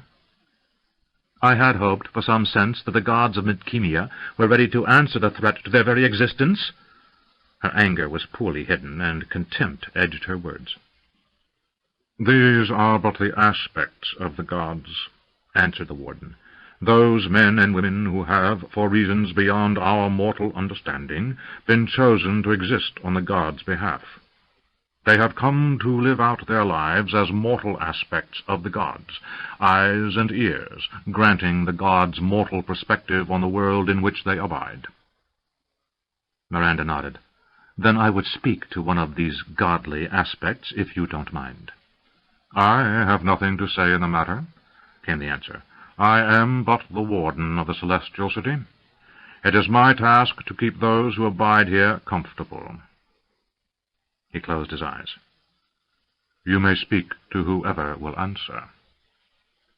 Walking past the warden, Miranda approached the area nearest the entrance, where a group of men and women stood surrounding one who loomed over them by a full head. All wore white, without a hint of color, and the woman at the center of the group had hair without hue. Her skin was also without pigmentation, but rather than possessing the look of an albino, she appeared to be of some alien race, with skin truly white in color. Those who surrounded her stepped aside, allowing Miranda to approach. At a respectful distance, Miranda bowed her head. Then she said, "Sung, I plead for help." The living incarnation of the goddess stared down at the young woman. Her eyes held mysteries Miranda could only begin to guess, but her face presented a kindly visage.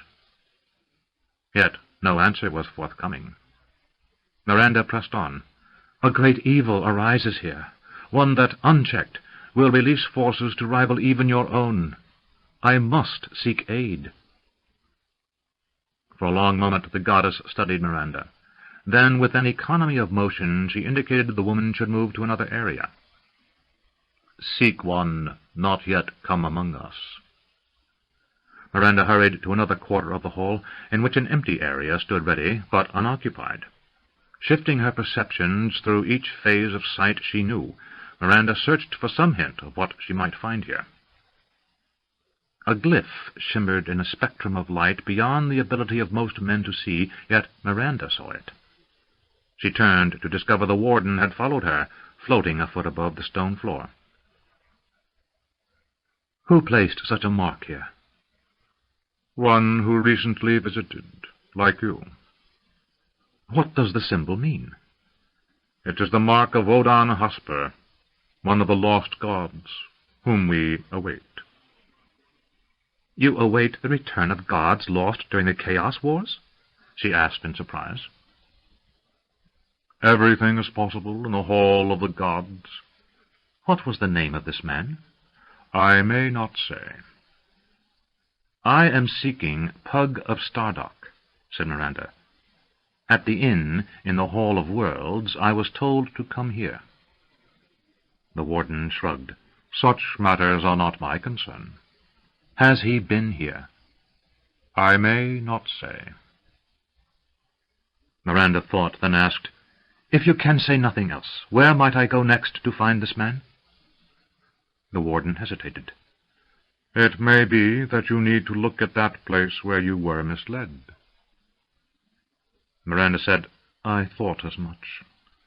With a wave of her arm she was gone, a faint popping sound, the only indication of her having been there.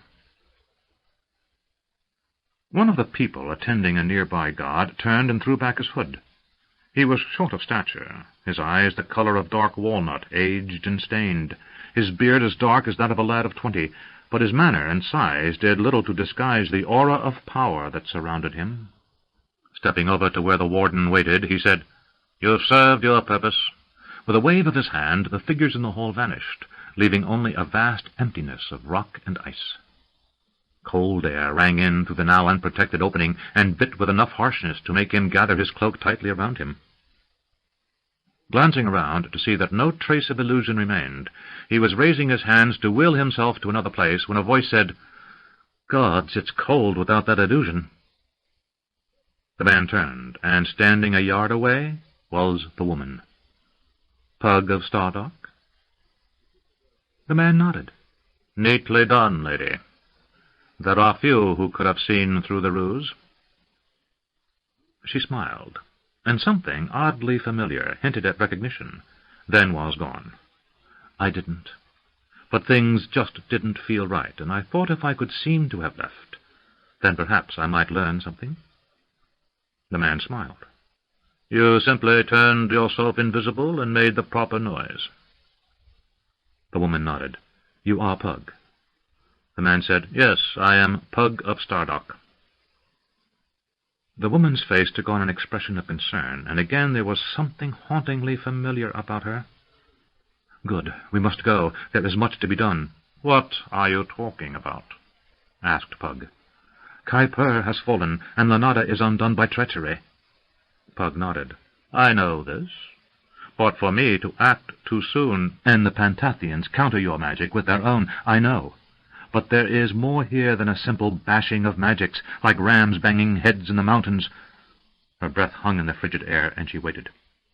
Pug said, "Before I presume to tell you there are forces at play beyond your knowledge, I suppose I should find out what you know."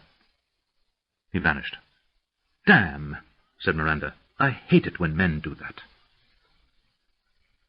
Pug had 2 goblets of wine poured when Miranda popped into existence. "Why did you do that?"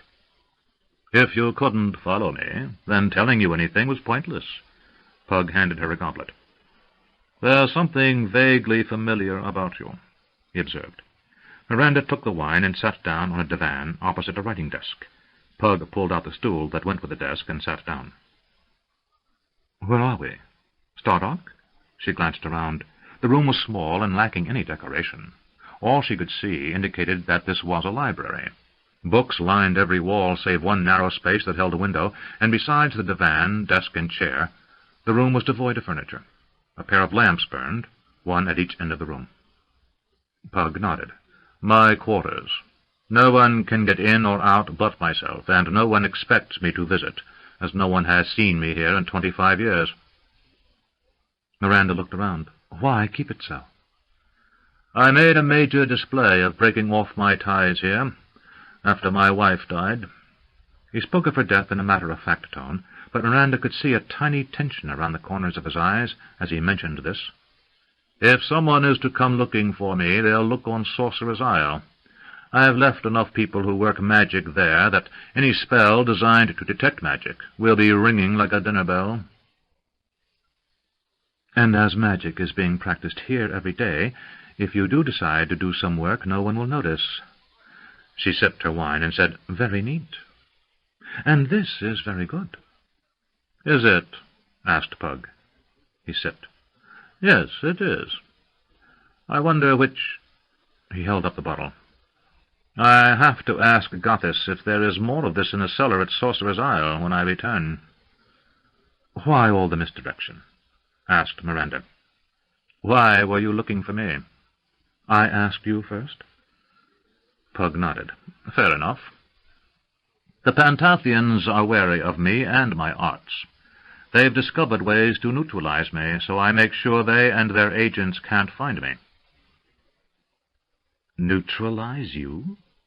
Her eyes narrowed. "I've run across snake magic before, and there are smoking corpses to mark those battles. If you're as powerful as they say," Pug said, "there are more ways to stem attack than simply to meet it with more strength.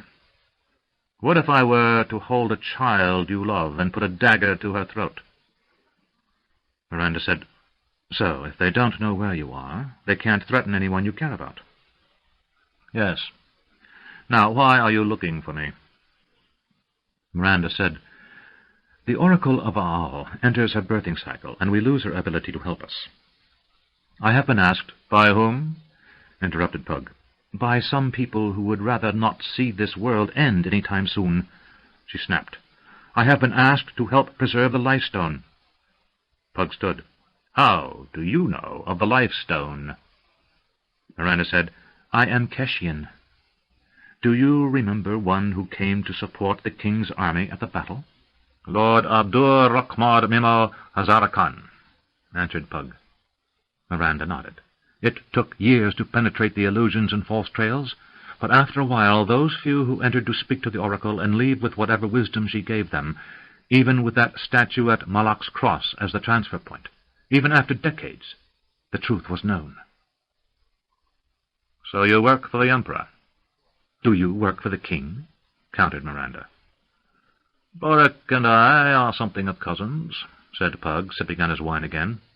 "You beg the question." "So I do." He set the goblet down. "Let's say that I'm somewhat less constricted in my loyalties than I used to be. Which is all beside the point. If you know anything of the Life Stone, you know that national interests are petty at this point.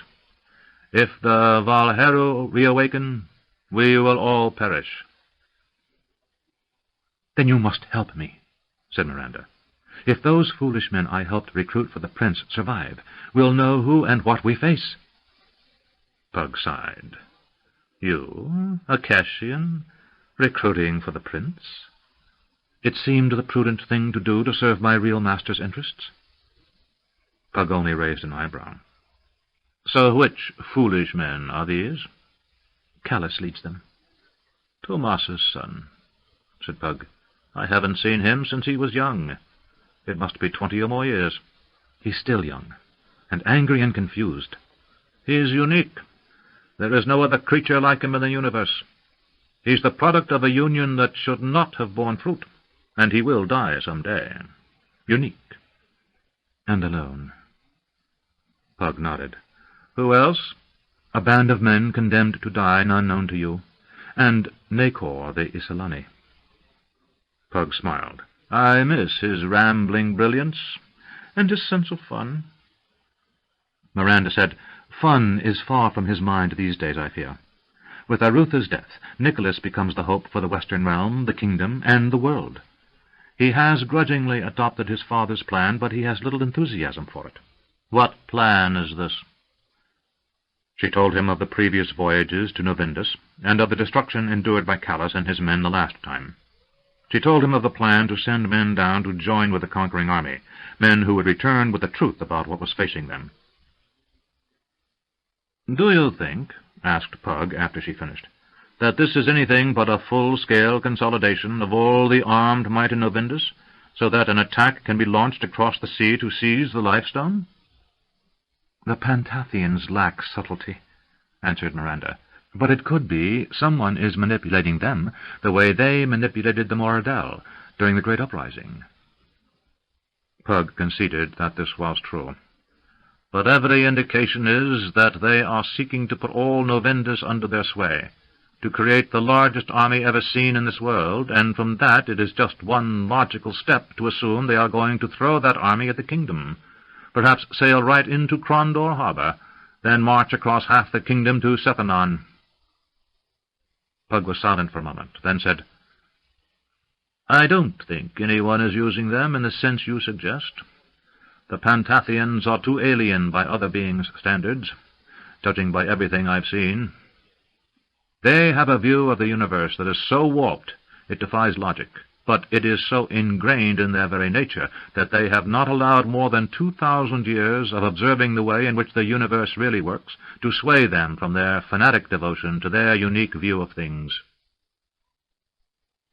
Miranda raised an eyebrow. That's a little too analytical for me, Pug.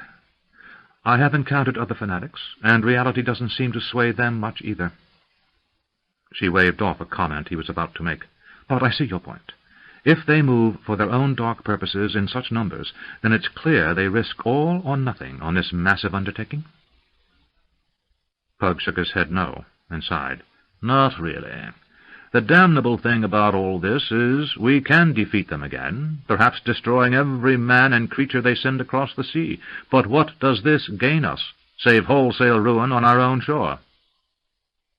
We still don't know where they live, Miranda said. Pug nodded yes.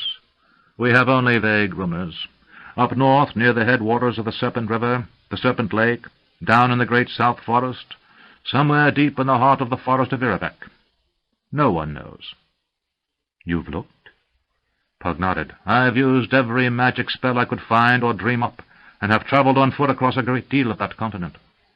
The sad truth is they are either incredibly gifted in shielding themselves from sight, both magic and mundane, or they are doing something so obvious I'm not seeing it. Miranda sipped her wine. After a moment she said, That still leaves us with an army to defeat. More, I'm afraid. What?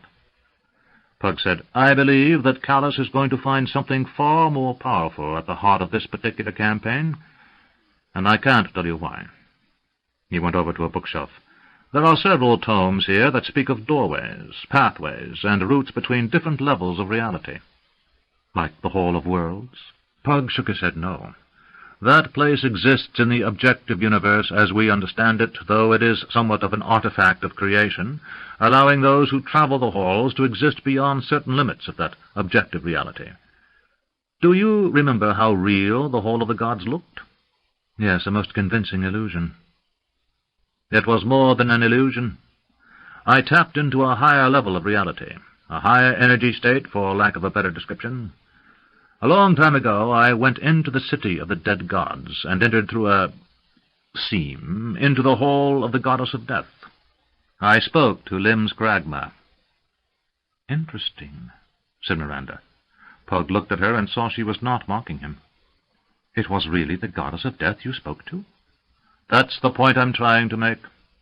There is no goddess of death, yet there is. There's the natural force of creation and the equally natural act of destruction.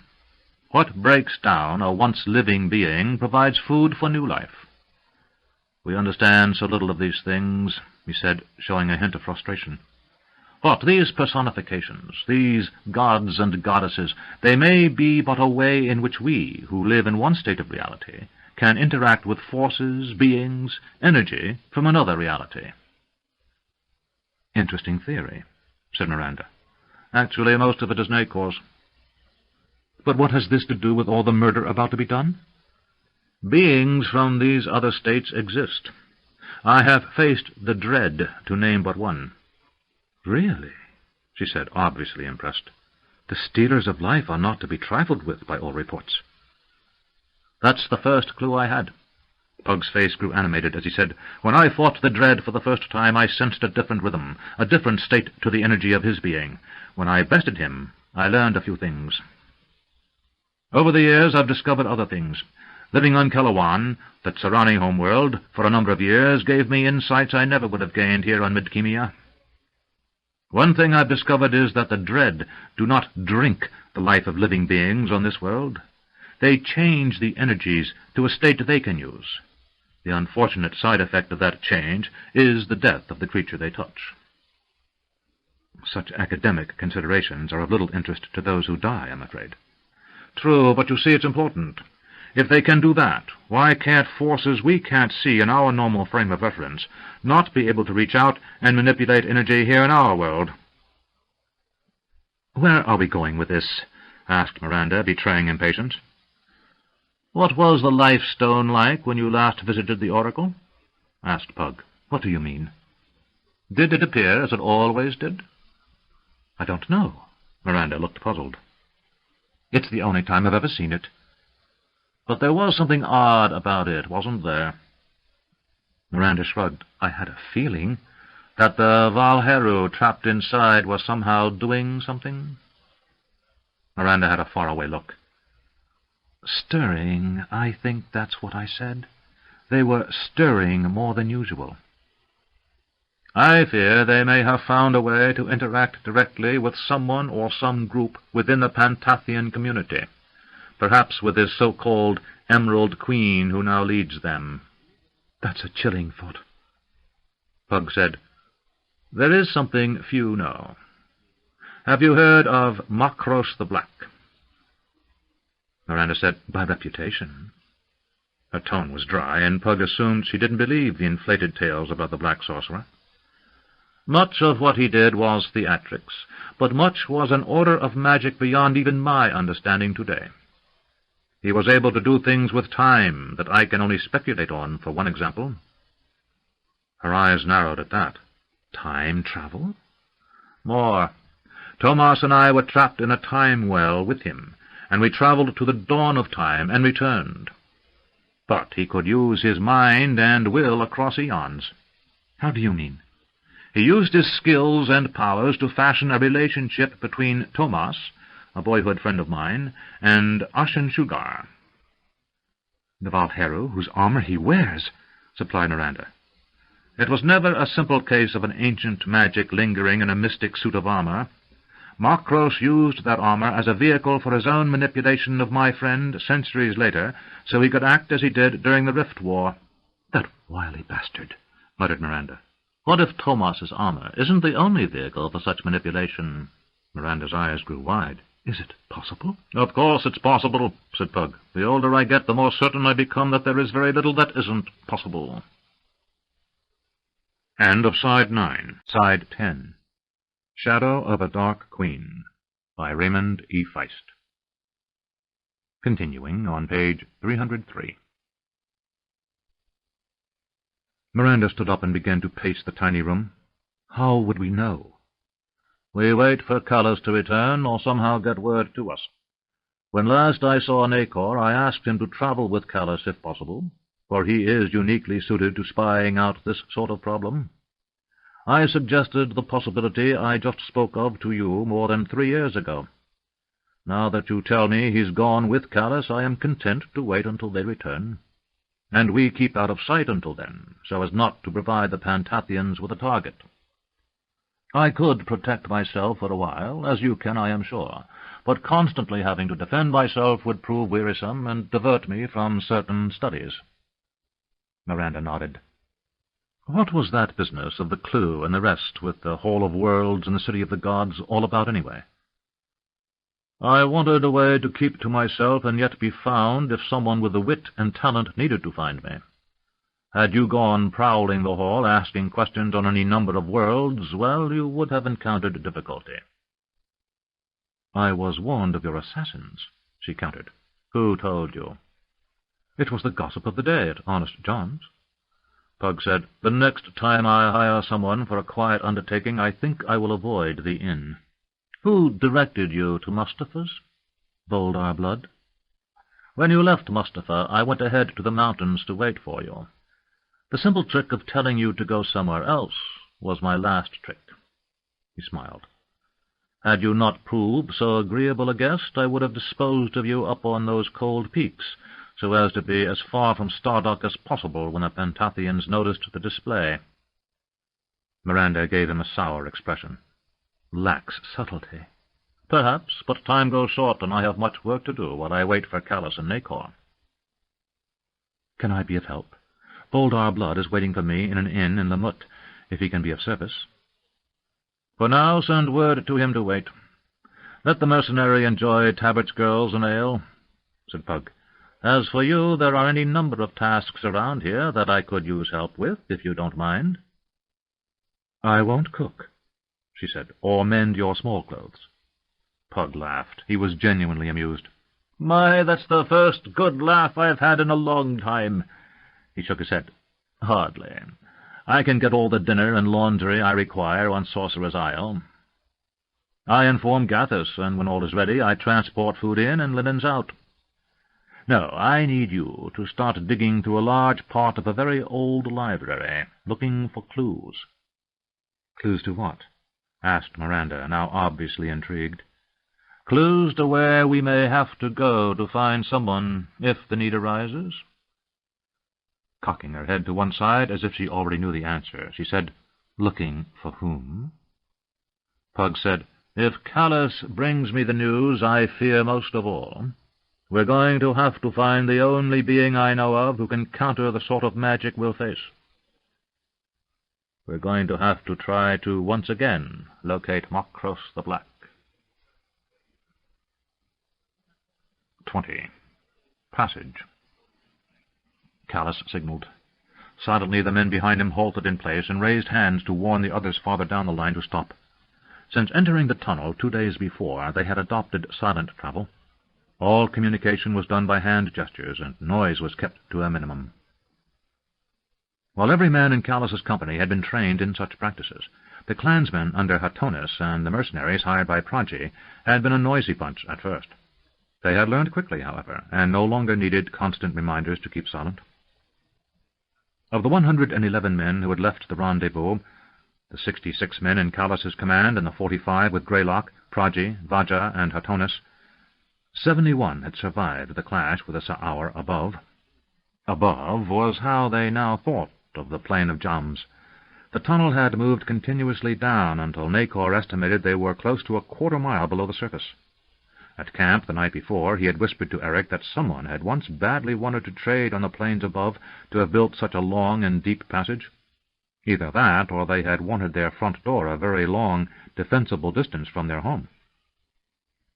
The tunnel had been a uniform size, varying only with an occasional outcropping of stone that was easier to move around than to dig through. Except for those minor deviations, the tunnel was a uniform 7 feet in height, 10 feet wide, and apparently endless. At several points along the way, larger areas had been dug out that might have served for rest areas or places to store provisions, but their original use could only be guessed at by those now passing. Callus turned back to where Luis waited and motioned for him to come forward. Eric wondered at the choice until he saw Callus draw a dagger from his belt. Beyond the captain lay another opening, but Eric had the impression this was more than another widening in the tunnel. He sensed air movement and wondered if they had reached some portion of the abandoned underground city Pragi had told of. He knew it was not possible that they had come far enough to enter the particular one Pragi spoke of down in the south, but perhaps there was another such place up here in the mountains. Callus and Luis vanished into the gloom. The single torch was at the center of the column, and the light barely reached either end. Eric did not know how Callus did it. His vision must be inhuman, for the faint light that reached the head of the line barely gave Eric enough illumination to see de Longueville's back as he crouched, waiting. Eric hugged himself, for it was cold in the passage. All the men were chilled, but they endured it in silence. Since losing Foster, de Longueville had been relegating tasks equally to Bigot and Eric that usually fell to the corporal. Eric was uncertain if this was any endorsement of his ability, or simply a question of proximity. They were the 2 men de Longueville was most likely to find at his back when he turned around. A few moments later, Callus and Luis returned, and Callus spoke in a hushed whisper while Luis returned to his normal place in line. "It's a large gallery, and we're entering through a passage that empties into a ledge leading both downward and up. It's wide enough for 3 men to walk abreast, but there is no railing, and it's a long way down, so pass the word that when we move out, everyone should be cautious of the edge. I'm going to explore. You rest here for a half-hour, and if I'm not back, that means follow the upward path." De Longueville nodded and motioned for rest. Those behind him passed along the silent instruction, and the men sat where they were. Eric shifted around until he found a relatively comfortable position resting against the cold stone, while the others did likewise. He heard a faint scraping sound and realized de Longueville was counting knots in a thong. It was an old trick, moving your fingers along a piece of rope, twine or leather, soundly reciting a fixed ditty, one that had been practiced over and over until it was almost as exact as sand falling in a glass. De Longueville would move his fingers down a knot each time he finished the rhyme. When he reached the end of the thong, 10 minutes would have passed. When he had used the thong 3 times, the half-hour would be up. Eric closed his eyes. He couldn't sleep, but he could relax as much as possible. Without thought, he put his hands on his aching legs and felt them grow warm with the healing power he had learned from Nacor. As the rest of his body was chilled by the cold rocks, it was a welcome sensation. Eric wondered how the rest of the villagers in Weenot were doing, and what would become of them when the Emerald Queen's army reached that area. There were so many invaders, there was no chance they could lie low in the woods until they left. That host would strip the land of everything edible for 5 miles on both sides of the river. The only hope those villagers had would be to go up into the mountains and hide in the high valleys. Perhaps Curzon and his people would help them. Eric doubted it. They would have barely enough food for the winter for themselves. Then he wondered what his mother was doing. He had no idea what time it was back home. He didn't really know what time it was above. He thought it was midday. That probably meant it was the middle of the night back in Ravensburg. She was most likely asleep in her little room at the inn. Eric wondered if she knew he still lived. Her last news of him might have been that he had been condemned to die. Given the secrecy surrounding the mission and the chance of not surviving training, he suspected she thought him dead. He sighed softly and wondered how she was, and Rosalind and Milo and the others in the village. They seemed so far away, and that life so alien, he could barely remember what it felt like to rise up every day with his only expectation being hard work at the forge. Suddenly he felt a touch on his wrist and looked over to see de Longueville in the dim light, signaling it was time to move out. Eric reached over and nudged the dozing Bigot, who nodded and nudged the man next in line. Eric rose and moved out after the sergeant, who passed through the opening to the gallery and turned right on the walkway, heading upward. In the deep darkness, Eric could only sense the size of the place, and he was about halfway around the circular path when the man holding the torch emerged from the side passage. Suddenly, Eric could see the entire gallery, and he involuntarily stepped back against the wall. The floor was lost in the gloom below, despite the torchlight, as was the ceiling above. A faint draught of air rose up, and it carried a damp, stale odor. Eric wished he hadn't known the pathway was so narrow and the fall so great, as now he walked with considerably more discomfort. He moved on and followed de Longueville upward into the darkness. At several points along the way they encountered entrances to new tunnels, and they paused to see if Callus had marked any, indicating they should leave the upwardly spiraling path. They never saw any marks. There were wide places, as if ledges had been carved into the rock of the mountain to allow more comfortable movement, and places where the men could sit. Eric had no idea how long they had been following Callus, but he knew his legs hurt. The constant upward climb was taking its toll. Suddenly they saw Callus ahead in the gloom. He said, "This area is deserted." The men seemed to relax at that, and de Longueville said, "Proggy, is this like that dwarven place you spoke of?" "Not that I'd recognize," said the old mercenary. He was short of wind and obviously pleased to be halting, even if only for a few minutes. "Mind you, I have only tales, but it's been described to me several times by different people who've been there." He looked around. "This place, I don't know what it is." Callus said, "There are dwarven mines back home, and I've been through a couple. They have galleries and such, but this is something different. No dwarven hand built this place. This is no mine." Eric heard Rue's voice coming from behind. "This looks like a city, Captain." Eric turned and heard Callus say, "A city?" Rue said, "Well, something like it.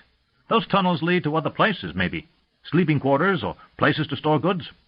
But those wide places, if you noticed, are in a pattern. There's one for every 2 entrances along the way, and they're all of uniform size. I think they're like market areas." "Then this would be some sort of central passage, like a boulevard in a city, only it moves up and down instead of north and south," said Bigot. "Who would have built such a place?" asked Eric. Callus said, "I don't know." He changed the subject. "We're about at ground level, so I'm inclined to start looking for a way out. I'm going to explore the next corridor we come to. I want the men to make camp at the next market area we find." "Is it sundown already?" asked de Longueville. "I'd judge it an hour past," said Nacor from behind. "More like 2, ventured Callus. "How do you know?" blurted Rue. Callus smiled in the dim light. "I'll be back before dawn." With that he moved ahead, and the weary column of men followed after until they came to the next wide space on the trail, where they gladly settled in for a night's rest. Eric discovered he had no sense of time in these caves. Callus had mentioned to de Longueville that it had been 2.5 days of travel, which, in his judgment, accounted for a 20-mile journey from the hillock to the foothills of the mountains, and then a gradual climb into the interior of a large peak. Eric felt as if it had been a lot farther, but he realized that so much of the trek had been up the spiral path inside this mountain. Earlier that day, Callus had said he was convinced the entire region was deserted, but there was something in his voice that hinted to Eric there was more that he was not sharing. Despite Eric's constant pledge to himself not to seek trouble but to mind his own business, he couldn't help but wonder what it was that seemed to be lurking behind the captain's words. One fortunate result of Callus's exploration was his saying that he thought they were getting close to a way out of this maze of dark passages and tall caverns. At one point he had hesitated between 2 large tunnels, one angling down into the mountain, the other veering once again upward. Eric sensed Callus had wanted to take the other tunnel, the one heading deep into the heart of the mountains, but he kept them moving upward. Eric wondered what had drawn Callus to that other tunnel.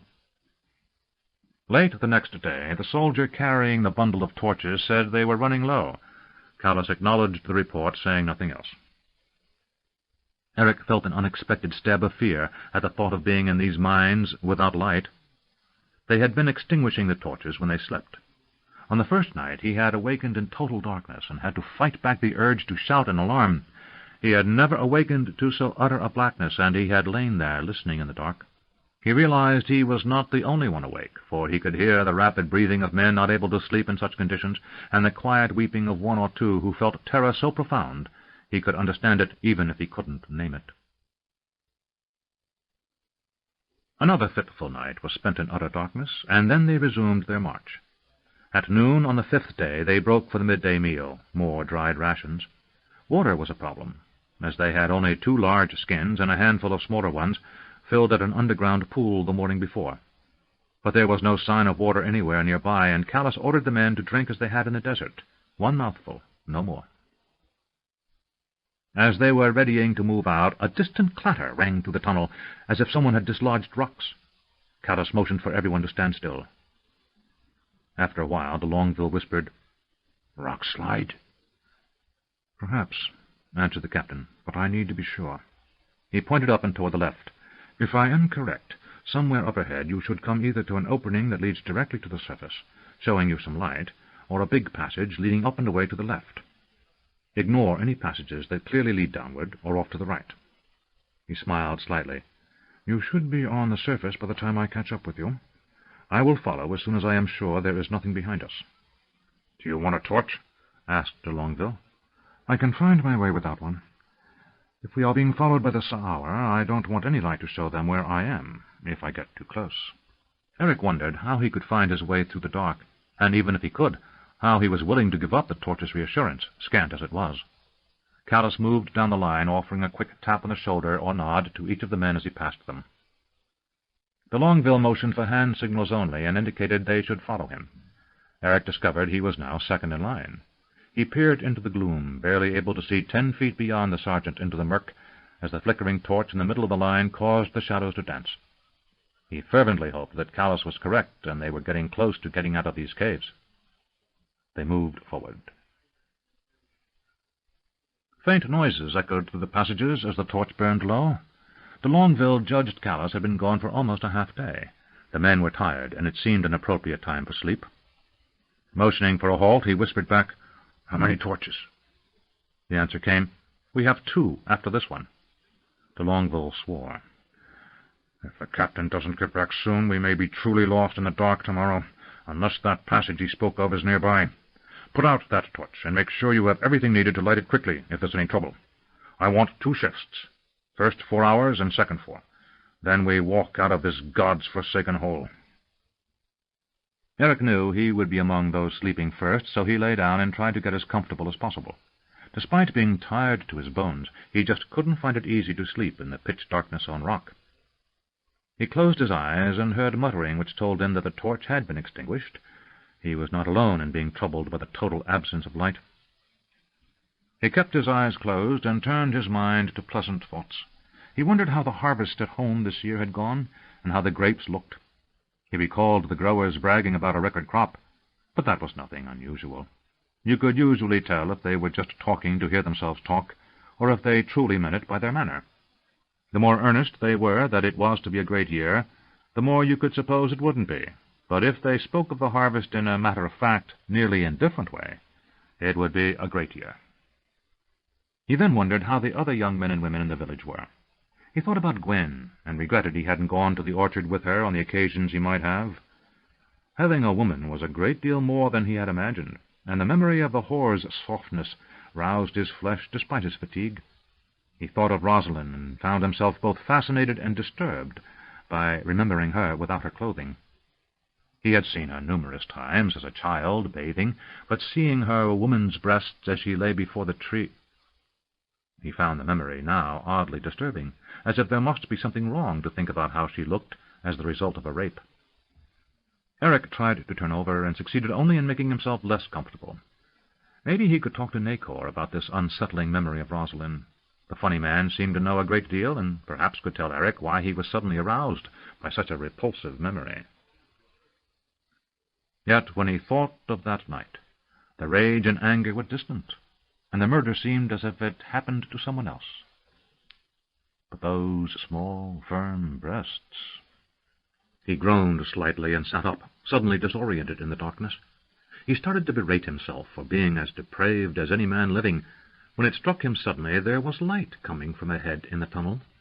It was faint, but any light would be noticeable in the absolute gloom of the cavern.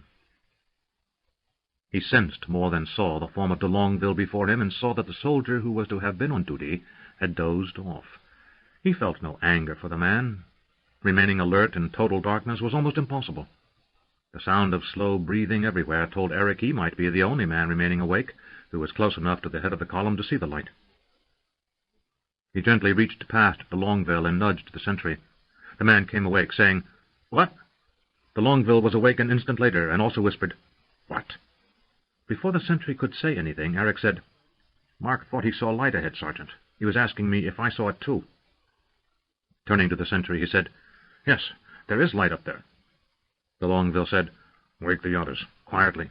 No torch. First 6 men come with me." They crept forward, and after a few steps Eric could see it was a moving light, coming from the left, from a passage that intersected the one in which they traveled 50 or so feet farther along. As they neared the passage, it was clear it was rapidly growing brighter. Then suddenly de Longueville was motioning for everyone to hug the walls. The sounds of movement preceded a figure who strode into view, passing through the intersection without a glance right or left. Eric gripped his sheathed sword hilt, ready to pull it free should the need arise. The creature was a serpent man, dressed in a tunic and leggings rather than trousers, which allowed his short tail to swing freely. Behind him came 2 more, larger and dressed in armor.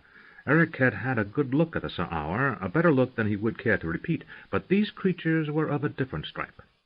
The tallest of them was smaller than human by a head, and they were sinuous. Eric noticed they seemed slow and deliberate in their movement. He wondered if it might be the chill in the cavern that slowed them, for Nacor had said these creatures were cold-blooded.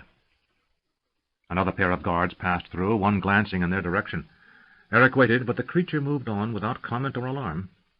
Eric could only reason that the creature's night vision had been harmed by the closeness of the torch before it, and that, hugging the walls, the humans were nearly invisible. Another pair, then another, until a full dozen Pantathians walked by. De Longueville motioned for the others to wait, then moved to where the light was quickly fading. He hurried back and whispered, "They're gone." As the tunnel was plunged into darkness again, they reached the remaining column, now alert to the last man. Nacor, who had worked his way to the head of the line, said, "Serpent man, yes?" "How do you know?" "I felt them," was his answer. "I feel a lot of strange things here. This is a bad place." "I'll not argue that," said de Longueville. He let his breath out slowly in frustration. Then he said, I want us out of here as fast as we can get. Eric found listening to his voice in pitch darkness only heightened his appreciation of the tone of frustration in the man's statement. Then de Longueville asked, "Which way do we go?" Nacor whispered, "We move roughly to the southeast. I think we go the way the snake men came from, not follow after. I think they came from the surface and go somewhere deep within the mountain. We are high enough that we will find it cool, cold even, when we come out. Serpent people don't like the cold, so I think that would be the place they don't live." "You think they live down under the mountain?" "Could be," Nacor answered. "Hard to know, but they are here, and we need to do many things before we start fighting again. If we die, then no one knows what's really going on, and that is bad." De Longueville was silent. Eric found himself growing uncomfortable with the duration, and at last said, "Sergeant?" "Shut up," came the quick response. "I'm thinking." Eric and the others stayed silent. Then at last de Longueville's voice cut through the darkness. "Greylock," he called, his voice low but urgent. From the rear a figure moved slowly forward, trying not to step on feet in the dark. At last a voice said nearby, "Yes?" "You're in charge. I expect you to get as many of this company out alive as you can." The former officer said, "I will, Sergeant. I'd like Eric for my second." De Longueville didn't hesitate. "Von Dartmoor, you act as sergeant for a while. Jaddo, you're as corporal. All of you pay attention to whatever Nacor and Hatonas have to say. This is what you're going to do. I'm waiting here for Callas. I don't want to try to mark the passages we take in case more of those Pantathians come this way. Leave me one torch, and I'll wait here until I decide the captain's not coming back." There was a note of urgency and worry in his voice Eric had never heard before. He wondered if he would have noticed it had he been able to see de Longueville's face. "Then I'll catch up with you," continued de Longueville. "Now, here's what you do. When you reach the surface, get across the grasslands as best you can and to the coast. Acquire horses or steal a boat, but somehow get back to the city of the Serpent River. Trenchard's Revenge is there, or she's been sunk, for Nicholas gave orders that at least one ship would remain for us. Hatonas and his men will know the best route." Hatonas from the rear spoke loudly enough for his voice to carry just to the front of the line. "There's an old trade route, overland from Mispar to the city of the Serpent River, through Maharta. It's rarely used any more, but it should be passable on horseback." De Longueville took a deep breath and said, "All right, light a torch and get out of here." The man who had been harboring the torches lit a spark, and soon the flame was going.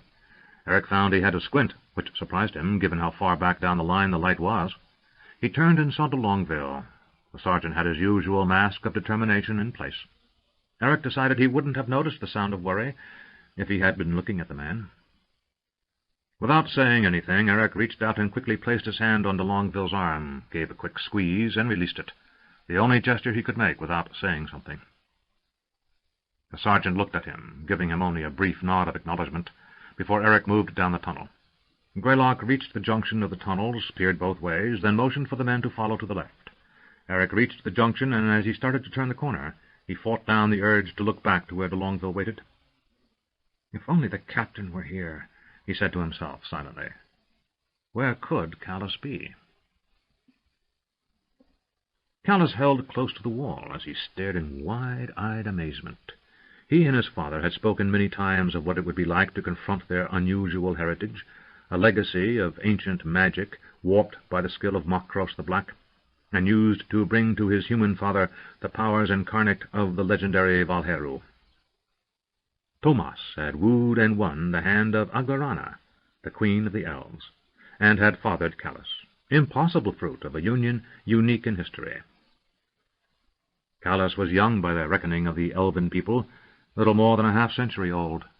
By human consideration, he was a man of middle years, and by any measure he had more than a dozen lifetimes' experience in watching the pain and madness of the creatures who lived on this world. But nothing had prepared him to deal with the consequences of what he had chosen to investigate. Elves possessed the ability to navigate by the dimmest light of the night, a single moon or distant stars. But even dwarves were incapable of seeing in the utter blackness of underground tunnels. Yet they had other senses, and Callas, unlike his elven cousins, had traveled with dwarves enough in his youth to have learned some of their tricks. The sound of air moving, faint echoes upon the passage walls, counting turns and remembering distances. It was said that once upon a path, no dwarf could ever fail to retrace his steps. Callus possessed the same knack.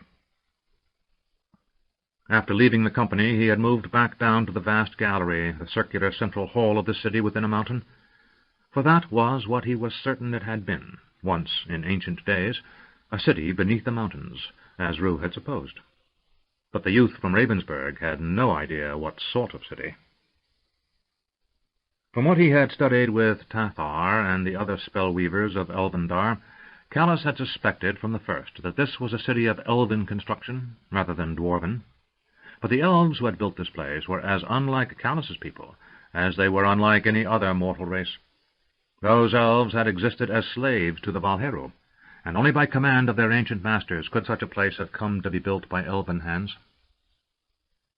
Once he had reached the gallery, Callus was convinced the sound he had heard had been nothing more than a distant rockfall. There were no signs of pursuit. Still he moved downward to make sure, passing the strange split in the tunnels that had called to him so strangely. He had moved deep within the well of darkness, and when at last he could hear only his own breath and the pounding of his heart in his ear, he turned back. But as he approached that odd junction where he had hesitated the first time he had passed, at the head of the company, he again paused, sensing something ancient and compelling deep within the tunnel that moved downward. It was a foolish risk, yet it was impossible for Callus to resist. He knew he should ensure the others got free, but he had faith in the cunning of de Longueville and the skills of Nacor. And now he knew what had called him. There was something ancient at the heart of this hall, and he looked upon it with fear and astonishment. He had taken the tunnel moving downward, following it through another gallery, smaller than the grand gallery they had climbed, yet large enough to have served as a small town. High above, a faint light shone down, so far away that a noon sun was but a pinpoint, yet that entrance, at the summit of some high mountain, told him his instinct was correct. This ancient place had once been home to a Valheru, much as the great cavern below the Macmordain Cadal, the ancient dwarven mines in the Grey Tower Mountains, had been home to Ashen-Shugar, the ruler of the Eagle's Reaches, the Valheru whose ancient spirit had come to possess his father and change his nature so profoundly. Crossing a narrow stone bridge, he had come to a set of wooden doors, large enough to admit a great dragon. And Callus knew that once they did, for the dragon lords kept their mighty mounts close at hand. In the door was a smaller portal, one used by servants in ages past. He had moved a heavy iron handle, and to his surprise it opened a latch easily and without noise. The door had swung open on hinges recently well oiled, and Callus blinked his eyes as the sudden light threatened to blind him. At the end of the long, cavernous hall, a ledge overlooked the vast cavern ablaze with torchlight, and in the center of the cavern a village of mud huts, crude and without craft in their fashioning, was constructed around a series of cracks.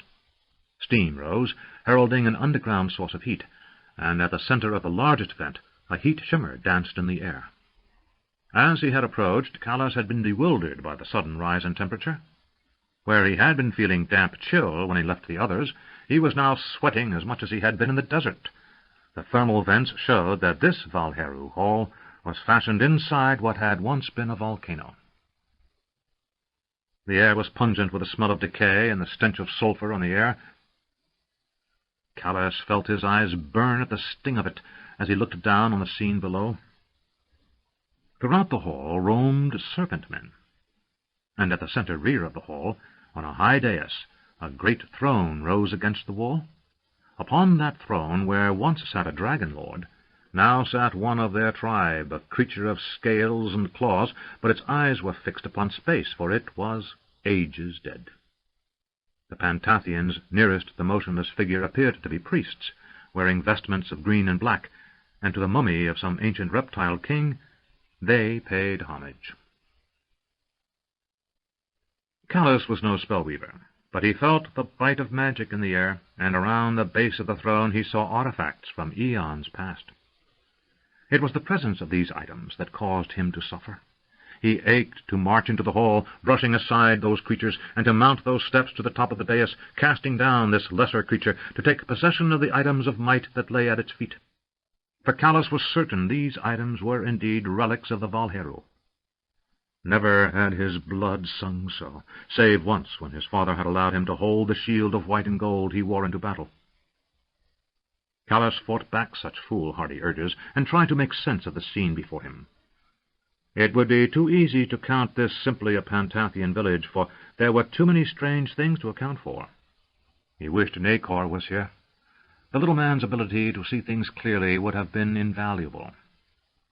As it was, Callus attempted to memorize every detail before him, drinking in the conflicting images and trying to record them in his mind, without passing judgment on their significance, so as not to neglect an important detail through an error in judgment. After a half-hour, several human prisoners were brought into the hall. Most had the vacant-eyed look of those in shock or under some sort of spell or the effect of drugs, but one woman struggled against her chains. The priests ranged themselves in a line across the lowest step on the dais, and the centermost spread his hands, holding in one an emerald-topped staff.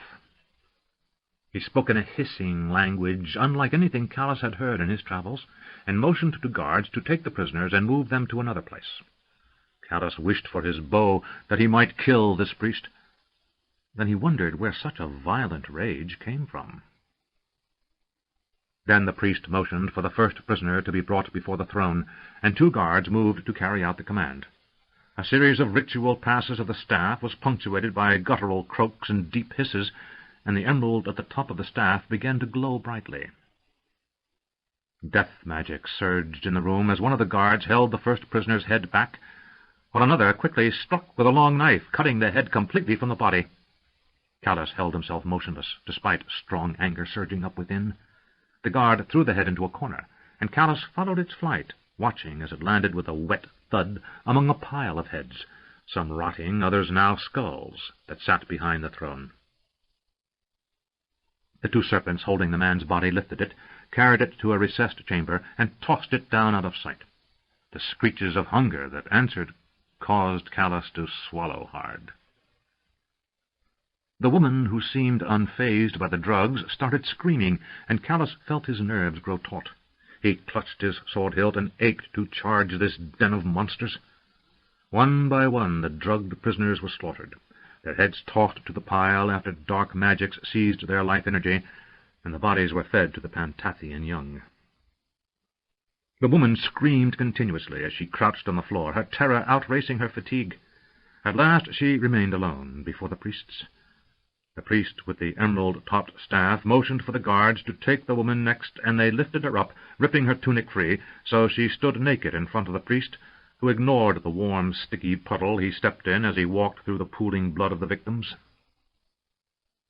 Callus saw the priest motion the guards to hold the woman fast, and he saw them force her to lie back, holding her down, while the priest began to make more motions with the staff and prod her with the butt end, while singing in his alien tongue. Callus felt his throat tighten. He had encountered the Pantathians' evil sorcery before. They were able to use humans to create Pantathians who looked like humans. Callus had seen the results before, and knew it was a powerful black art being practiced below. Callus was no student of magic, but he had some knowledge of it, and this next act was too vile for him to begin to understand. As the priest removed a long dagger from his robe and advanced upon the now shrieking woman, Callus looked away. He judged himself too close to this place of dark magic for too long, and moved backwards, slowly, into the gloom. A few paces up the passage he turned, and hurried up the long tunnel. He quickly slipped through the door, closing it behind him, and paused a moment to let his senses start to adjust to the gloom. As he paused, he considered what he had just seen. It was impossible to imagine what the Pantathians gained from the priest's slow torture of a human woman. He had no doubt that eventually the priest would kill the woman, and her head would join the others on the pile as her body went to nourish the young. He wished for a moment that Nacor had been along, for the strange little man who claimed not to believe in magic seemed to know more about it than just about anyone Callus had met. He might make some sense of how this ritual torture and slaughter tied into what he feared might be occurring with the Emerald Queen and the Valheru artifacts of power. Callus hurried through the darkness. Without conscious thought, he started counting steps and measuring distances with his hearing, and he hoped that he'd find his company where he had left it. De Longueville almost leaped when Callus touched his arm. He spun around to hear a familiar voice ask, "Where is everyone else?" "Captain," de Longueville said, "I was about to say a brief prayer to Ruthia and a small testimonial to Lims Cragmire on your behalf, then get the hell out of here. Now I can sit down and die of a burst heart." "Sorry I startled you, but I couldn't tell who it was here in the dark, and it smelled like you, but I wanted to be sure." "Smelled like me?" "It's been a while since you've had a bath, Bobby." "You're no bunch of roses either, Callus." "Have you a torch?" To answer, de Longueville struck steel to flint and set a hot spark into the treated cotton wadding wrapped on a stick. The flame started modestly, but spread quickly, and by the time de Longueville held it up, they were bathed in a pool of light. "Call me mother, but you look a fright," said de Longueville. "What did you find down there?" "I'll tell you when we've put some distance between us and it. Which way?" "We found a passage used by some serpent men, so I put Greylock in charge and sent the men in the other direction, to the left." "Good. That should mean they're on the surface by now. If we hurry, we can overtake them before they get too far down the hillside. We're a lot higher up than when we came in the tunnel, Bobby." "And a lot farther from where we want to be than we were when we started," responded de Longueville. "We'd better hurry. We have a long way to go." Softly, Callus added, "And I fear not that much time to get there." 21. Attrition. Eric ducked. A shower of darts flew through the air and bounced off his shield as he tried to keep low to the ground. Since leaving the cavern and moving down through the hills to the grasslands, Nacor and Chopie had both claimed they were being observed. When they had finally reached an area of broken rocks, islands of limestone, shale, and granite that broke up pools of tall grass, a sudden attack of the Gilani had greeted them. 6 men died in the first assault, which was barely driven back by the heroic efforts of those in the forefront. Greylock had quickly organized the defense, and the struggle had gone on for nearly a half-day. 2 more men had died as they retreated up the hillside, looking for this defensive position. Praji and Vaja had moved to the front and were in council with Greylock as Eric approached. "I've got everyone situated as best I could, Owen. We're taking a beating." "I know," came the calm reply. He looked at Praji and said, "Any idea why they hit us?" Praji shrugged. "We're here, and they're Gilani. They don't like anyone who isn't Gilani, and we're about to enter the grasslands. That's their range, and they're trying to tell us to keep off." "How'd that damned grass get so tall this time of year?" asked Greylock. Vaja said, "There are some that grow in the winter and others in the summer, and they are all mixed in down there, is my guess." Putting aside his frustration, Greylock asked, "Is there another way out of these mountains?" Praji shrugged. "Your guess is as good as mine. Even if I knew exactly where we were, I've never traveled this way. Few men from the Eastlands have." He looked around. "I'm guessing if we could get over that ridge," he pointed upward at the highest peaks of the mountains, "we might be able to make our way down to the Satpura River. Maybe make some rafts and get down to the coast near Tatistan. Or we could move back up into the foothills, staying high enough so the Gilani don't come after us, and could head south, see if we can find a way to the River Dee, and follow that down to Ispar, but I don't recommend that course." "Why not?" "That would take us through the Great South Forest. Not a lot of people get through there alive. Rumor has it that's where your Pantathians hole up, and it's where tigers that talk like men live." When Greylock looked at him with the disbelief written on his face, he quickly added, "That's only rumor." A whizzing sound in the air warned them a scant second before another rain of darts pelted them. Eric tried to get his bulk below his shield. A shout and curse told him someone hadn't covered up quickly enough as darts rained off shields and the surrounding rocks. "How bad are the wounded?" asked Greylock. "The wounded aren't too bad," answered Eric. "One of the men has a dart in the leg, but it's down in the fleshy part of the calf. He can walk with help. A couple of broken arms, and Gregory at the burn dislocated his shoulder." Greylock said, "Well, we can't outweight them here and find out how many of those damned darts they're carrying." In frustration, he added, "Hell, we don't even know how many Gilani there are." The little men had swarmed over the front of the column, then vanished back into the grass when Callus's company had turned out to be willing to stand and make a fight of it. Since then, they had been launching random flights of darts. Looking around, Greylock said, Eric, try to get back to the rear and start the men heading back up toward the cavern. We'll see if we can find another way down that won't bring us back into this hornet's nest." Eric crouched as he moved along, and twice had to flatten himself against the rocks to avoid missiles. The darts were rude things, but cleverly fashioned. Long reeds, little more than heavy grass stalks, were tied together in tight bundles until they were as rigid as arrows, and fitted with tips of sharpened glass or stone. The tied reeds were surprisingly strong, and they rained down with enough impact that they could punch through any unarmored part of the body. Pragi had mentioned that the Jelani used a throwing stick, called an atlatl, to propel them in a high arc over the victims' heads, causing them to fall with great force. Eric would attest to their effectiveness. He reached the end of the line and started the men moving back up once more. In less than 10 minutes, Greylock, Pragi, and Vaja came into view, the last of the forward element climbing upward. Eric looked after and saw no sign of pursuit. "They don't seem anxious to come up here after us," he said. Vaja said, "They're not stupid. They're little fellows. In an open fight, we'd chew them up in less time than it takes to tell of it. But coming after us from tall grass, well, there's no one who can fight out there better than the Jelani." Eric wouldn't argue that. "What has made them so hostile?" Pragi looked back. "Usually they simply don't like strangers. They could be coming after us for the pure hell of it. Or maybe the Sa'ar are pushing them south, and they're just mad." Eric said, "But the Sa'ar who came after us couldn't have mounted enough of a force to clear out these grass-dwellers. They'd need an army as big as the one mustering on the Vedra to do that."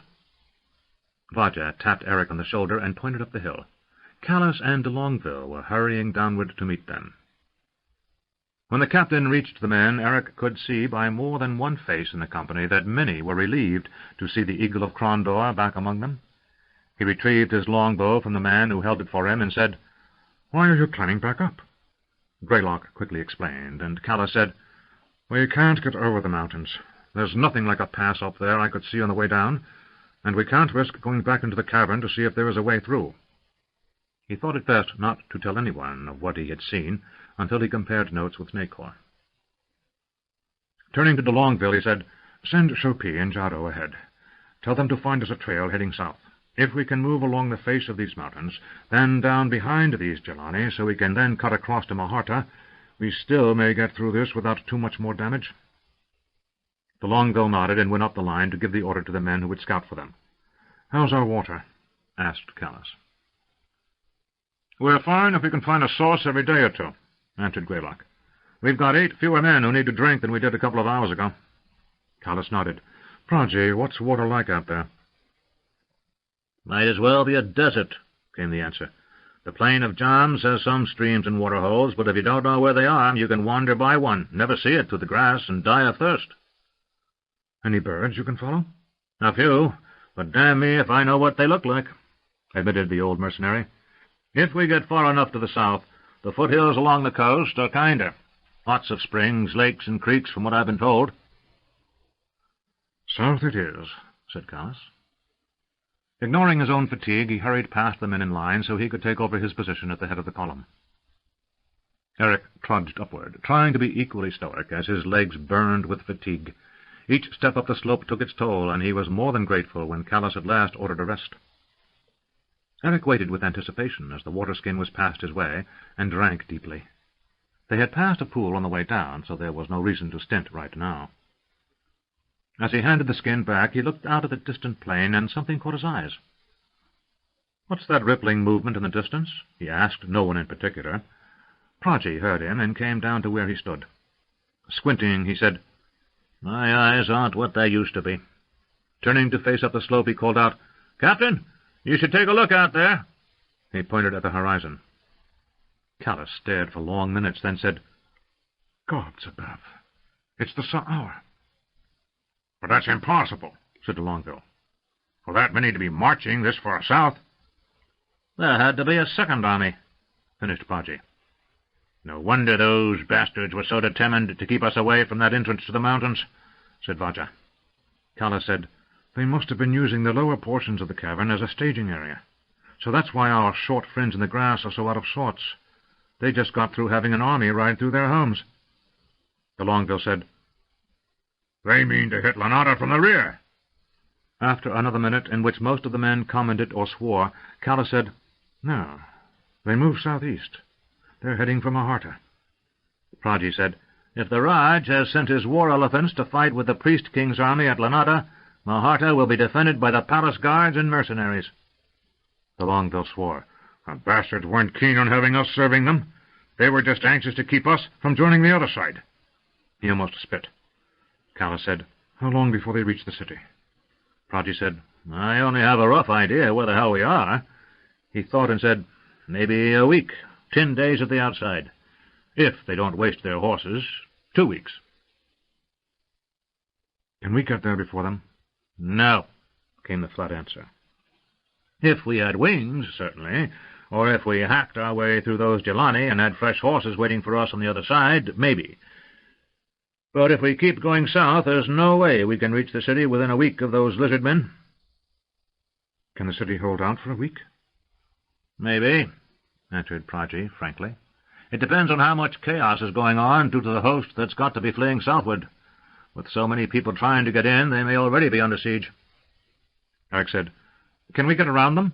Vacha said, "If we can get to Chattistan, we might be able to find a ship that could take us up to the city of the Serpent River." Kala said, "Too many maybes. We're going to strike for the coast. Then we'll try for the city of the Serpent River." He called out to Hatonis, "Do you want to try for Chattistan or head overland to home?" Hatonis shrugged and grinned, looking youthful despite his gray hair. "One fight is pretty much the same as another, and if we don't fight the snakes in Maharta, we're certainly going to have to fight them at our own door." Kala nodded. "Let's go." Eric saw the others get into line, and he slapped Rue on the shoulder as his boyhood friend walked past. Rue gave him a crooked smile that showed there was nothing to smile about, and Eric nodded in agreement. Eric waited until the last man had passed, then picked up the rearguard position. Suddenly he realized he had taken Foster's place in line without being told. He looked ahead to see if de Longueville was signaling or if another was coming to take his place, but when no word came down to give up the corporal's place, he continued along, returning his mind to the business at hand, staying alive. Providence smiled upon them as they found a southern trail. It looked to be a miner's trail, for it was wider than any goat-herder would have needed, and at several places along the way, areas of bare rock proclaimed those workers who had hacked their way through the soil and stone to make it easy to get carts up and down the road. For Callus's company, it was as if, at last, they were running into some good luck. The men moved along swiftly, at a trot for a time, then a walk, the pace designed to cover the maximum distance by the end of each day. The wounded were able to keep up, though the man with the injured leg was almost unconscious with pain and loss of blood by the end of the day. Nacor dressed his wound and told Callus that with him and Chopin working on it all night, the man would be slightly better each day. They found water, and were clearly able to increase their speed, as they moved quickly to a rising crest. A rumbling warned them as they climbed the rise. Then, as they topped the crest, in the distance they saw the falls. De Longueville swore. They faced a gorge cut through the mountains. Below them, by 100 feet, a great fall of water cascaded into a small lake, another 200 feet below that. From there, the river meandered southeast toward the ocean. Ancient rocks marked where once a rope and wood suspension bridge had crossed the gap. Another pair of rock anchors rose up on the opposite side of the gorge. "The Satpura River," said Praji. "Now I know exactly where we are." "Where are we?" asked Callus. "Dead east, across the plain of Jams, lies Maharta," said Praji. Turning to Callus, he said, "I don't know what sort of magic was in that tunnel, but we're one hell of a lot farther away from where we entered the grasslands than I thought." "What do you mean?" said de Longueville. "We were 50, 60 miles away from where we entered when we got to that big grotto." "More like 300, answered Vacha. "It would take you a month on a good horse to get back to that mound out on the grass," he observed, "if you could get past the Jelani." Nacor said, "It was a very good trick, then, for I felt nothing of it." He smiled as if this was a major feat.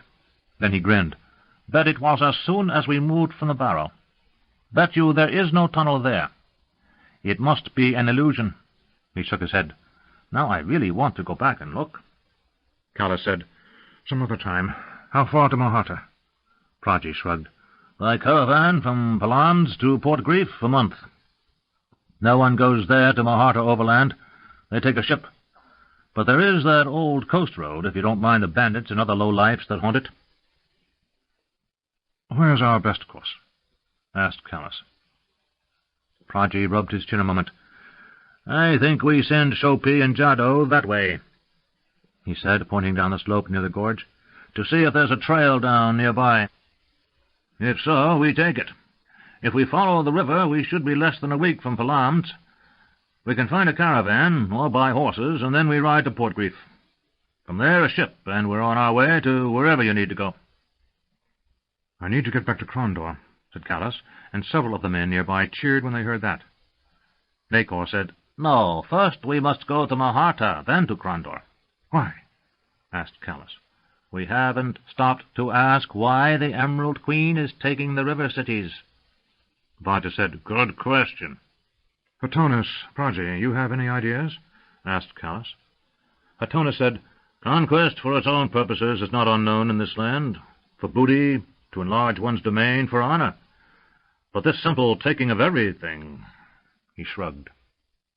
Prajee said, "If there was something I wanted in Maharta, and I couldn't trust to have those other cities at my back—" Eric said, "Maybe it has to do with getting every sword under one banner?" Callus looked at him for a long minute, then nodded. "They plan on bringing the biggest army in history against the kingdom." Then Ru said, "How are they planning on getting there?" Nacor slowly grinned as Callus said, "What?" Ru looked embarrassed as he repeated, "How are they planning on getting there? You needed 2 ships to get us here, with stores and all. They've got, 100,000, 200,000 soldiers, and a lot of horses and equipment. Where are they going to get the ships?" Hatonis said, "The shipbuilders at Maharta are the finest in Novindus. Only the shipwrights in the Pajkamaka Islands are their equal. Our clan has long purchased our ships in Maharta. It is the only shipyard that could possibly produce enough transports in a short time, perhaps in 2 years or so." Callus said, "Then we must make a stop there." Nacor said, "Yes, we must burn the shipyards." Hatonis's eyes widened. "Burn? But the city will be under siege. They will have put hulks into the harbor mouths to keep the Emerald Queen's ships from sailing in, and it will be impossible to get within 20 miles of the city for the patrols on both sides." "How long would it take to rebuild those yards if they're destroyed?" asked Callus. Hatonis shrugged. "The yards are massive and have been built up slowly over the last few centuries. It would take years to restore them. Lumber must be harvested up here and in the Sothu and Sumanu mountains and shipped downriver or carried in wagons. The great keels take a year or more to be cut and brought down, at great expense." Nacor almost danced. He was so excited. "If we burn the yards, we get 5, 6, maybe as many as 10 years before ships can be built here. Many, many things can happen in that time. This Emerald Queen, can she keep her host together that long? This I think unlikely." Callus's eyes seemed to light with the prospect. Then he fought back his enthusiasm and said, "Don't sell her short, Nacor." Nacor nodded. The two had spoken at great length about what they had seen, and knew they were dealing with the most dangerous foe since the Turani invasion of the Rift War. "I know, but men are men, and unless the Panthathian magic is so powerful as to make their hearts change, many of these soldiers of hers will forsake her banner without payment." "Still," said Hatonis, "denying her the shipyards would be a major victory. My father ran the most successful trading consortium in the city of the Serpent River. We can send men to the Pajkamaka Islands and ensure they do not sell her ships. I will personally guarantee no shipwright in the city of the Serpent River will work on her behalf." Callus said, "You know that after Maharta she will march on you. It's logical." "I know we shall have to fight her. If we must, we can abandon the city and live again in the wild. We men of the clans were not always city men." Hatonis smiled a dark smile. "But many of her greenskins will die before that day comes." Callus said, "Well, first things first. Jado, Shopi, see if you can find us a way down from here." The 2 men nodded and trotted back along the trail, looking for another way down. "As long as we wait," said Nacor, opening his bag. "Anyone want an orange?" He grinned as he pulled out a large one and stuck his thumb in, squirting juice on Prajee and Longville. They found a trail down, a narrow, rocky pathway as treacherous as the first one had been kind. 3 men fell to their deaths when a ledge of stone, seemingly solid, had collapsed under their feet. Now the remaining 60 men huddled in a narrow defile, huddled around 2 campfires, vainly trying to withstand the cold as a sudden change in weather sent the temperature below freezing.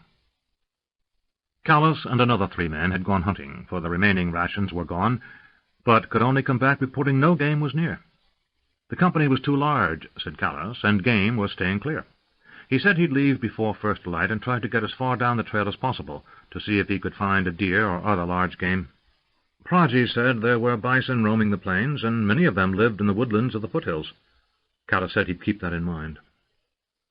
Eric and Rue sat shoulder to shoulder, holding out their hands to the fire, while others huddled miserably as close together for warmth as they could. The only exception was Callas, who stood a short distance away, unmindful of the chill. Rue said, "Captain." Callas said, "Yes?" "Why don't you tell us what's going on?" The Longbill, from near the next fire, said, "Keep your mouth shut, Avery." Rue spoke through chattering teeth. "Hang me now and get it over with, why don't you? I'm too cold to mind." To the captain he said, "You and Nacor have been thick as fleas on a beggar since you came back, sir. And, well, if we're going to be getting killed, I'd like to know what for before I close my eyes." A few other men said, "Yes, and that's right," before the Longville's bellow silenced them. "Next man opens his gob will find my boot in it. Understood?" Callas said, "No, there's some justice in what he said." He looked at the men nearest him and said, "Many of you will not get home. You knew that when you were given reprieve from your sentence. Others of you are here because you're loyal to the Lion clan or because you're old friends of Proggy's. And some of you are just in the wrong place." He glanced at Greylock, who smiled a little at the last. Callas knelt and went on. "I've told you some of what we face, and I've warned you that should this Emerald Queen prevail, this world as we know it ends." The clansmen and Proggy's mercenaries hadn't heard that, and several muttered disbelief. Atonus silenced his own men, and Proggy shouted, "He's telling the truth! Shut up and listen!" Callas said, "Long ago, the Dragon Lords ruled this world. You may have heard legends of them, but they were not legends. They were real. When the men of the kingdom fought the tyranny a half-century ago, a door was opened, a door between the worlds. The Dragon Lords who had left this world ages ago tried to use that door to return. Some very brave and resourceful men stopped them. But they're still out there."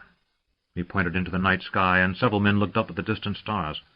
"And they're still trying to get back." Nacor suddenly spoke. "This woman, the Emerald Queen, she was once someone I knew a long time ago. She is what you would call a sorceress, a magician. She made a pact with the Serpent Men, and they promised her eternal youth. What she didn't know was that she would lose her soul, her spirit, and become something else." Nacor continued, "There is very bad magic under that mountain." Callas said, "You don't believe in magic?" Nacor smiled, but there was little humor in his expression. "Call it tricks, then, or spirit force, or anything you like, but those Serpent Men, they use their powers in a very twisted way. They do evil things that no sane man would think to do, because they are not sane. These are not the creatures that mothers tell children of to make them mind. These are very bad creatures who think that one of the Dragon Lords, named Amalodaka, is a goddess. More, they think she is the mother of all creation, the Green Mother, the Emerald Lady of Serpents. She created them as servants, living decoration, nothing more, but they think they are her favorites, like children she loves, and once they open a door for her return, she will elevate them to the status of demigods. They will never believe that if they do this terrible thing, this Amalodaka will sweep them away along with everything else." Nacor fell silent a moment, then said, "Callas makes no stories. If this woman, this Emerald Queen, is behaving as I think she is, then things are very bad. Callas, tell them of your father." Callas nodded. "My father is called Tomas. He was a human boy, as all here were. He came to own some artifacts of power, ancient armor and a golden sword once the property of a Valheru, by name Ashen Shugar. My father wore that armor and carried that sword through the Rift War, against the Tsurani, and over the years he changed. My father is no longer human. He is something unique on this world, a human body changed by the spirit of the long-dead Dragon Lord who owned that armor and sword. Unique until now, said Nacor, for this Emerald Queen may be another such as he. The men muttered, and Calla said, For reasons I only half understand. My father's nature is that of the human boy. Nacor interrupted again. That is for another time. I know why, and these men don't need to. To the men he said, It's simply true. Thomas is a man with a human heart, despite his power. But this woman, this one who called herself Lady Clovis a long time ago, Hatona said, The Emerald Queen is Lady Clovis. It's been nearly 25 years since she fled the city with Valgasha and the Hakon. Nacor shrugged. It's her body. The point, continued Callus, is that if the Pantathians are using their magic to do with this woman what others did with my father— Callus spoke briefly of how his father, a boy from the far coast, had come to wear ancient armor that magically gave him the memories and powers of one of the ancient dragon lords. Nacor is convinced, he finished, that this Emerald Queen is a mortal woman he once knew, with magic ability, but still much like you, who is undergoing a transformation much as my father did more than 50 years ago. Then another dragon lord may soon be among us, finished Nacor. Bigos said, Why can't your father settle her for once and for all? Then we can all go home. Callus said, There's more to this than two dragon lords facing off. More than I'm willing to tell. He glanced at Nacor, who nodded. Nacor said, She's not a Valheru yet. He nodded with certainty. If she was, she'd come flying across the ocean on a dragon. She wouldn't need an army. Callus said, If you're completely through. Nacor grinned, but without any self-consciousness. Probably not.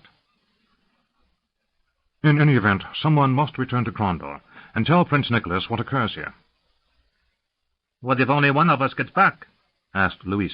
What do we say? Callus was silent a moment, then told them, You must say this. The Pantathians bring a host to take by force, what they could not take before by guile. Leading them is one in the mantle of a dragon lord, who may be able to seize the prize. Tomas and Pug must be warned. He looked at the faces of the men, orange and yellow from the flicker of the firelight, all discomfort from the cold forgotten. Just those 3 things. That will be ample warning. Now, repeat them. The Pantathians bring a host to take by force what they could not take before by guile. The men repeated the sentence as if learning a lesson in school. Leading them is one in the mantle of a dragon lord who may be able to seize the prize. The men repeated that. Tomas and Pug must be warned. The company repeated that too. You may be asked a lot of other questions. Answer truly, and do not embellish or colour your account. Truth is our only ally in this. But whatever else, you must remember these 3 things. Nacor said, Now I will help you understand what each of those 3 things means. So even if you're too stupid to remember more than those 3 sentences, you might at least answer a question correctly. A few of the men laughed, but most remained quiet. Callus turned away and started down the hillside on his hunt, and he wondered silently if he could truly make any of them understand. Dawn saw shivering men making their way down the trail, frost crunching beneath their boot heels. More than one man had a fever, and all were weak from hunger. Callus had been ahead of them for 2 days now, and no sign of game had been seen. Thankfully, water wasn't a problem, but if they didn't find food soon, men would begin to die. Nacor's seemingly inexhaustible supply of oranges helped, but they would not be enough to keep the men alive in this climate. It was cold during the day and colder at night, plunging below freezing.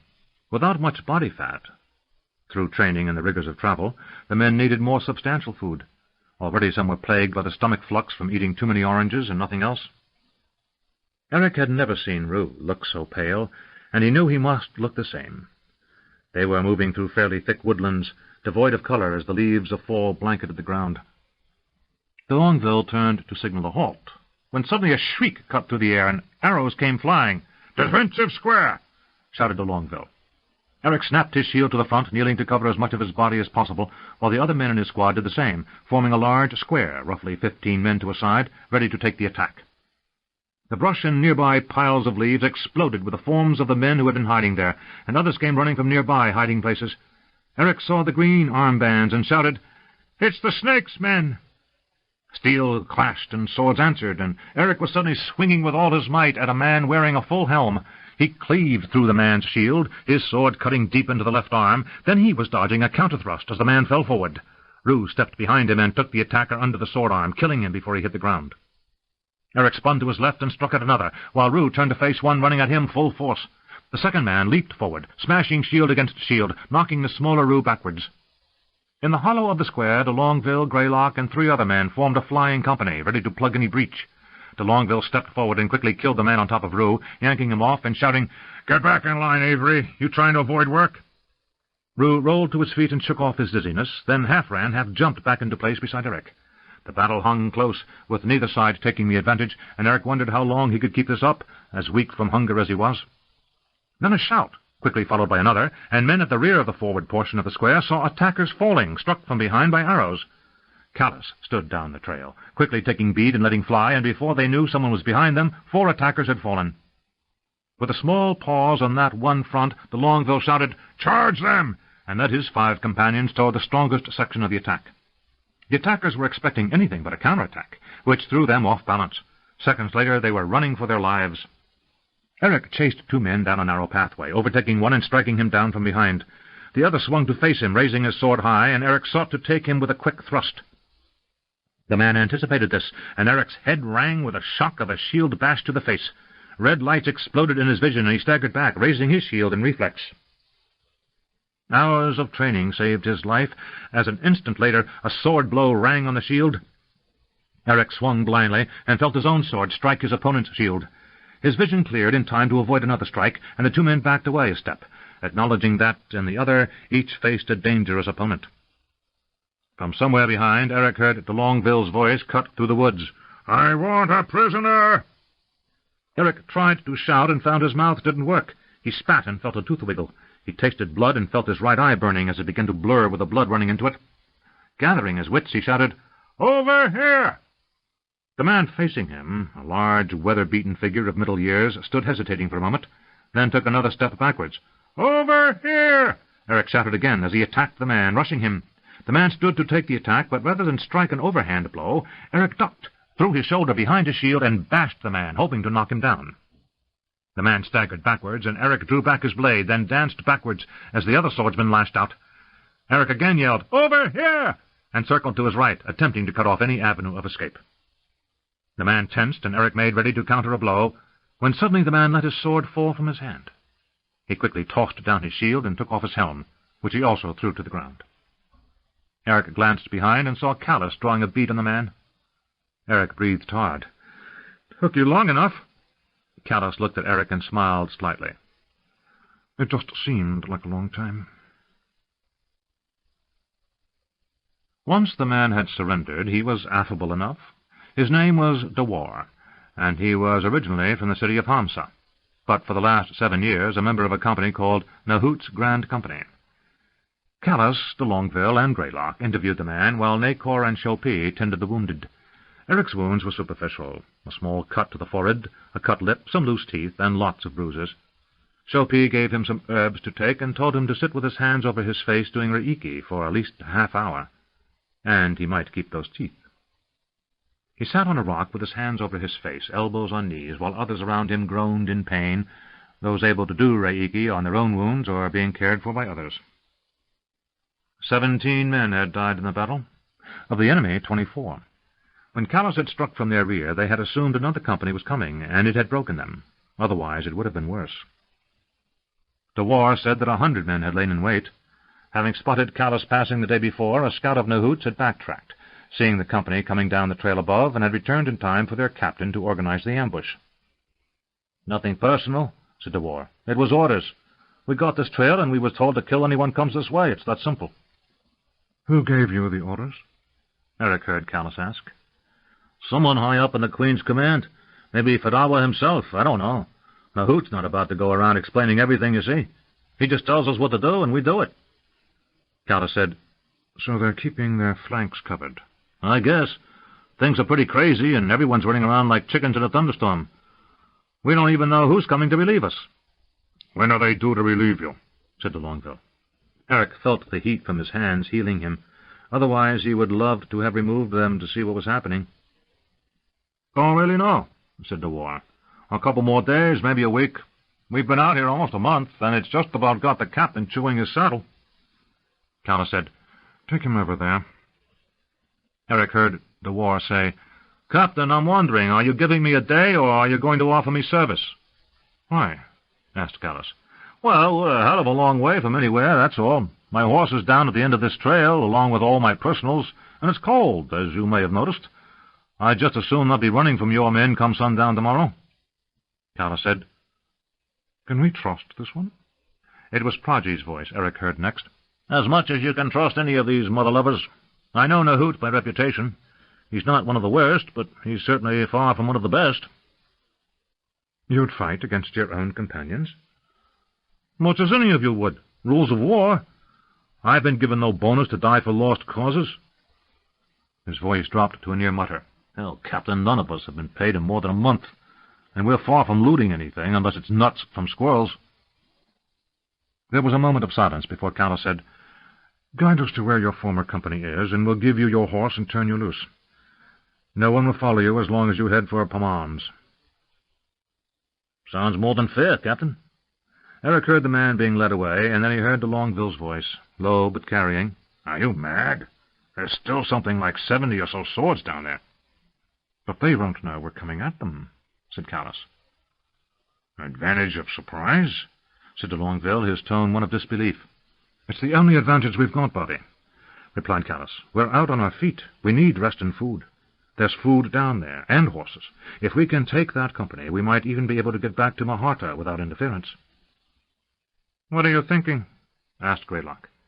Callus said, "If things are as confused on this flank as he says, whoever comes to replace this Nahut might not have any idea what he looks like.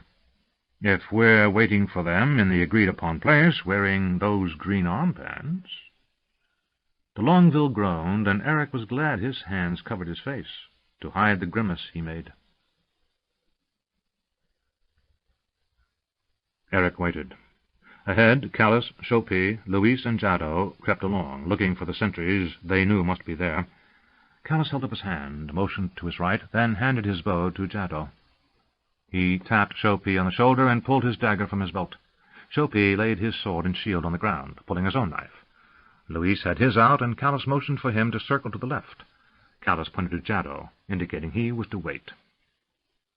The three men, Callus and Chopin to the right, Louis to the left, circled out of sight into the evening gloom. 3 moons were out, the middle moon high in the sky, and the large and small moons rising. Eric knew it was only going to get brighter as the night progressed, so that the time right now offered their best cover. A sudden sound of movement, then a low grunt cut through the night, and then silence. Eric waited for any sound of alarm, but none was forthcoming. Then Callus was back, retrieving his bow and gesturing to the others to follow. Eric motioned to the line of men behind him and moved as silently as possible down the trail.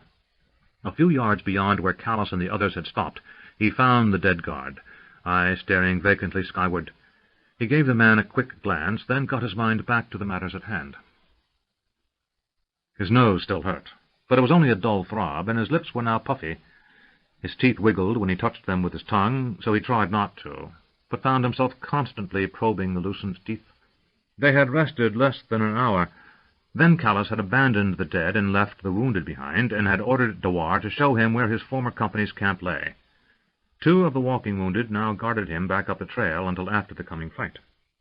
Ahead they saw lights, and Eric wondered how many men there were to be so confident just hours after fleeing a battle. Then he could see movement and realized that they were anxious down there, for at least 10 men stood watch around the camp. But what astonished Eric the most was that no defenses had been erected. There were 20 4-man tents, haphazardly scattered around the area, with a large bonfire in the center. The sound of horses carried through the night, and Eric judged a large picket line was situated somewhere on the other side of the camp. Eric watched Callas, who signaled for him to approach. Eric moved to Callas's side, and the captain whispered, "I want you to lead the first 10 men behind you through the trees over there." He pointed to his right. "Circle around and get ready to hit them from the side. They're wary now, but after a few hours of nothing happening, they're going to relax. They may think we're running the other way or not coming down until morning." He glanced at the sky. "It's about 4 hours until midnight. Once you're in place, be alert but relax. I'm not going to hit them until most of them are asleep." De Longueville said, "When you hear anything, come running hard. Hit them as fast as you can, and numbers won't mean much. They'll be so confused they won't know what's out here in the dark, but only if you act at once." Eric nodded and moved back in line. He tapped the next 10 men on the shoulder, starting with Rue, and motioned for them to follow him. Tombi, the former Keshian legionary, grinned as they moved into the woods.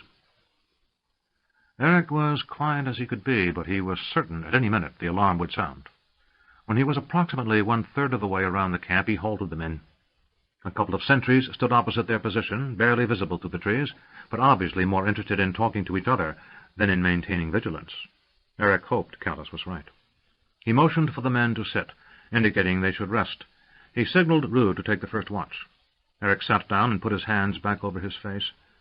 He felt the warmth return to his hands and was glad he had been taught this healing. He decided he would hate to lose those teeth. At the appointed time, Callas shouted and launched his attack. The camp was slow to come around, as most of the men were asleep. As they moved to repel the assault from one front, Eric and his 10 men raced into their flank.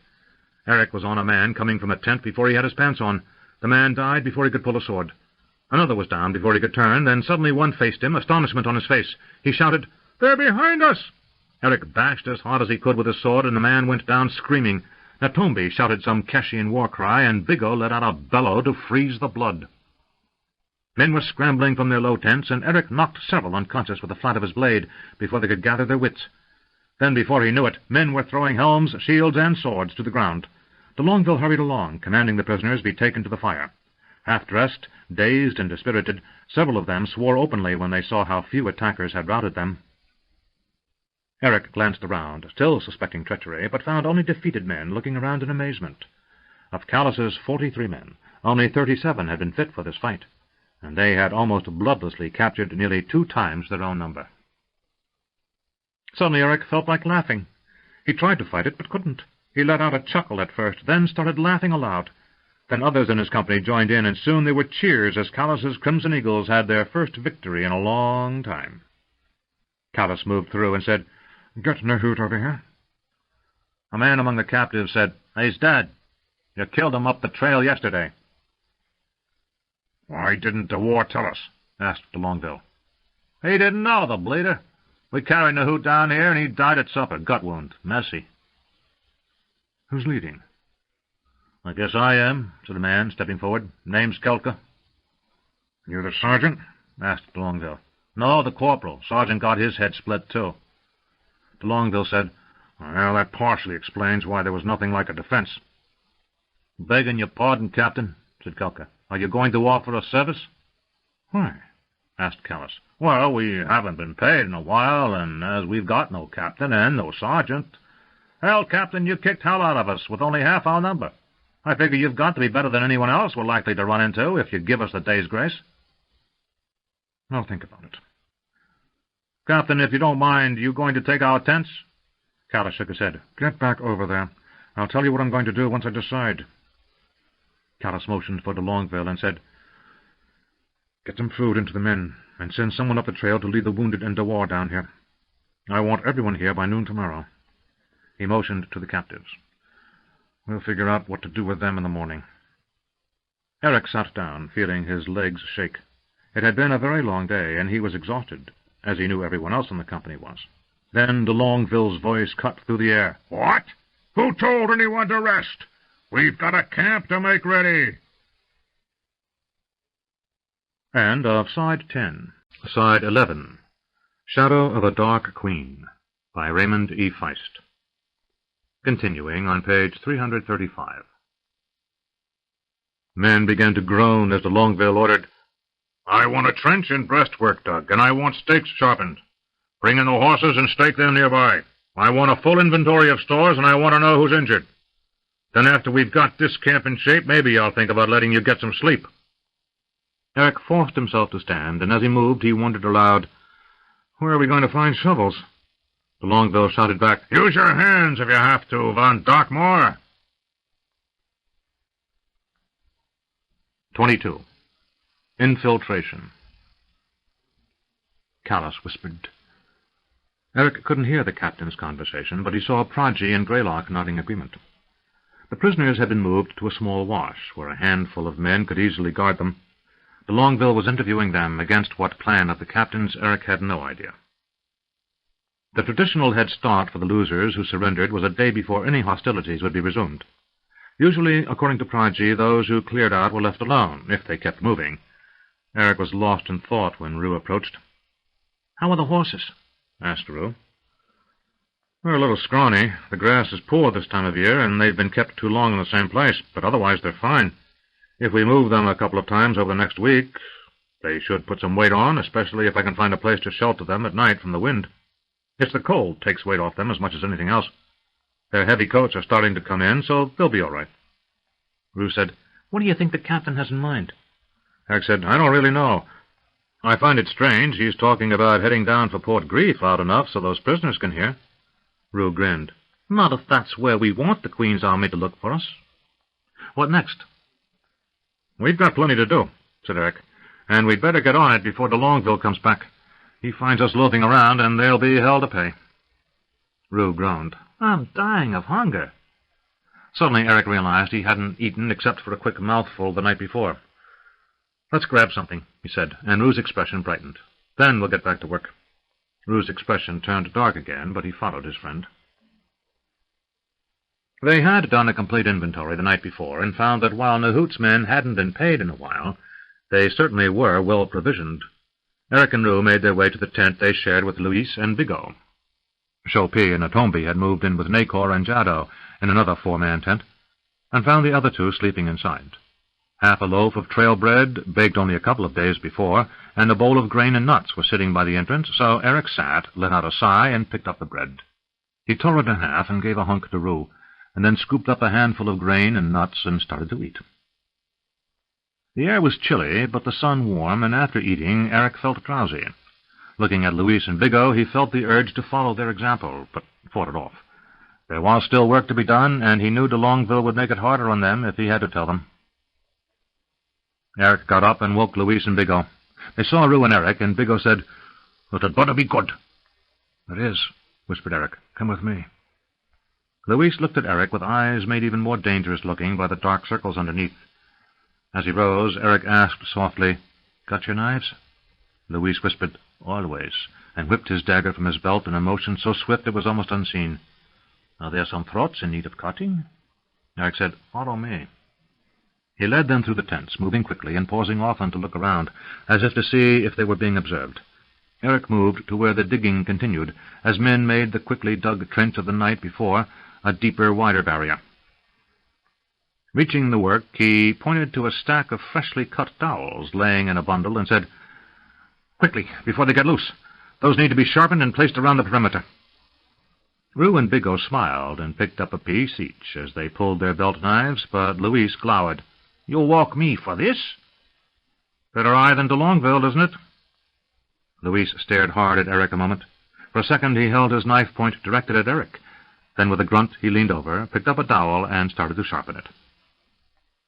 Rue and Bigot laughed as Eric said, "That's good. I'm going to see that the horses are moved."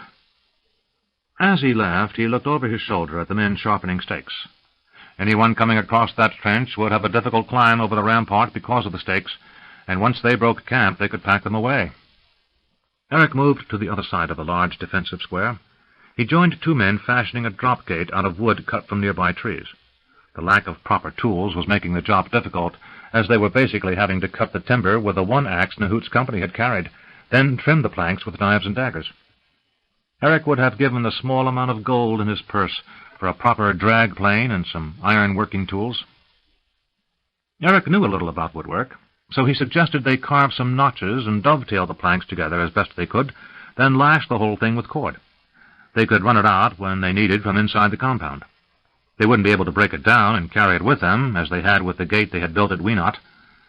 That one had been lost with most of their other equipment outside the barrow, up on the plain of Joms. Eric wondered about crossing the plain. Even though they were miles farther south than when they last encountered the Jelani, he knew that to encounter the diminutive warriors could spell the ruin of this mission. At the last, he decided there were too many things to worry about, so he'd leave worrying to Callus and to Longville, while he just did the work that needed to be done. After seeing the gate finished, he noticed the day was rapidly approaching noon. He ordered a couple of fires started, and then decided to see if the watch had changed. He found the same men on duty since he had passed them at first light, so he went back into the tents and kicked some protesting men awake, telling them it was their turn on watch. He was seeing that the mess was in order for the noon meal when de Longueville returned from interrogating Nahout's men. De Longueville got off his mount and asked, "Is that parapet finished?" Eric said, "About 2 hours ago." "Stakes?" "Being sharpened and placed now." "The gate?" "In place." "Sally ramp?" "It's being built. I doubt it will be much use, though. More than a single horse at a time, and it might fall apart." "Has anyone changed the watch?" "I took care of that a few minutes ago." "Where's the captain?" "Up talking to Greylock, Praji, Vaja, and Atonis." "A regular officer's country, eh?" asked de Longueville, taking a cup from near the cook's fire. He dipped it into a bubbling kettle, then blew on the contents before he finally took a sip of hot soup. Eric said, "If you say so, Sergeant. I'm still new at this." De Longueville surprised him with a grin, then drank his soup. Making a face, he said, "This needs some salt." He tossed the cup down and started walking away. "If you need me for anything, I'll be with the captain." Eric turned to one of the men near the cookpot and said, "I wonder what that was about." The man was named Samuel.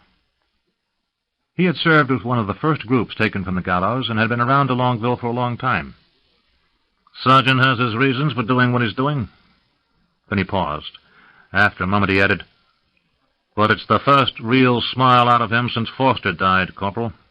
Eric started to correct the man, as no one had named him Corporal officially, but then thought if it made the men do what needed to be done that much quicker, he'd be better served by keeping his mouth shut. He only shrugged. As the food was almost ready, Eric decided it was time to get the men rotating through the mess so the sentries could get a hot meal before the next watch. Eric oversaw the distribution of horses to those men given 1 day's grace before being hunted down. Callus made an unusual offer to them. If they would ride directly for the River Dee to the south, then follow it to the coast before making for either Chatistan or Ispar, he would send no one after them. He warned them that if they followed him and his men to Port Grief, he would kill every one of them. He also paid a small bonus in gold. The men who were turned loose swore a mercenary's oath to do as bidden and were now getting ready to ride out of the camp. What surprised Eric was that about 20 of Nahout's men were being offered a place in the company. They were being kept apart from those trained by de Longueville by being put under Greylock, and they would ride with Atonis's clansmen. But having outsiders at this late juncture was a risk Eric was not sure he would be willing to take. Then again, he decided that was probably why Callus was the Prince's Eagle of Trondor, and he was only an acting corporal. De Longueville came over and watched as Eric set up the 60 men leaving. They were being given the least desirable horses, and knew it, but at least none of them were lame. They were allowed to carry a week's worth of rations and the gold Callus gave them, as well as their weapons. All other baggage and stores were remaining with Callus's company. A half-dozen riders from Callus's company would shadow the men for a half-day, then return. When all were mounted and ready, the order was given, and the defeated mercenaries and their escort rode out. Eric watched them leave, then asked, "Sergeant, why are we taking on those extra men?" De Longueville said, "Captain's got his reasons. You just keep an eye on them to see they do as they're told. And don't worry why they're here. Just one thing. Pass the word that no one is to talk about our previous set-to with a hour with those new men." Eric nodded and walked off to pass word. When he reached the center of the compound, he saw that Greylock was passing out green armbands. Eric took one and said, "What is this?" "As of this morning, we are now Nahout's Grand Company." He motioned to where de Longueville was walking, inspecting the stores they'd won. "He's Nahout. At least the men who've joined us say Bobby looks the most like him of any of us here." Eric said, And Callus figures the hour might think we all look alike anyway. Greylock grinned. Never thought you were stupid. Glad to see I was right. He put his hand on Eric's shoulder and walked him away from the men gathering to pick up their armbands. Lowering his voice, he said, "Nahoot's due to be relieved in the next few days. At least that's what everyone thinks. So if we can pass ourselves off, then we can walk back into the Queen's camp and no one will look at us twice." "Something like that. If those boys aren't to be believed, things are even crazier down here than they were up north of Lanona. There's a chance we might run into someone who might remember us from up there, but it's a slim one." Greylock looked around to see who was nearby, then continued, "Seems Nahoot's boys were sent to find us." "That a fact or a guess?" asked Eric. "Guess, but probably a good one. The orders were to ride out to this road and keep a lookout for any company riding down out of the mountains that didn't have armbands and didn't know the password. I don't know who they were expecting to come down out of those mountains except us." Eric said, "You're right. I wouldn't bet against its being us they were looking for." Greylock shrugged. "Maybe they're concerned we saw something up in that maze of caves and galleries." Eric said, "I saw enough to think it's not someplace I'm in a hurry to visit again." Greylock grinned. "How are the horses?" "Good. We've moved them, and they're fattening up on fall grass. There's nothing here to ride that a noble back home would lose sleep over not owning, but for common mercenaries, they're a serviceable bunch." "Pick me out a good one," Greylock said. "I've got to get back. We're setting new duty to get the new recruits out of our hair, and then we're going to wait." "Wait for what?" "Replacements, so we can head back to join in the assault on Naharta." Eric shook his head. "We've got a funny way of fighting this war, helping the enemy take that objective." Greylock shrugged. "Aside from the pain and dying, war can be a pretty funny business, Eric. I've read every written history of war I could get my hands on, and I know this. Once a plan of battle is set loose, it takes on a life of its own. And once you make contact with the enemy, the plan has little meaning anymore. It's grab the moment so you can seize the day. Mostly it's hoping the other side makes a mistake before you do and getting lucky." Callus had a plan when we started out, but once he and Nacor found what they sought out at the Queen's camp, it's been tossed aside, and now he's making it up as we go. "So he's hoping the other side makes a mistake before we do, and that we're going to get lucky?" "Something like that." "Then I'll say a prayer to Ruthia," said Eric as Greylock turned and walked away. Eric thought about what he had seen so far and what he had done, and was forced to concede that Greylock was right. There was little of planning and cleverness in what Callus had done since making contact with the Queen's army, and a great deal of boldness and hoping for luck. Putting aside such weighty considerations, Eric decided that as long as things were settling down to routine, he'd try to get some work done on his armor and weapons. He returned to his tent and found it empty, as his 3 bunkmates were off working on finishing the palisades. Eric unbuckled his sword, removed his helm, and stripped off his breastplate. He grabbed a rag and some oil he had liberated from stores and began to work on his armor. He frowned when he saw how corrosion was finding niches to take hold, and set to with a vengeance to expunge all imperfections from his breastplate. A rider came speeding over the rise, pushing his lathered horse up the trail for all he was worth. Eric instantly turned and shouted, "Rider coming in!" De Longueville had the men racing for weapons and taking up positions before the rider reached the gate. Recognizing the rider as one of their own, Eric motioned for the bridge to be run out. The moat and rampart camp had been turned into a first-rate base since Callus had run off Nahoot's company. They had found a wandering herd of bison down a ways in the woods, and some deer, as well as a good supply of nuts. With the food liberated from Nahoot's grand company, they were amply provisioned for the time being. As the rider reached the bridge, he reined in, dismounting as quickly as he could. He led the horse across the bridge, which flexed and creaked alarmingly, but which held better than Eric had expected. Shrinking the leather had helped, and it would serve, but it still made him nervous each time a horse was walked across. The rider tossed the reins to Eric and ran past him to where de Longueville and Callus were approaching. "It's the Greenskins!" he shouted. "Where?" asked de Longueville. "Down the trail. It's a large patrol, maybe 20 of them. They don't seem to be in any hurry." Callus thought for a moment. "Tell the men to stand down. I want us looking alert, but I don't want anything suspicious." Eric passed the word as he led the rider's horse away. He found Louise on duty around the picket and told him to walk the horse for a while to cool her out, then to rub her down and feed her. He returned in time to see men back at their normal posts, but noticed that every man had a weapon close to hand, and many looked on edge.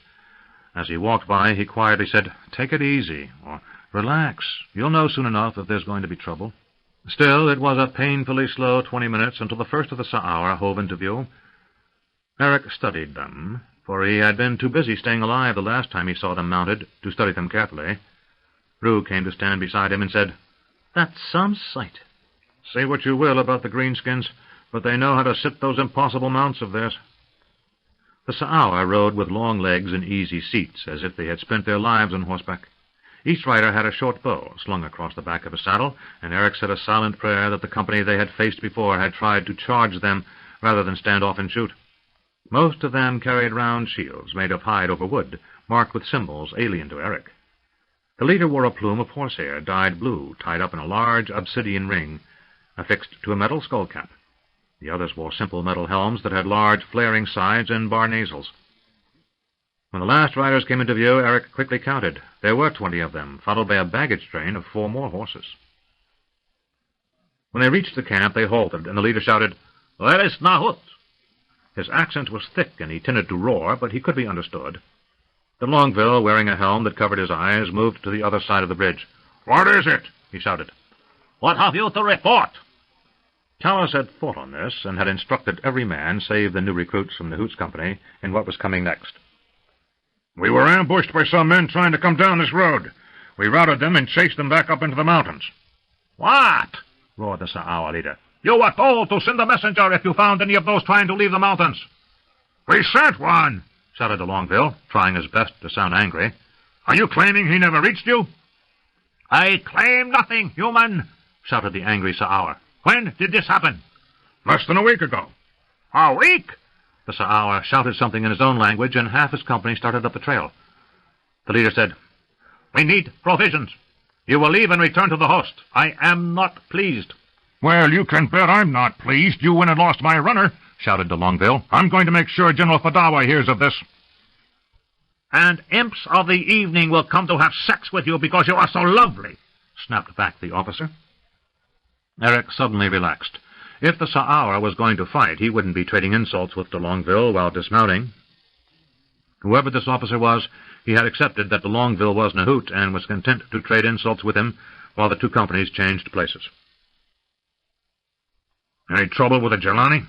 "No," grunted the Sa'aur officer. "Our riders have chased the little hairy humans back into the mountains to the north of here. The ride will be so quiet you may sleep in the saddle." He moved onto the bridge, and his huge horse's weight made it creak alarmingly, but it held even if it did bow under the load. He led his animal into camp without noticing. Eric gave a silent prayer of thanks that it held, and he was pleased he wasn't going to be around to see if the bridge held after repeated Sa'aur use. De Longueville shouted, "Break camp! I want every man mounted and ready to ride in 10 minutes." Eric hurried, for like every man there, he knew the longer they were around the Sa'aur, the better the chance someone would let something slip that would start a fight. He hurried to his tent, with Rue beside him, and found Biggo and Luis already sitting about breaking things down. "Rue," said Eric, "grab my kit. I'm going to keep an eye on the Hoots men." Rue spared Eric any barb about ducking work, and merely said, "I'll take care of it." Eric moved to where the 20 men from the Hoots Company waited, and saw they were muttering among themselves. Not giving them any chance to decide they might be better off turning Callas into the Sa'aur, he shouted, "Get over to those horses and start bringing them up. I want the first 6 for the officers. Then start bringing them up to the first tent, then the second, and the third, until every other man has a mount. Then get your own gear together and get mounted. Understood?" His tone, as loud and ferocious as he could make it, imparted the proper message. The last wasn't a question, it was a command. The 20 men moved quickly, several saying, "Yes, Corporal," as they half walked, half ran to the remounts. De Longueville showed up less than a minute later and said, "Where are the newcomers?" Eric pointed. "I've got them bringing up the horses for the others, and I'll keep an eye on them." De Longueville nodded. "Good." He turned without another word and rejoined Callas and Greylock. The Sa'aur commander was busy pulling a roll off the back of one of the baggage horses, and Eric turned to watch Nahoot's band. The 20 newcomers were hurrying with the mounts, doing their best to remain orderly, while around them the compound was abuzz with activity. Eric hurried to where his 3 tent mates were breaking down their equipment, and Rue threw him his bundle. "Did yours first," he said. Eric smiled and said, "Thanks," as he grabbed his saddle and then ran back to where the newcomers were leading horses. He selected one and quickly tacked it up, then stowed his roll behind the saddle and mounted. He rode briskly at a trot down the line as the compound seemed to melt away. Tents were folded, somehow forced into the small packs that carried them, and stacked up to be tied on the back of a baggage animal. The palisades had already been cleared of stakes, which were now being stored away on a baggage horse. Men were in their saddles and getting in line before the last of the horses were brought up by Nahoot's men. The only things they were leaving behind for the Sa'aur were the moat, the bridge and gate, and some cook fires. Eric watched as the Sa'aur camp went up. 10 large circular tents, fashioned from what looked like cane or wooden poles bent over into a semicircle and covered with hide, were erected. They were so small that he wondered how the Sa'aur managed to get inside. He elected not to ask to see, and turned his attention to the last men. The newcomers were ragged in getting themselves organized, but at last they were ready to ride. Eric moved aside as Callus gave the order to leave, and watched as the men rode past him. He also watched the Sa'aur commander, keeping his eye on the departing humans. There was something in those red and white eyes that seemed suspicious. At least Eric thought that the case, but then suddenly the commander waved goodbye. Eric found his own hand raised in a parting gesture before he thought better of it. He turned his mount and took his place as last in line. As he passed over the bridge they were leaving behind for the Sa'aur, he thought, how odd, like old friends bidding each other good journey. They passed down from the foothills overlooking the plain of Joms, entering grasslands patrolled by Sa'aur companies. Whatever else might have occupied the invaders, a company of mercenaries wearing emerald armbands riding calmly toward the heart of the army wasn't a cause for concern. Several times they passed camps, or signs of camps. Callus judged the Sa'aur and their allies were still sweeping the area regularly, perhaps to keep the Jilani at bay, or perhaps to guard against others seeking to hinder the southern conquest. They rode for a week without incident, until they came to their first major staging point, a Mott and Bailey construction large enough to house several hundred men and horses. A lookout in the tower high atop the Mott called down, and there was a squad of Sa'aur waiting for them at a checkpoint 100 yards before the gate. Without preamble, the lead Sa'aur shouted, "Orders!" "We're to rejoin the host," said Callus evenly. "What company?" "Nahoot's Grand Company," answered de Longueville. The lead Sa'aur fixed de Longueville with a steady gaze and said, "You look different." Keeping his voice rough, de Longueville said, "You spend your evening sitting up in those bloody damn hills chilling your backside for a while, and see how different you look." The Sa'aur tensed, as if this wasn't the answer he expected, but de War, one of the men from Nahoot's company, said, "Let us get by, Murtagh. We don't have time for your games." The Sa'aur turned and said, "You, I know, de War. I should cleave you both for your bad manners." De War said, "Then who would you have left to cheat at Knucklebones?" There was a long silence, then suddenly the Sa'aur named Murtagh let out a bray that sounded like a leather thong being drawn through a drumhead. He said, "Pass, whoreson, but you must camp outside the moat. We are crowded inside. When you come to game tonight, bring plenty of gold." After they had ridden away from the checkpoint, Eric urged his horse up to de War's side and said, "What was that noise?" The mercenary shook his head and said, "That's their idea of laughter, if you can believe it.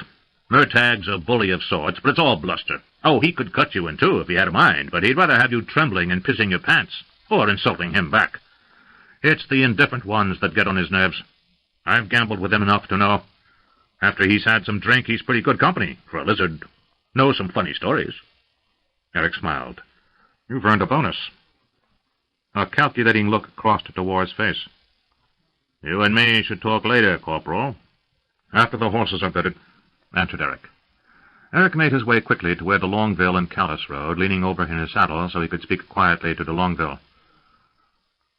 "I told de War he earned a bonus." De Longueville said, "And you can pay it."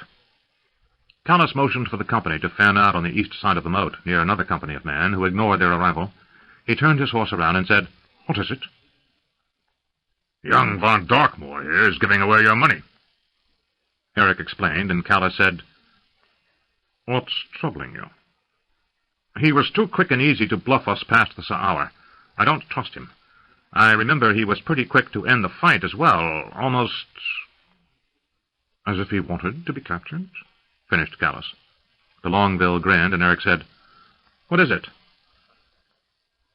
"Those 20 we kept with us, Eric," answered Callus, "aren't the men we felt most able to trust." De Longueville said, "They're the ones we most need to keep an eye on." Eric sat back in his saddle and stared open-mouthed for a moment. then shook his head. "I'm an idiot." "No," said Callus, "but you've a lot to learn about the less obvious side of warcraft. The 20 men we kept all had answers that came a bit too fast and easy for mercenaries. I think this Emerald Queen has agents sprinkled throughout her army. All 20 aren't agents, I'm sure, but I'm almost certain 1 or 2 are, maybe more. So we keep the most likely close by." "Trusting bunch," offered de Longueville. "Now look, you and a couple of men you trust, say Bigelow and Jaddo, keep close to those men. Don't let too many of them off duty at any one time, and keep an eye on where they wander. If any of them head into that fortress, I want one of you along." He reached inside his tunic and pulled out a heavy purse. "We lost some gold in the baggage train, but I kept most of it." He opened the pouch and handed a dozen small coins to Eric. "Pass some of this around so that if any one of those 20 lads wants to step into the fort for a drink, you'll be the fellow to buy it for them, understand?" Eric nodded. "I'll make sure no more than 4 of them are free to cause trouble at a time." He turned his horse, put heels to its flanks, and rode back down toward the end of the line. Callus said, "He's rounding out nicely." De Longueville said, "He's still not nearly half mean enough, but I'll fix that." Callus smiled slightly and turned back to oversee the making of the camp. Eric walked the perimeter of the camp, keeping an eye out for anything out of the ordinary. With the fortress at their back, Callus had ordered no rampart and trench dug. The men set up their tents quickly and saw to their stores and began to settle in for the night. As he moved along, Eric noticed that the 8 men from Nahoot's company that he had put to guarding the remounts were at their posts, talking in pairs, but otherwise where they should be. 4 others were bedded down, or at least had been 10 minutes before, when he had passed their tent. Jaddo was watching that group. 4 others were working commissary duty. That left 4 unaccounted for, and if Bigelow was doing as ordered, he was close to them. Eric found Rue in his tent, trying to get some sleep.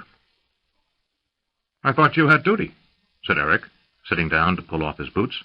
"I traded with Luis. He wanted to go into the fortress and see if there were any whores."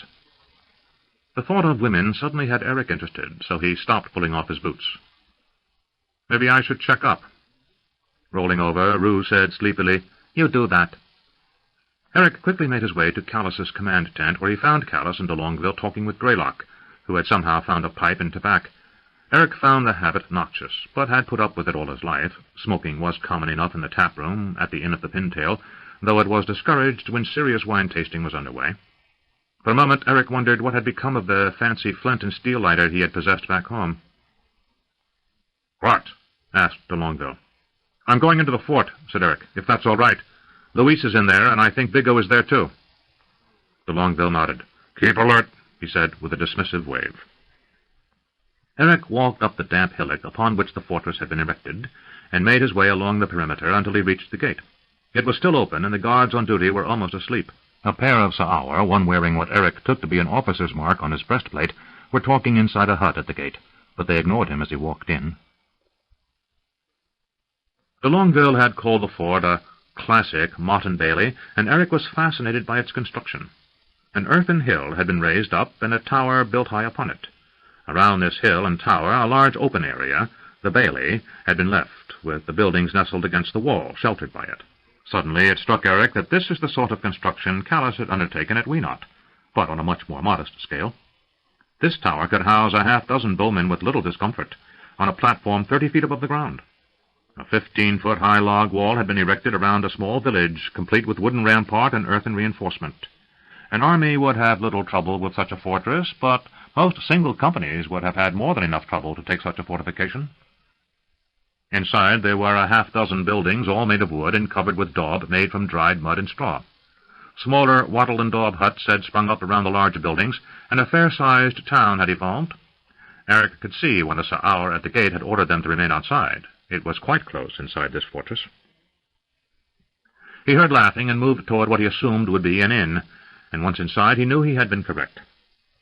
The room was dingy with smoke and poor light, but the stench of ale, spilled wine, and human perspiration struck Eric like a blow. Suddenly he was terribly homesick and wished to be nowhere so much as back at the Inn of the Pintail. He pushed down the sudden surge of feeling and made his way to the bar.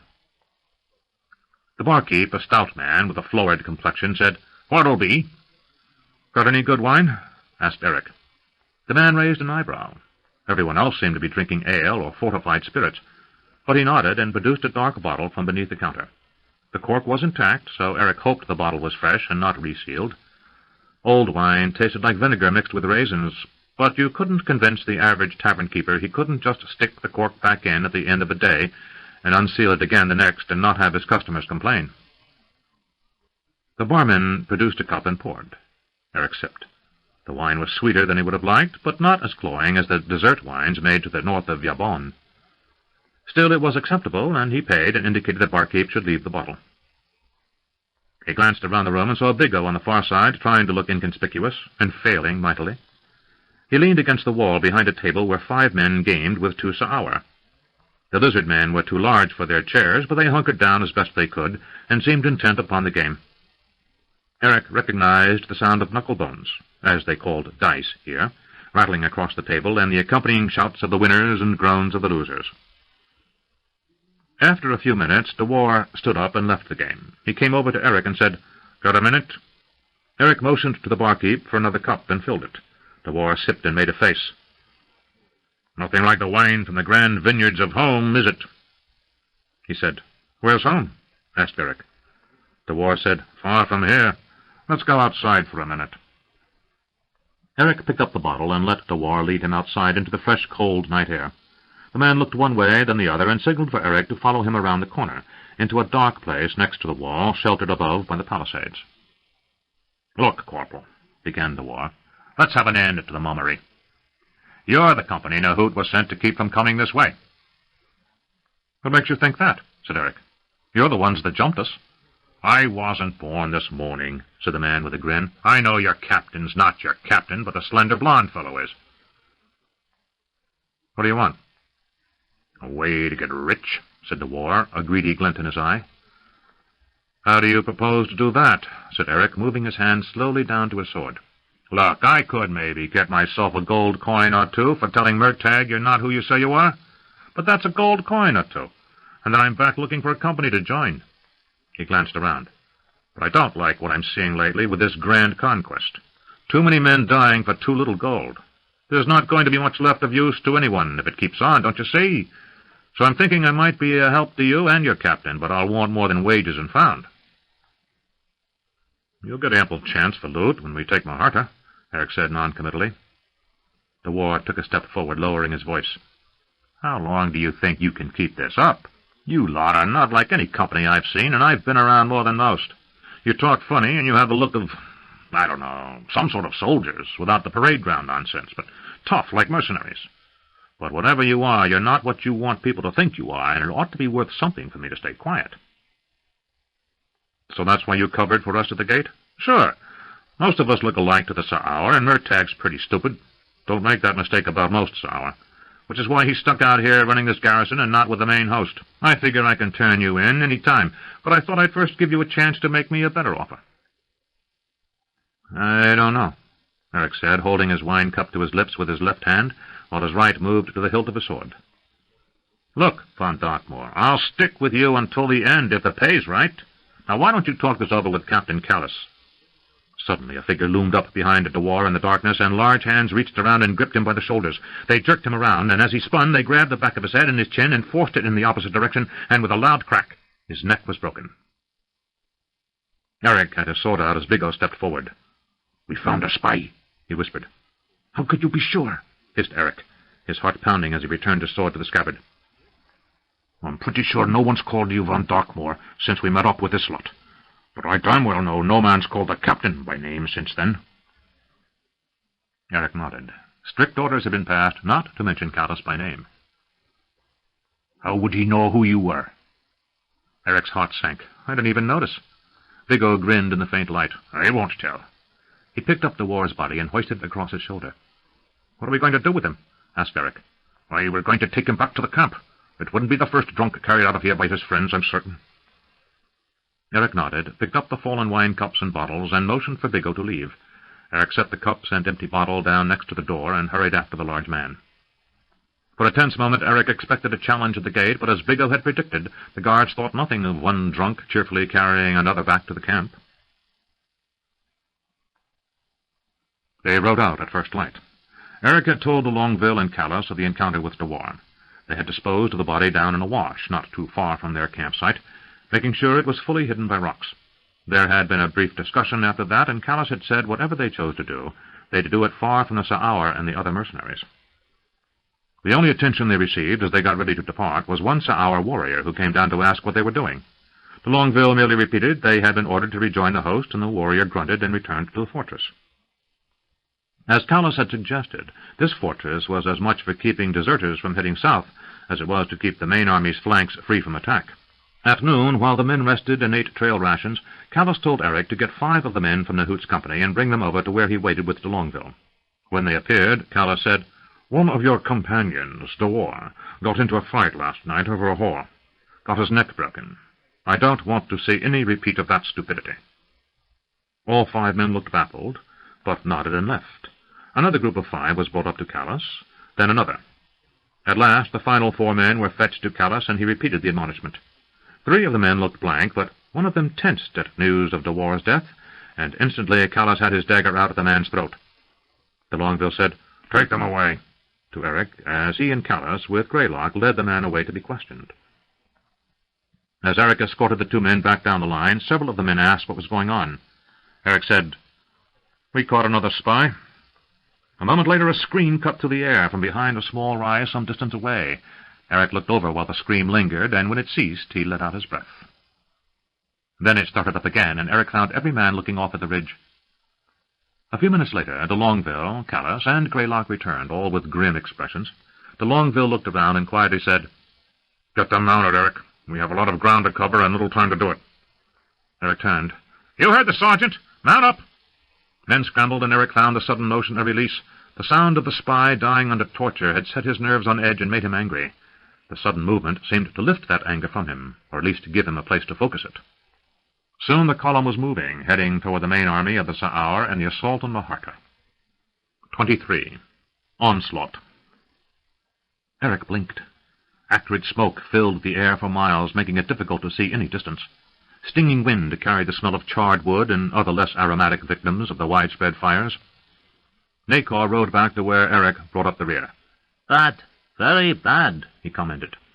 Eric said, "I haven't seen a lot that wasn't bad in the last week." They had been traveling for more than 4 weeks, heading across the plain toward the host surrounding Maharta. As they approached the site of battle, the area began to teem with all manner of passers-by, patrols from the invading host, small companies of mercenaries who had decided to quit the city rather than fight. They tended to give Callus's company a wide berth, though 2 had chanced to parley. When it was clear that Callus wasn't interested in a fight, both companies had agreed to share a camp and news. The news was sobering. Lanada had fallen by treachery. No one was certain how, but someone had managed to convince the priest-king to send his host north, leaving the city under the care of only a small company. The leader of that company had proved to be an agent for the Emerald Queen, and he had opened the gates of the city to a host of Sa'aur riding in from the southwest. The population had gone to sleep one night after a grand parade. The priest-king's war elephants, with their razor-capped tusks and iron spikes ringing their legs, had lumbered out the gate, the howdahs on their backs filled with archers ready to rain death down on the invaders.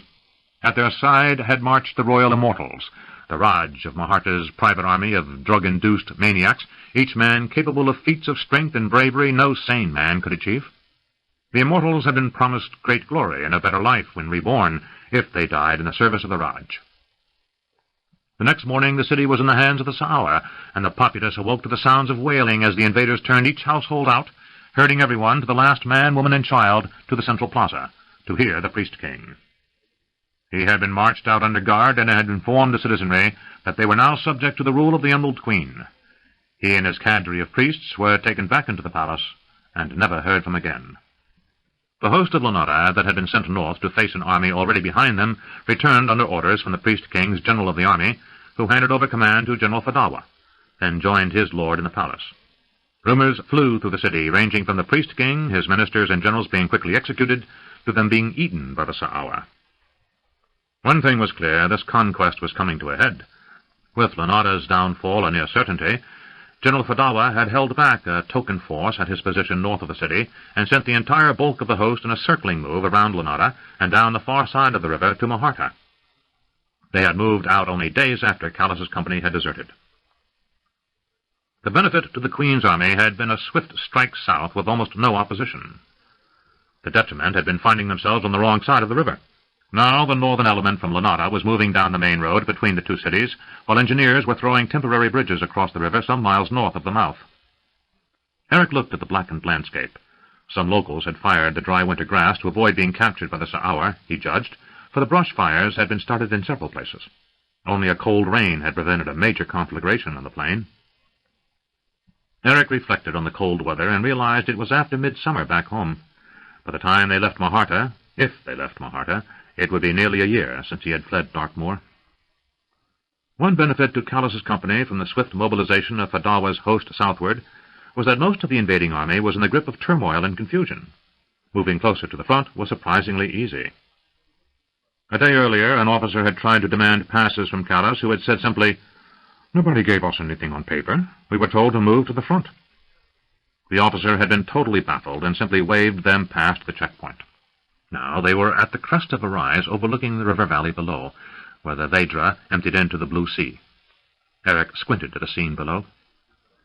Maharta was a city of white stone and plaster, bright in the summer sun, now reduced to gray by weeks of falling ash.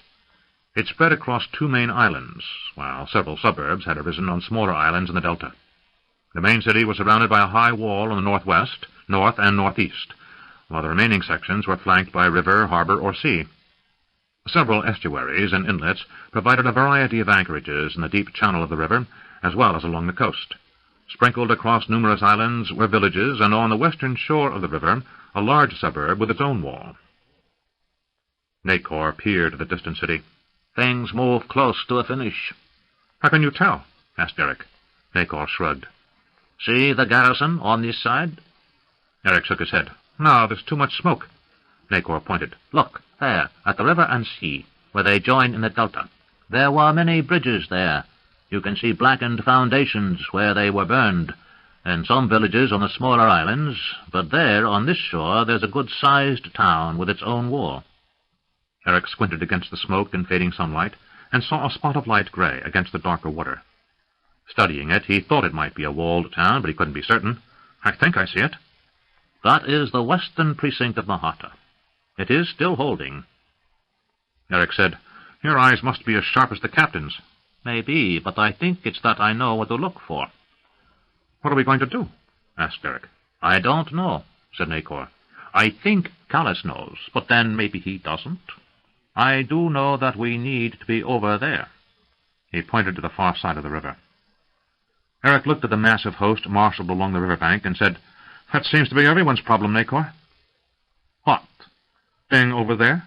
Eric pointed northward and said, "They say there are bridges being built 10 miles north of here. If so, why is everyone marshaled down here near the coast? They can't be thinking of swimming across, can they?" "Difficult swim," Nacor admitted. "Doubt that's what they're going to do, but I expect they have a plan." "A plan," Eric said, shaking his head dubiously, as he remembered what Greylock had told him about battle plans and the realities of war. He sighed. "All we have to do is go through this army, cross the river, and get the defenders to open the gate for us." "There's always a way," said the little man with a grin. Eric again shook his head in uncertainty as the order to move down into the awaiting host was given, and suddenly he felt very much like a mouse invading a cat's lair. If the outlying fringes of the host were confused, the heart of the army was strictly under control. Callus noticed several heavily manned checkpoints and veered away from them, and twice had to improvise explanations for provost officers riding patrol. He claimed to be confused about which campsite he needed to locate, and said he was among those who were going to be first across. Both times the officers assumed that no one would be lying to be the first to cross the river, so in both cases they merely waved Callus along. But as they skirted around the central position of the army, they got some sense of how things lay. A large hill was central to the host, with the Queen's pavilion atop it. Around that tent were the officers' tents and rank upon rank of Sa'aur guard, with Pantathian combat troops arrayed behind them. Then came a series of tents used by Pantathian priests. The air was so thick with their magic it reeked, claimed Nacor. Then the bulk of the army radiated outward like spokes of a wheel. The Longbill said, "It's a pity there's not another army lurking about in the grass nearby. These lads are so bound to conquer, there's nothing remotely defensive about this place." Eric knew little of warcraft, but after months of working hard to create defensible encampments, even he could see this. There were major flaws in the disposition of this army. "They must be planning on launching the attack soon," he observed. "Why do you say that?" asked Callus. "Greylock, what's that word you told me for supply?" "That's the one. The logistics are all wrong. Look at where they've got their horses. Each company has them picketed nearby, but there's no easy way to get water to them from the river. This is going to be a mess in a day or two." Callus nodded, but said nothing as he looked around. The Longbill said, "You're right. This host can't stay here another week without a major blow-up. Either men are going to get sick, start fighting, or run out of food and have to eat their horses. They can't stay here much longer." Callus said, "There," as he pointed. Eric looked to see a narrow peninsula of sandy ground near the river's edge, sheltered by tall grasses.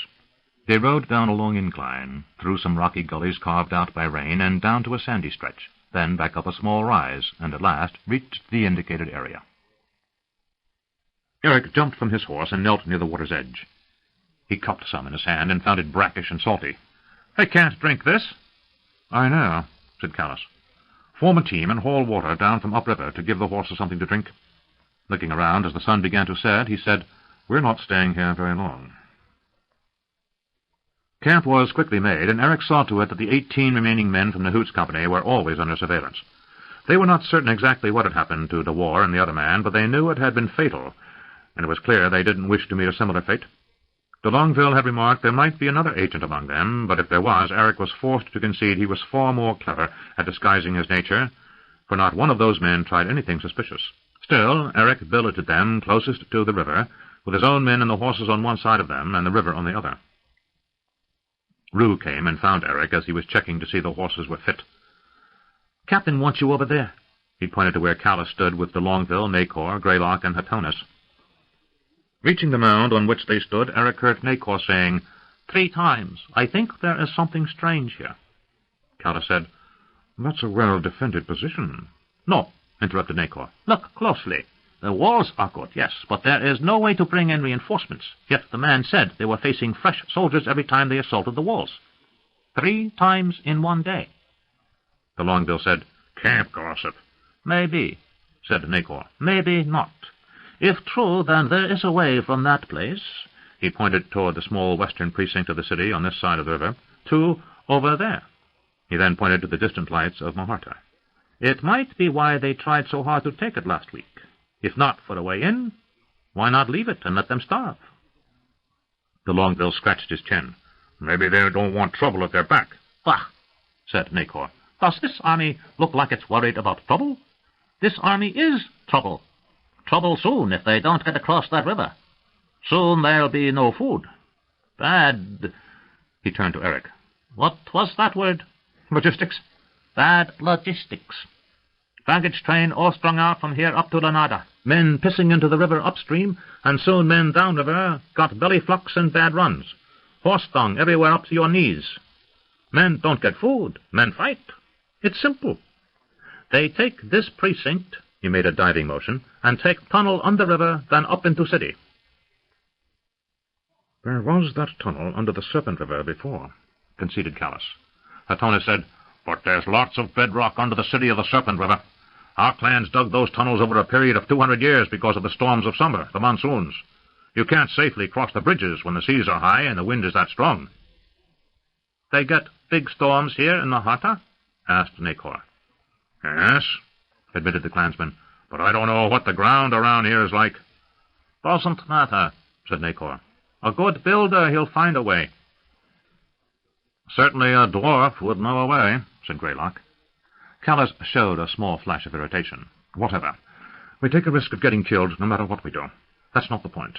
It's wasteful getting killed to get into a city that has no way out, and we don't know there is a way out of the western precinct. We know that across the river is Maharta, and we don't know if there's a tunnel on this side." "What if I go and find one?" said Nacor. Callus shook his head. "I don't have any idea how you plan on getting in there, but the answer is no. I want every man ready to move out at midnight." "Word's been passed there's some sort of celebration on tonight. The Pantathians and Sa'au are making some sort of battle magic. Then tomorrow the northern elements are supposed to hit the city." Nacor scratched his head. "There are some men building bridges north of the main camp, but they are not finished." Why this? And what tricks do the Serpent men have to get this army across that river? They've been conjuring something all day long." "I don't know," answered Callus, "but I plan on every man being on the other side when the sun's up." He turned to Eric. "That's your job. Those men from Nehoot's company."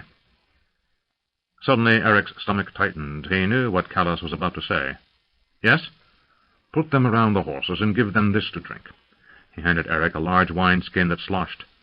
"Nakor's dosed it, so they'll be unconscious for a while." Eric felt himself grin as he took the skin. "For a minute, if Nakor hadn't given me this drug, I would have told you to kill them." Callus finished. "Now see to it." Eric turned away, again chilled, and for a reason he couldn't put any name to, feeling shame. The camp rang with alien sounds, music from distant lands, screams of joy and pain, and laughter, swearing, and, most of all, drums. Sa'aur warriors pounded on large wooden drums stretched with hide. The sound echoed across the river like thunder, and rang in the ears like the blood's own pulse. Bloody rites had concluded, and now warriors readied themselves for the morning's battle. Horns blared and bells rang, and on pounded the drums. Atonus and his men stood near the horses, and Eric quickly saw that all 18 of Nehoot's men were unconscious. He knew that, had any avoided the drug's effect, he was to kill them. Eric returned to Callus and reported. "All 18 are truly asleep." Praji said, "If they can sleep through that racket, they are indeed senseless men." Callus stuck out his hand. "Goodbye, old friends." First Praji, then Vaja, then Atonus took it and shook. They and the 8 remaining men from their companies would make their way up the river, trying to position themselves to get across the river over one of the northern bridges, while the main band attacked. In the confusion of battle, they were going to try to slip away and head east, making for the city of the Serpent River. Whatever occurred in the coming days, eventually the city of the Serpent River would have to face the Emerald Queen's might. Atonus would ready the clans. Once they had been nomads like their cousins the Jashandi, and if need be, they would roam the hills near the city again, striking at the host, then fleeing into the high forests.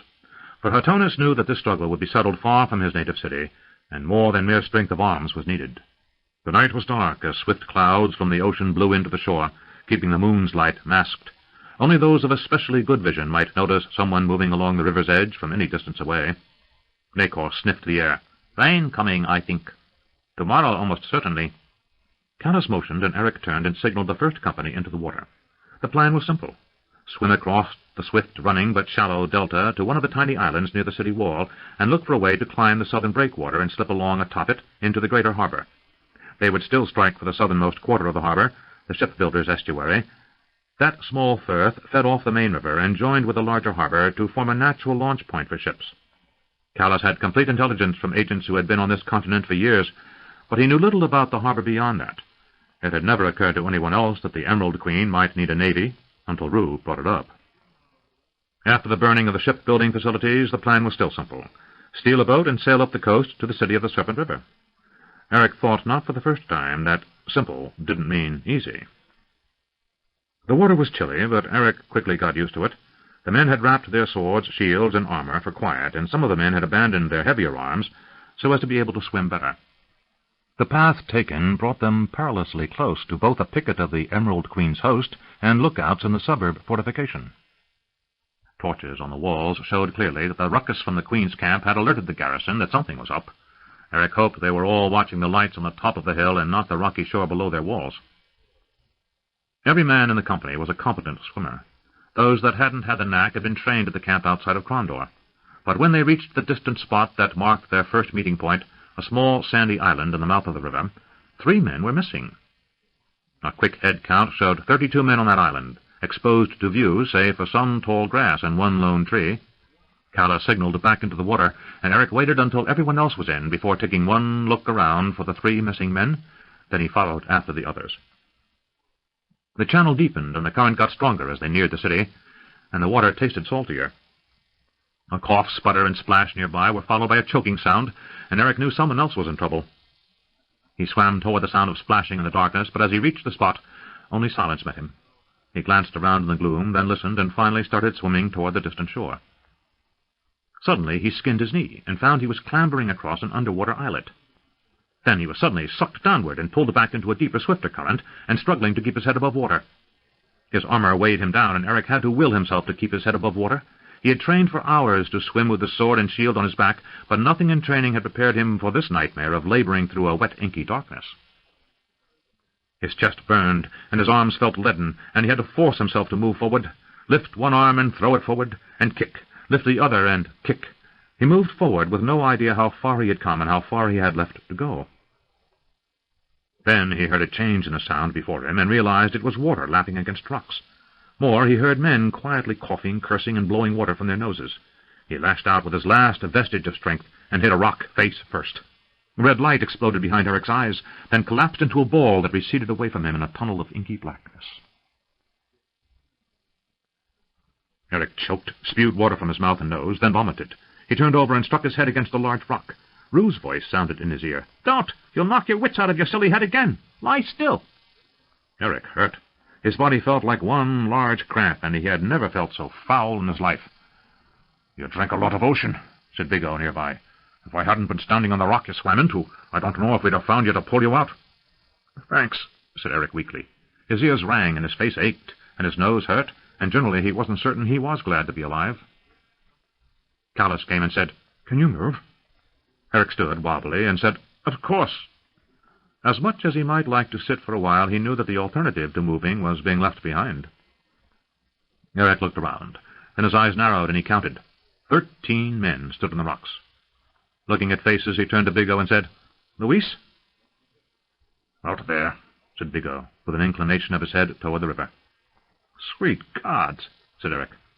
32 men had gone into the river, and only 13 had made it across. Chopin was nearby, and he said, "Perhaps some of them are washed up at different places on the shore." Eric nodded, but he knew it was more likely they were swept out to sea, or drowned in the river.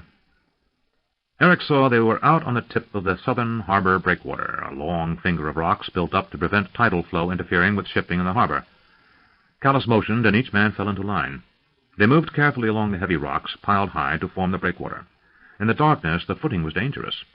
After about a half-hour of moving slowly, they reached a flat road formed across the top of the stones. Nacor whispered, "They must pack dirt on it, so they can bring more rocks out in wagons if they need to repair the breakwater after a storm." Callus nodded and motioned for silence. He pointed to a tiny light in the distance. There was a small building located a few hundred yards ahead where the stone breakwater turned into a proper jetty.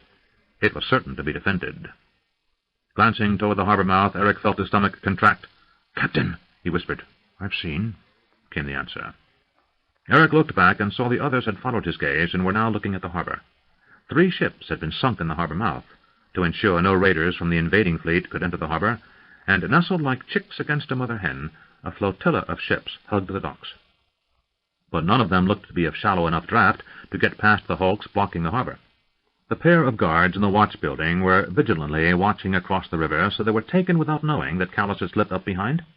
Using only his hands, Callus quickly disabled both men and lowered them to the floor of the hut. Motioning for the men to gather around, Callus said, "The orders are simple. We wait until the sounds of battle in the morning. The Emerald Queen may try to slip some small boats around the jetty, so there may be a few defenders heading this way, but most of the city's army will be on the northern walls, protecting the landward side of the city. Then we move straight up this jetty, head off left toward the shipbuilder's estuary, and fire everything in sight. If anyone tries to stop you, kill him. Then we head back to the main docks, steal a boat of as shallow draft as we can find, and try to get out of this mess. If you can't get back to the harbor, try to get out of the city on the northeastern side and make overland to the city of the Serpent River." He glanced from face to face. "It's every man for himself, lads. No one is to linger for a comrade. If no one gets back to Crondor, then this has all been for naught. If most of us are going to die, let's make it worth something." Grim nods of agreement were the only reply he received. The men took what shelter they could around the small hut and waited. Eric shivered. He dozed, but the throbbing in his head made sleep impossible. He couldn't believe how tired he felt, and the throbbing in his nose drained him like no pain he had known before. "It's broken," said Rue. "What?" said Eric, turning and discovering his friend could be seen in the pre-dawn gloom. "Your nose. It's a mess. Want me to reset it?" Eric knew he should say no, but he simply nodded. Rue had been through enough street fights to know what he was doing. Rue put his hands on either side of Eric's nose and with a swift move pushed the pieces into place. The pain shot through Eric's head like hot iron spikes. His eyes watered and he thought he would faint. Then suddenly the pain drained away. The throbbing that had bothered him all night lessened, and he felt as if his face might not fall off after all. "Thanks," he said, wiping away tears. A loud roar precluded any reply. It was as if the skies parted and 1,000 dragons vented their rage. There came a hollow rush of sound like creation's largest waterfall echoing through a gorge, and a wind sprang up from the far shore. "Oh, my," said Nacor. "This is some trick." Across the river, a giant light of brilliant white, edged in pale green, sprang up and arched across the river, slowly spreading and fanning out as it climbed into the sky. Men and Sa'awa riders moved tentatively upon it, then kicked their balky mounts forward. The horses moved slowly, following the rising bridge of light. Nacor said, "Now we know why they massed near the mouth of the river across from Maharta. Why no bridges? They're using the priest's spells to get the army across." Kala said, "We leave now." He rose and moved down the jetty. They reached the main dock area without incident, ignored by those on the dock, who were transfixed by the sight of the rising bridge in the sky across the river. Eric forced himself to pay attention to his leader, and pushed more than one man after Callas. They ran through a series of narrow streets along a thin neck of land between bodies of water. Eric had no sense of where he was, but he thought he might find his way back the way they had come. Then they were moving left, down a major boulevard. A company of horsemen dashed past, dressed in white tunics and trousers, with red turbans and black vests. Another man, similarly dressed, reined in next to Callas a moment later and shouted, "Where are you going?" "We have our orders," Callas shouted back. "The estuary is at risk." The man seemed confused by the answer, but the incredible sight of a bridge of light rising across the river unnerved him enough that he accepted Callas's story and rode on. They reached another street, which crossed the top of the one they were on, and Eric halted.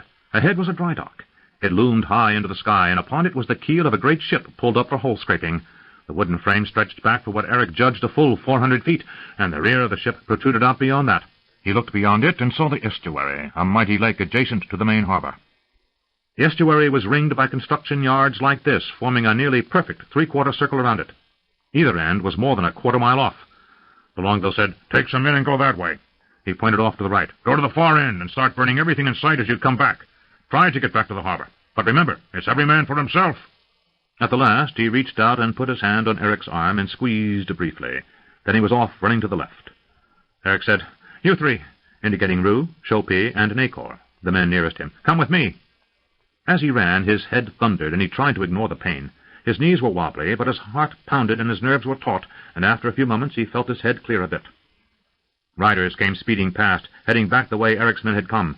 He barely got out of the way of one man, who seemed willing to ride him down rather than control his horse. The expression on the guard's face told Eric this was no movement of soldiers under order, but men put to flight by terror. Glancing skyward, Eric couldn't blame the men. The bridge now reached a quarter of the way across the river, and upon it stood thousands of Sa'awa, their battle cries carrying across the distance like a thunder peal without end. Eric rounded a bend and saw 2 shipyards beyond where he stood. To Shopi, the nearest man, he said, "Get down there and fire everything. Nacor, help him." Eric grabbed Rue and moved to the hut before another gigantic cradle of wood. This one was empty. The door to the building was barred. He quickly made his way around it and found a single window. Looking in, he saw no signs of habitation. Using his shield, Eric smashed the window and said, "Now put your size to good use." He boosted his small friend through the window. Rue hurried and opened the door, and Eric said, "Anything to burn?" "Some parchment and a torch. Got any flint?" Eric reached into his belt pouch and pulled out some flint. Rue took it and his dagger and struck a spark on the torch, then nursed a small fire into life. When it was burning, he pushed it down into the pile of parchment until it caught. Then they hurried out of the hut. Eric led Rue down to the base of the cradle and saw a pile of old wood scraps. He gathered them by the base and had Rue set them alight. They burned slowly with dark smoke, but at last a good-sized fire was started. Eric glanced around and saw a little smoke from the far end of the estuary, but no sign of any major fires. He motioned to Rue to come along, and they made their way to the next establishment, and found it guarded by a shipbuilder and his family. 3 men of middle years, as well as 4 sons in their teens, stood ready to fight. They were armed with hammers and pry-bars. "Stand aside," said Eric. "What do you mean to do?" demanded the oldest man there. "I hate saying this to any master of craft, but I'm putting the torch to your shop. That cradle and your tools go as well." The man's eyes narrowed, and he said, "Over my cold body." Eric said, "Look, I do not want to fight you, but no one is going to build ships for the Emerald Queen. Do you understand?" "Man, it's all I have," said the builder. Eric pointed with the sword to the distant bridge of white and green, moving slowly toward them, and said, "They will take all you have. They will rape your women and kill you, or make you slaves and force you to build ships for them, and they will sail them to my home and kill me and mine." "What would you have us do?" the builder demanded, as much a plea as a challenge. "Take a boat and sail away, friend," said Eric. "Get your sons and daughters and get away while you still have time. Go to the city of the Serpent River and hold there as long as you can, but if you don't leave now, I will kill you if I must." Bigot and 2 other men came running up behind Eric, and the sight of 5 armed men proved too much for the shipbuilder. He nodded and said, "We need an hour." Eric shook his head. "I can give you 5 minutes, then I start burning." He saw a small sailing boat anchored in the estuary. "Is that yours?" "Oh, it's my neighbor's." "Then steal it and go." Eric motioned for the men to spread out, and as Bigot passed, one of the sons shouted, "No, father! I'll not let them burn our home!" Before Bigot could turn, the young man struck him from behind with a pry bar, bringing it straight across the large man's neck. Eric cried, "No!" but was too late. The loud crack told him Bigot's neck had been broken. Rue charged the young man, bashing him in the face with his shield, knocking him backwards into his brothers and uncles. The young man lost the pry bar, which clattered away across the stones, and Eric looked down at the motionless form of Bigot. The shipwright and his family stood motionless as Rue stood over the boy, his sword poised to end his life. Eric stepped over and grabbed his friend, pulling him away. "Why?" he demanded, as he leaned over the now terrorized youth. Grabbing him by the tunic, he lifted him by main force with one arm until he was nose to nose with him. "Tell me why!" he screamed into his face. The boy's face contorted with terror. Then Eric heard a woman's voice say, "Don't hurt him." Eric turned and saw a woman who stood with tears streaming down her face. "He's my only son." Eric shouted, "He killed my friend! Why shouldn't I kill him now?" "He's all I have," said the woman. Eric felt the anger drain away. He pushed the boy toward his mother and said, "Go." The boy took a half step, then Eric screamed, "Now!" Turning to Rue, he said, "Burn it all." Rue carried a torch and hurried into the home of the family, who stood watching helplessly. Eric said, "Get to that boat and sail away, otherwise you will all die." The father nodded and led his band away, and Eric knelt by Bigot. Rolling the big man over, he saw his eyes wide. Suddenly he heard laughter and turned to find Nacor standing behind. "He looks surprised." Eric suddenly heard himself laugh, for it was true. No anger or pain, but amazement was etched on the face of the big man. Eric stood. "I wonder if the goddess of death is everything Bigot expected her to be." Then he turned and saw Rue emerging from the building, smoke coming through the door after him.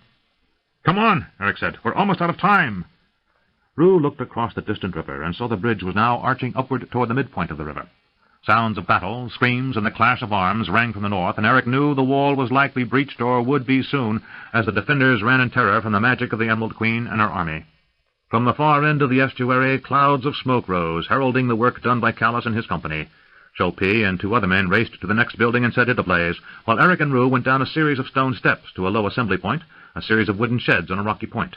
These they quickly started burning. Nacor hurried ahead. Reaching the quayside, they discovered the fire had spread to the other side of the street and was growing in strength. Eric ran along until he came to the next construction site and started setting fires. As he moved back toward the main street, Eric noticed a flood of people running along, many carrying bundles, and he knew the enemy was somewhere inside the city. Rue tugged on Eric's sleeve, and he said, "What?" Rue pointed and said, "It's the captain." Through the gathering press of men and women, Eric caught sight of Callus, Nacor, and de Longueville. Then they were swallowed up by the crowd. "Head for the harbor!" Eric called out in case any other of his band was nearby. He and Rue made their way as best they could, Eric using his bulk and strength to push through the throng. Rue staying close behind him. He lost sight of the others. Down a side street, they overtook de Longueville. "Where's the captain?" shouted Eric. "Somewhere ahead up there." Eric noticed de Longueville had picked up a cut to his arm and had hastily wrapped it. "You all right?" De Longueville said, "I'll live for the next few minutes." "Where's everyone going?" shouted Rue. "Same place we are," answered de Longueville. "The docks. The city's about to fall, and everyone is going to be looking for a boat. We've just got to get one before anyone else." Rue glanced over his shoulder. "At least we got the shipyards ablaze," de Longueville said. "At least we did that." Then it started to rain. 24. Escape. Eric turned.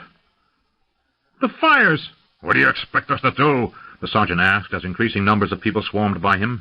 Suddenly Callus appeared, forcing his way back to where the 2 of them stood. Then Nacor and Chopin were at his side.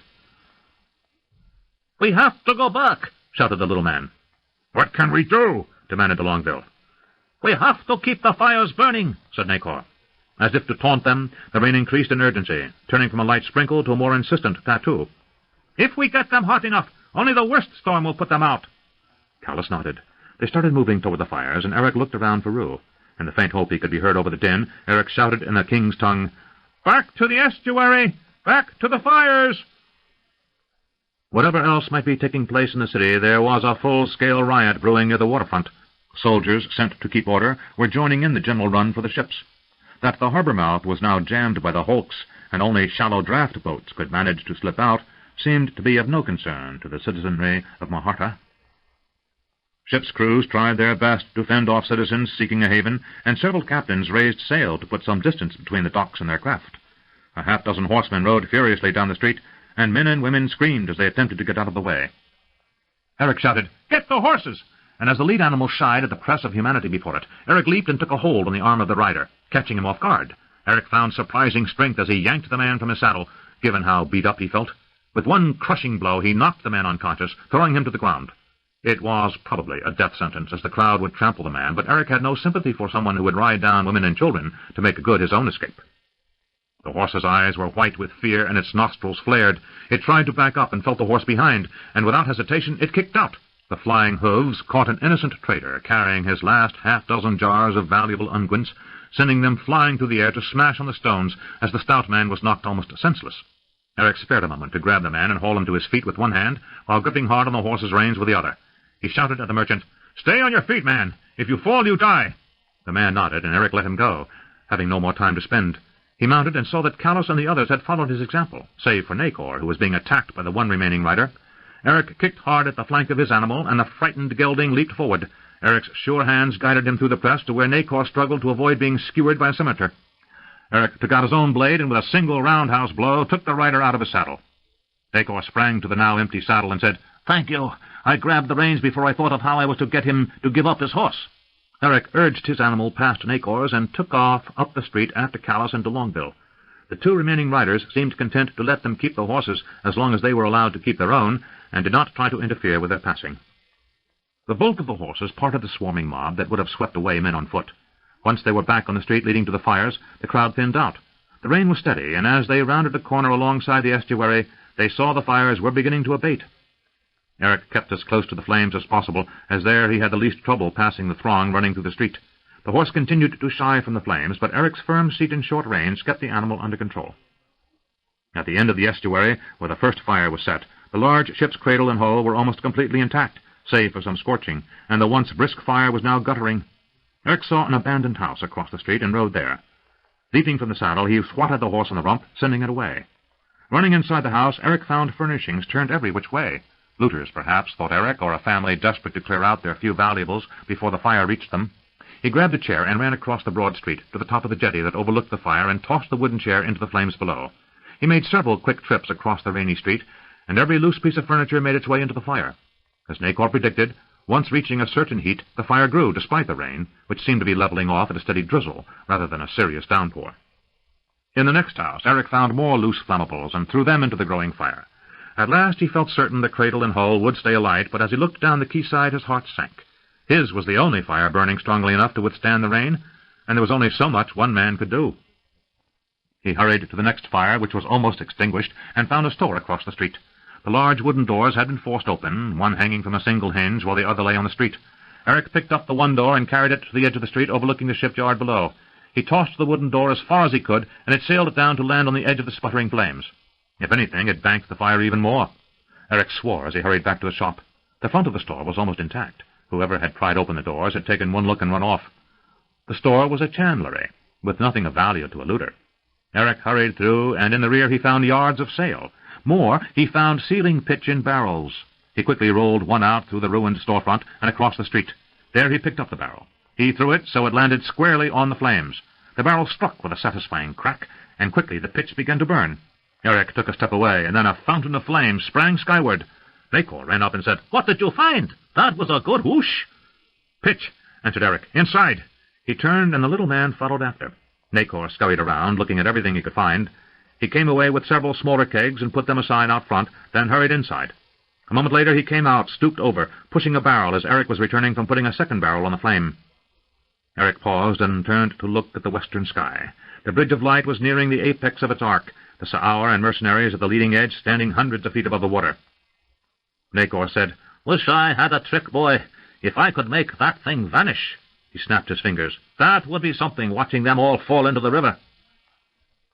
Eric got another barrel, and side by side they rolled them down the cobbles, toward the third builder's yard. "Why doesn't some magician around here think of that?"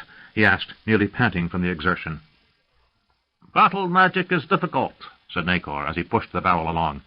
"Magician has a trick, another magician counters the trick, third magician counters the second, fourth magician tries to help the second.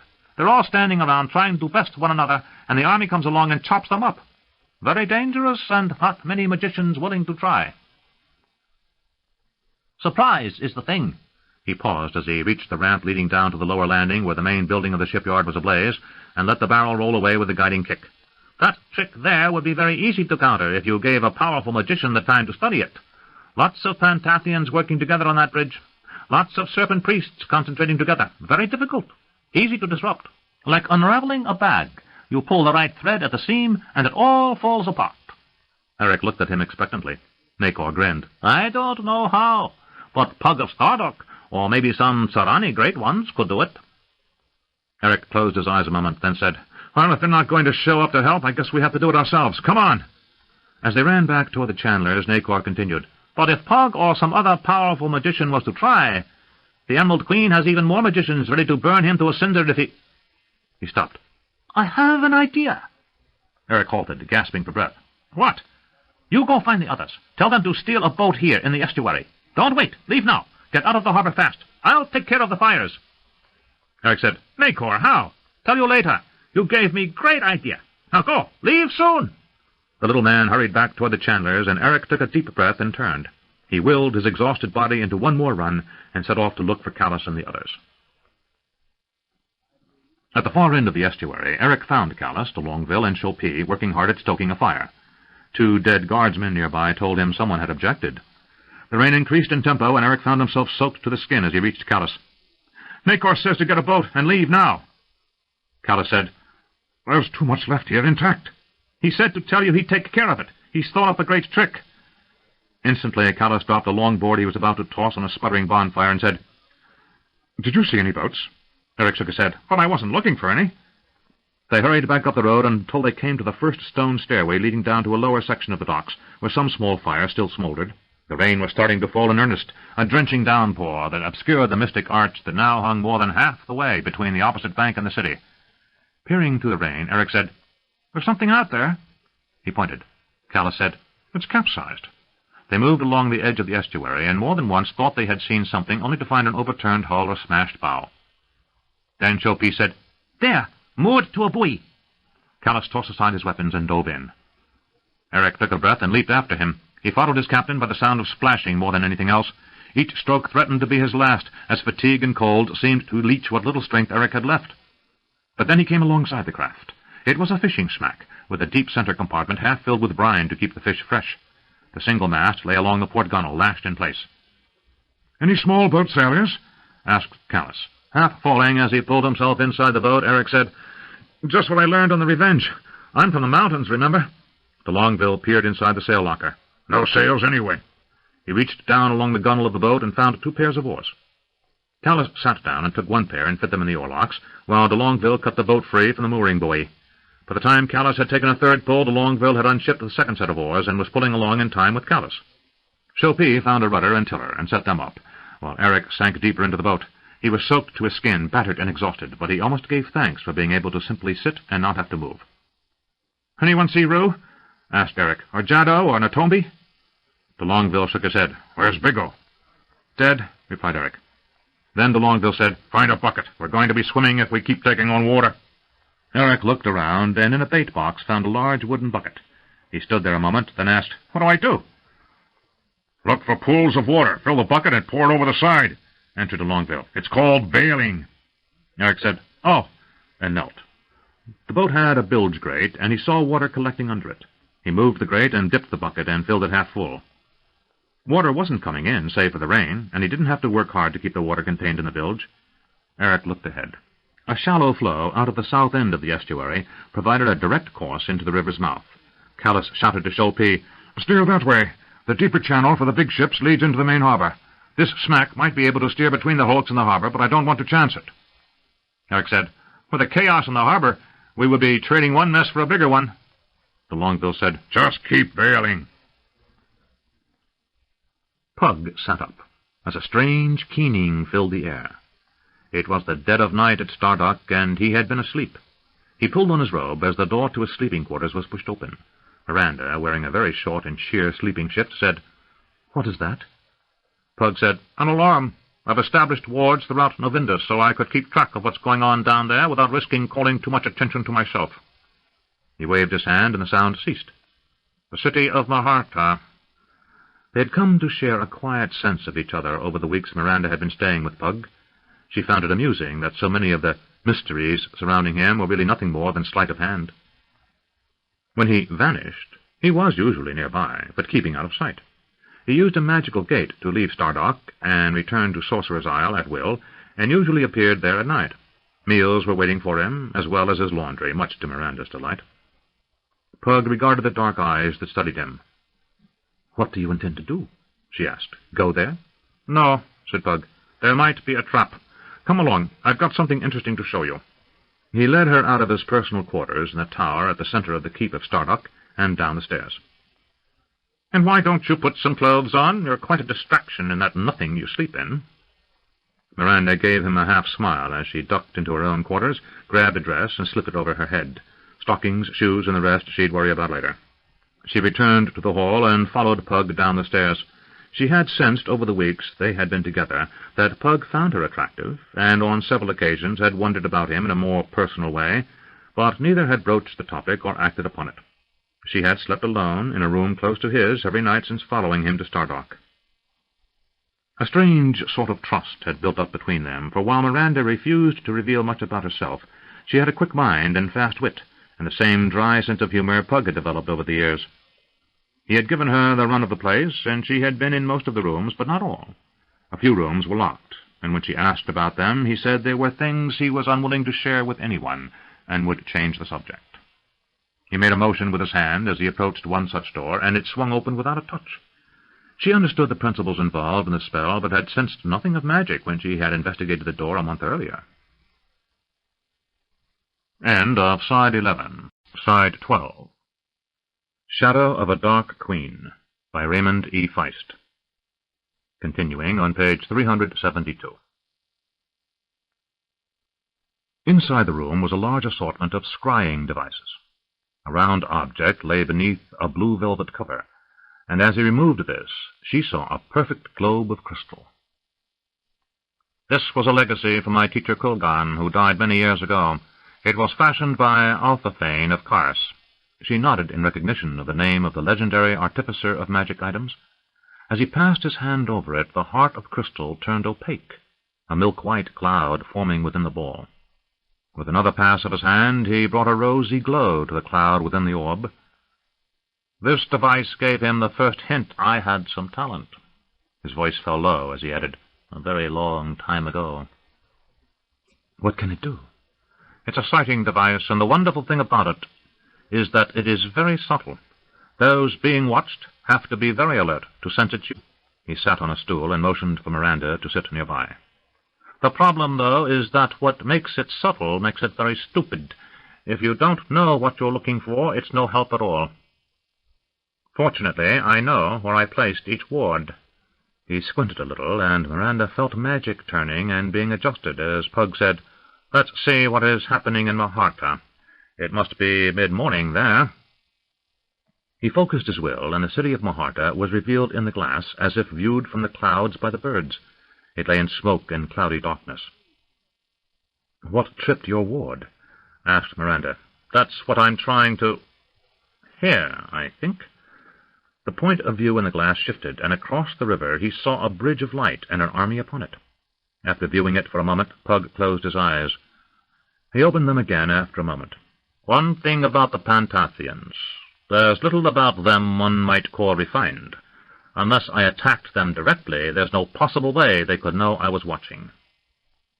"Is Maharta going to fall?" asked Miranda. "It appears that's the case," answered Pug. "Callus?" Pug said, "I'll try to find him."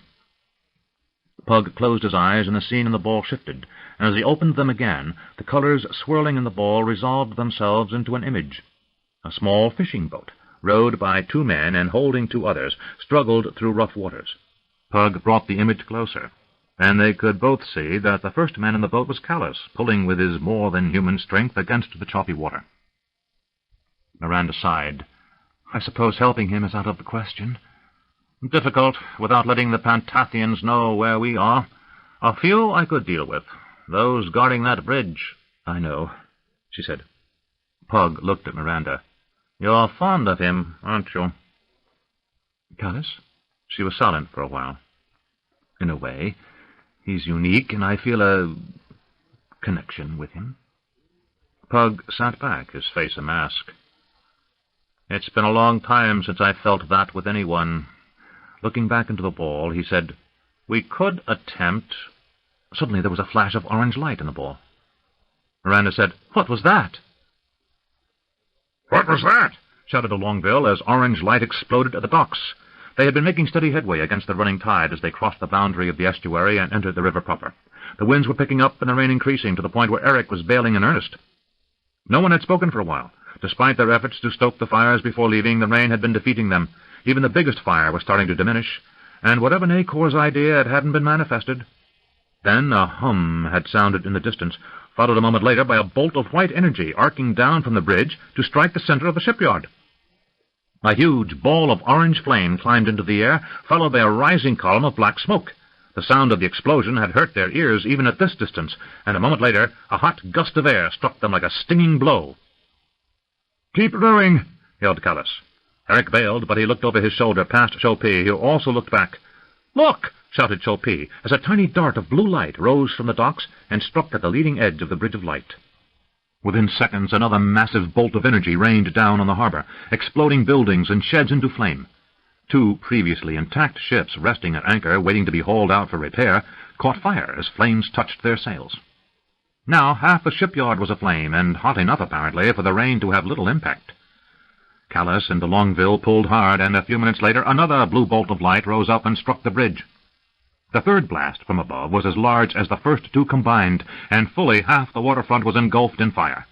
Suddenly de Longueville let out a harsh laugh. "Nacor!" he said. Even Callus couldn't hide his astonishment. Eric said, "But he said he didn't have any magic that would work against the bridge." De Longueville said, "But they don't know that." He jutted his chin at the bridge, starting its descent toward Maharta. "Whatever he's doing, they think it's an attack, and they're doing our work for us. They're going to burn down half the city trying to fry the little maniac." Suddenly Eric started to laugh. He couldn't help himself. The image of the little man dashing madly from place to place, somehow avoiding the terrible destruction the Pantathians were throwing at him, was comic to consider. "It's an illusion," said Chopin. "The serpent priests are so ready for combat, they don't trouble to look at what is only an illusion. They act as if it were real." Another tiny blue bolt shot skyward, and another thundering response answered, and more of the city's waterfront erupted in flame. "Gods," said Eric in a half-whisper. "How's he going to get out of that?"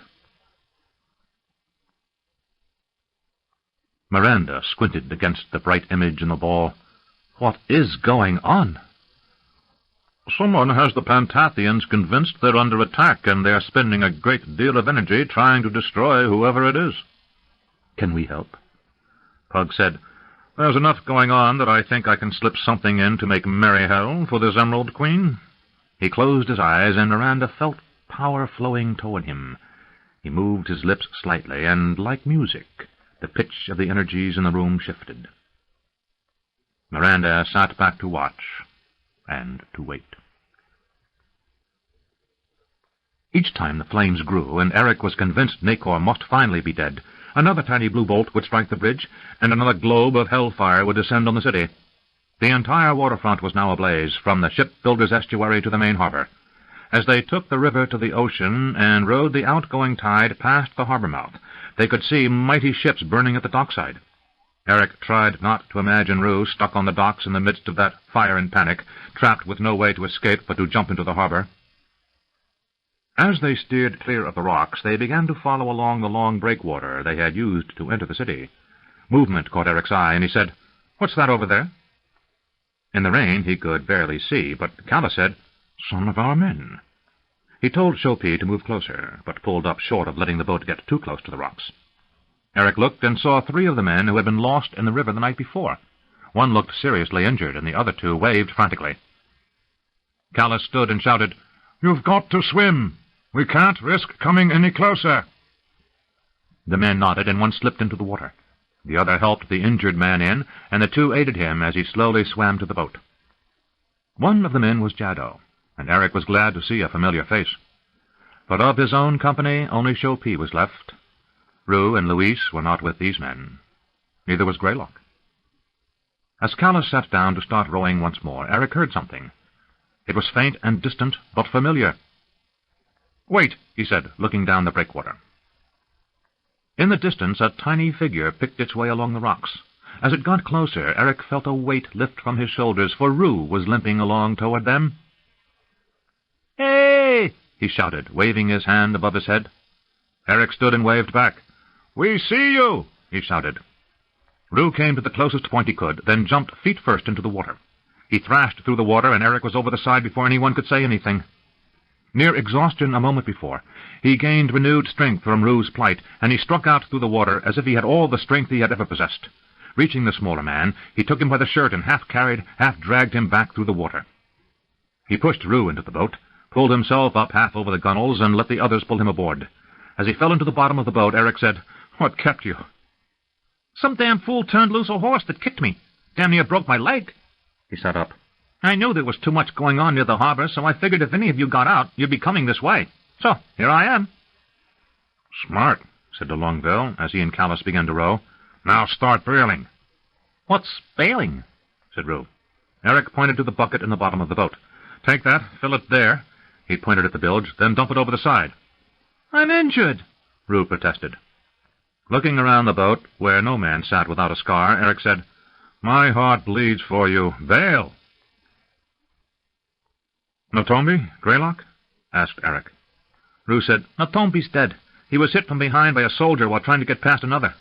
I haven't seen Greylock since we started back from the harbor." De Longueville said, "Talk all you want, but start bailing." Rue muttered under his breath, but he dipped the bucket into the water gathering at the bottom of the boat and lifted it to dump it over the side. Power manifested in the air, and a singing sound caused every man to turn back toward the city. They had rowed for nearly an hour and were well clear of the harbor mouth, far enough away to have backed off the pace, and now they were turning northeast, making along the coast to the city of the Serpent River. The Bridge of Light was close to touching down, and armies were now upon it from end to end. But this strange keening, loud enough to cause the men in the boat to flinch, ranged over the landscape, and while they could see nothing of those on the bridge, Eric imagined it must be painful for those close to it. Then the bridge was gone. "What?" said Rue. A thundering report sounded a moment later, and then a warm wind washed over them, rocking the smack against the roll of the sea. Chopin said, "Someone made the bridge go away." De Longueville laughed. It was a dirty, unpleasant sound.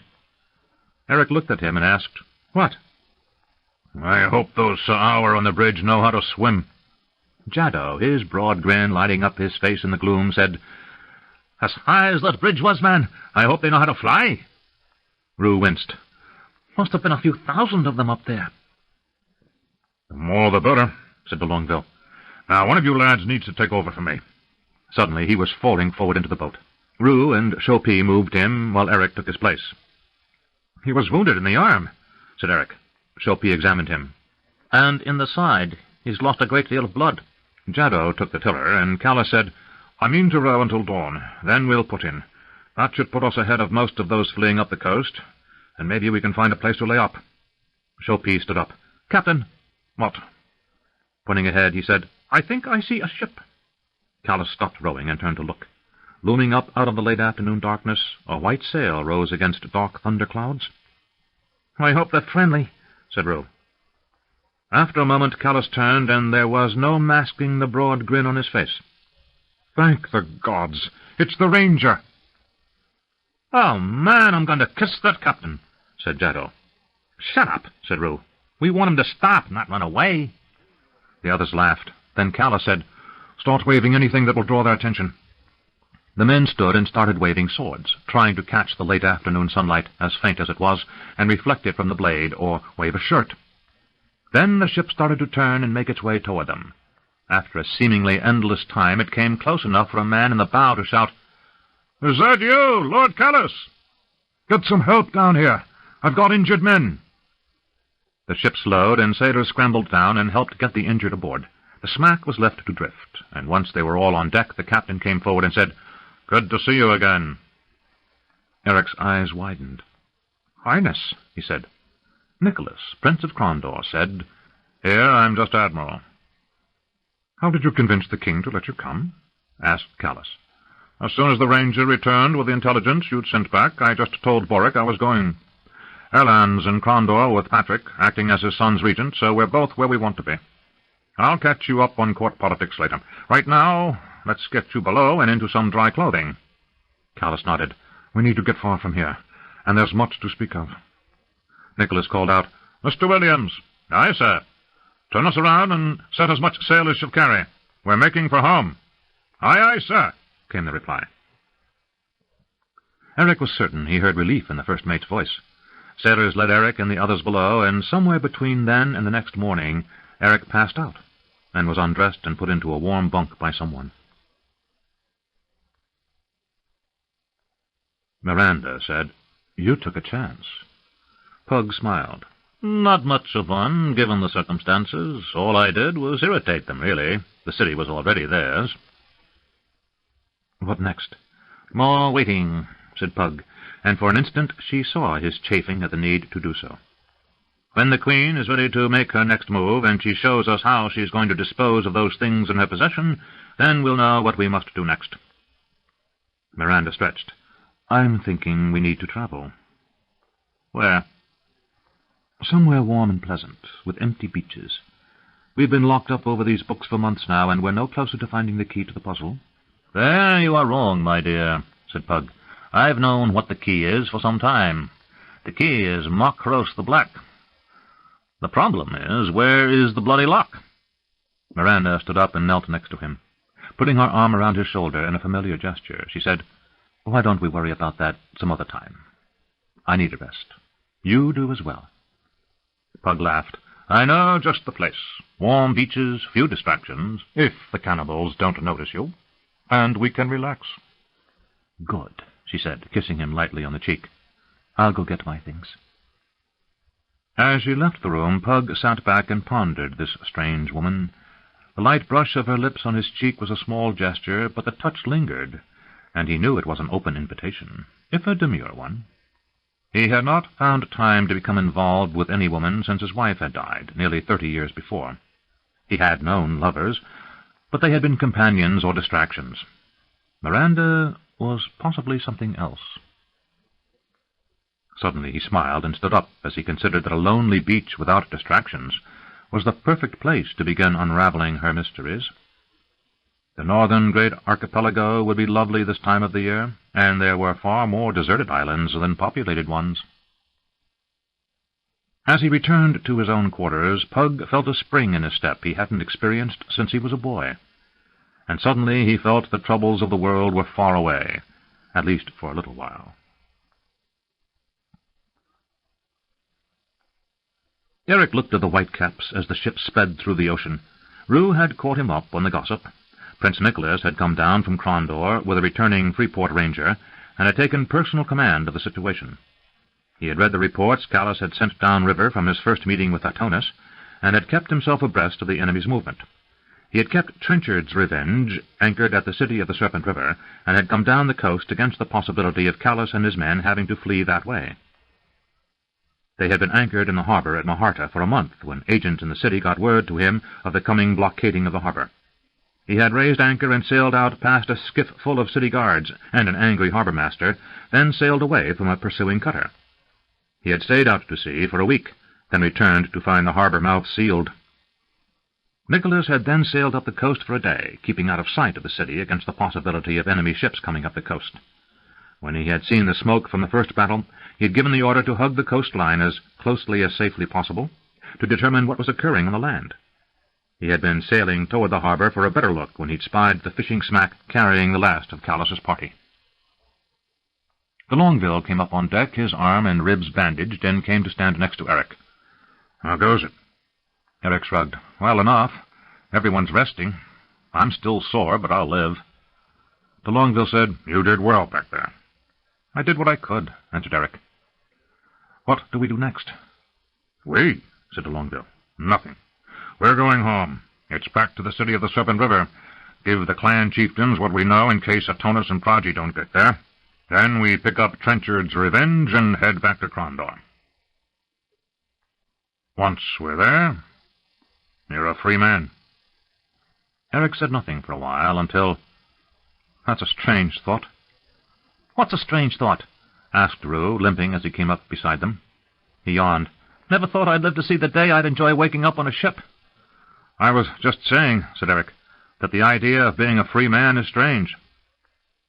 Rue said, I can still feel the noose around my neck. I know it's not there, but I can feel it. Eric nodded. De Longueville said, I was asking what you two were planning next. Eric shrugged, but Rue said, There's a merchant in Crondor who has an ugly daughter. I plan on marrying her and getting rich. De Longueville laughed while Eric smiled and shook his head in disbelief. Helmut Grindle, said Eric. That's the man, said Rue. I've got a plan that will make me rich in a year, 2 at the outside. What's that? Said de Longueville. If I tell you, and you tell someone else, then there's no advantage, is there? De Longueville seemed genuinely amused as he said, I guess not. He turned to Eric. And what about you? Eric said, I don't know. I'm going back to Ravensburg to visit my mother. Then I don't know. I don't suppose it would hurt to let you boys know there's a bonus of gold in this for you. Eric smiled, and Rue's eyes lit up. De Longueville said, Enough for you to start up that smithy. Eric said, That seems like a faint dream. De Longueville said, Well, it's a long voyage, and you have a lot of time to think on it. But I have a suggestion. What? Asked Eric. This battle's just one of many, nothing more. We cut them, and they're bleeding, but they're a long way from dead. Burning down the shipyards gained us a few years. Callus thinks maybe 5, perhaps 6. Then the ships will start being built in earnest. Atonus and the others will run a war, irregulars striking at the lumber trains as they caravan down the mountains and raiding the barges on the rivers. It'll slow them down, but sooner or later the ships will be built. We've got agents all through the area, and we'll burn a few of the ships and cause them general grief for a while, but sooner or later... They will come, finished Eric. Across the endless sea, right into the bitter sea, and on to the gates of Crondor. He waved back toward Maharta, out of sight, but still fresh in their memory. You think on that happening to the Princess City. Not a pretty thought, admitted Rue. We've got a lot of work to do, Callus and I. And I could use a corporal. Rue grinned, and Eric said, Corporal? You've got an axe, son, even if you're not mean enough. Hell, Charlie Forster was a nice guy by anyone's measure before I got my hands on him. A couple of years with me, and you'll be spitting cobbler's nails and pissing lightning. Me in the army? De Longueville said, Not just any army. Nicholas is going to give Callus a mandate, signed by the king. We're going to raise up an army the likes of which no man has seen before. We'll train them and drill them, and when we're done, we'll have the finest fighting men in history. Eric said, I'm not sure. You think about it. It's an important job. Eric said, I'm a little soured on killing right now, Sergeant. De Longueville's voice dropped, and he spoke firmly but softly. That's why it's important, and that's why you're the right man for the job. We're going to train these men to stay alive. He patted Eric once on the shoulder. It's a long voyage. We'll have plenty of time to talk. I'm going to take a rest now. Eric and Rue watched him leave, and Rue said, You're going to take the job, aren't you? Probably, said Eric. I don't know that I want to be a soldier the rest of my life, but I do seem to have the knack. And there's something about knowing where I belong that appeals to me, Rue. Back home, I never felt that way. I was always the Baron's bastard, or that crazy woman's son. He lapsed into silence a moment, then said, In Callus's army, I'd just be Corporal Eric. He smiled. Besides, I have no ambitions to be rich like you. Then I'll get rich enough for the both of us. Eric laughed, and the 2 men stood quietly for a while, simply relishing the fact of having survived to be able to plan a future. Epilogue. Reunion. The traveller squinted. Atop a nearby hillock a figure sat, playing a thin reed pipe. Badly. The traveller leaned on a staff that compensated for his limp, due in the main to a nasty sword wound to the thigh that was only just now beginning to heal. He removed his hat and ran his fingers through his hair, and the figure on the hill started waving. Owen limped closer, and at last said, "Nacor?" "Greylock," said Nacor as he walked down the hill.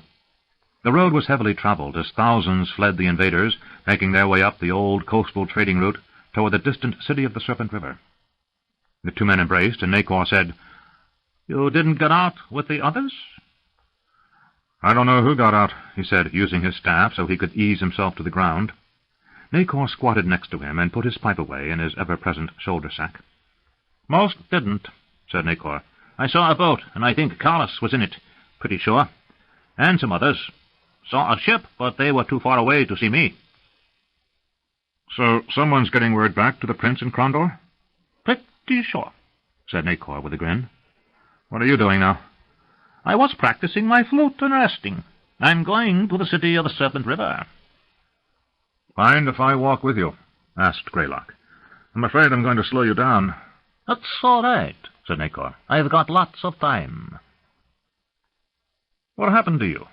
asked Greylock. "I got caught up in the crush when everyone was trying to get back to the estuary. I got a horse, but got knocked off. Then a guardsman swung at me with a sword before he ran off." He gestured to his leg. "I barely got out of the city when the citizens broke down the northeastern gate. Something happened to the invaders, and there weren't a lot of them around for a while, so I got through. I hid for a couple of days until the leg healed enough for me to limp along." He massaged his stiff leg. "Don't know what happened back there, but something played fair havoc with their invasion."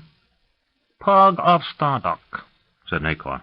"I think it was his trick. He dumped them all into the river. It was grand. I couldn't see much, though, as I was trying to keep from burning." "You were responsible for all that in the city?" "Most of it. A trick, really. Got the Panthathians to do the work for me." "How did you get out of that holocaust?" "I found that tunnel I told Callus about, the one that led to the western precinct. I got past some rubble and some guards, and when I reached the west side of the river, most of the defenders had fled." Greylock said, "Ingenious." Then he said, "Wait a minute. If you were on the other side of the river, how did you—" Pulling himself up with a staff and a hand up from Nacor, Greylock said, "Why don't you tell me about it as we walk?" Nacor grinned. "Good. If we hurry, we may reach the city of the Serpent River before Callus and the others sail home." "You sure they got out alive?"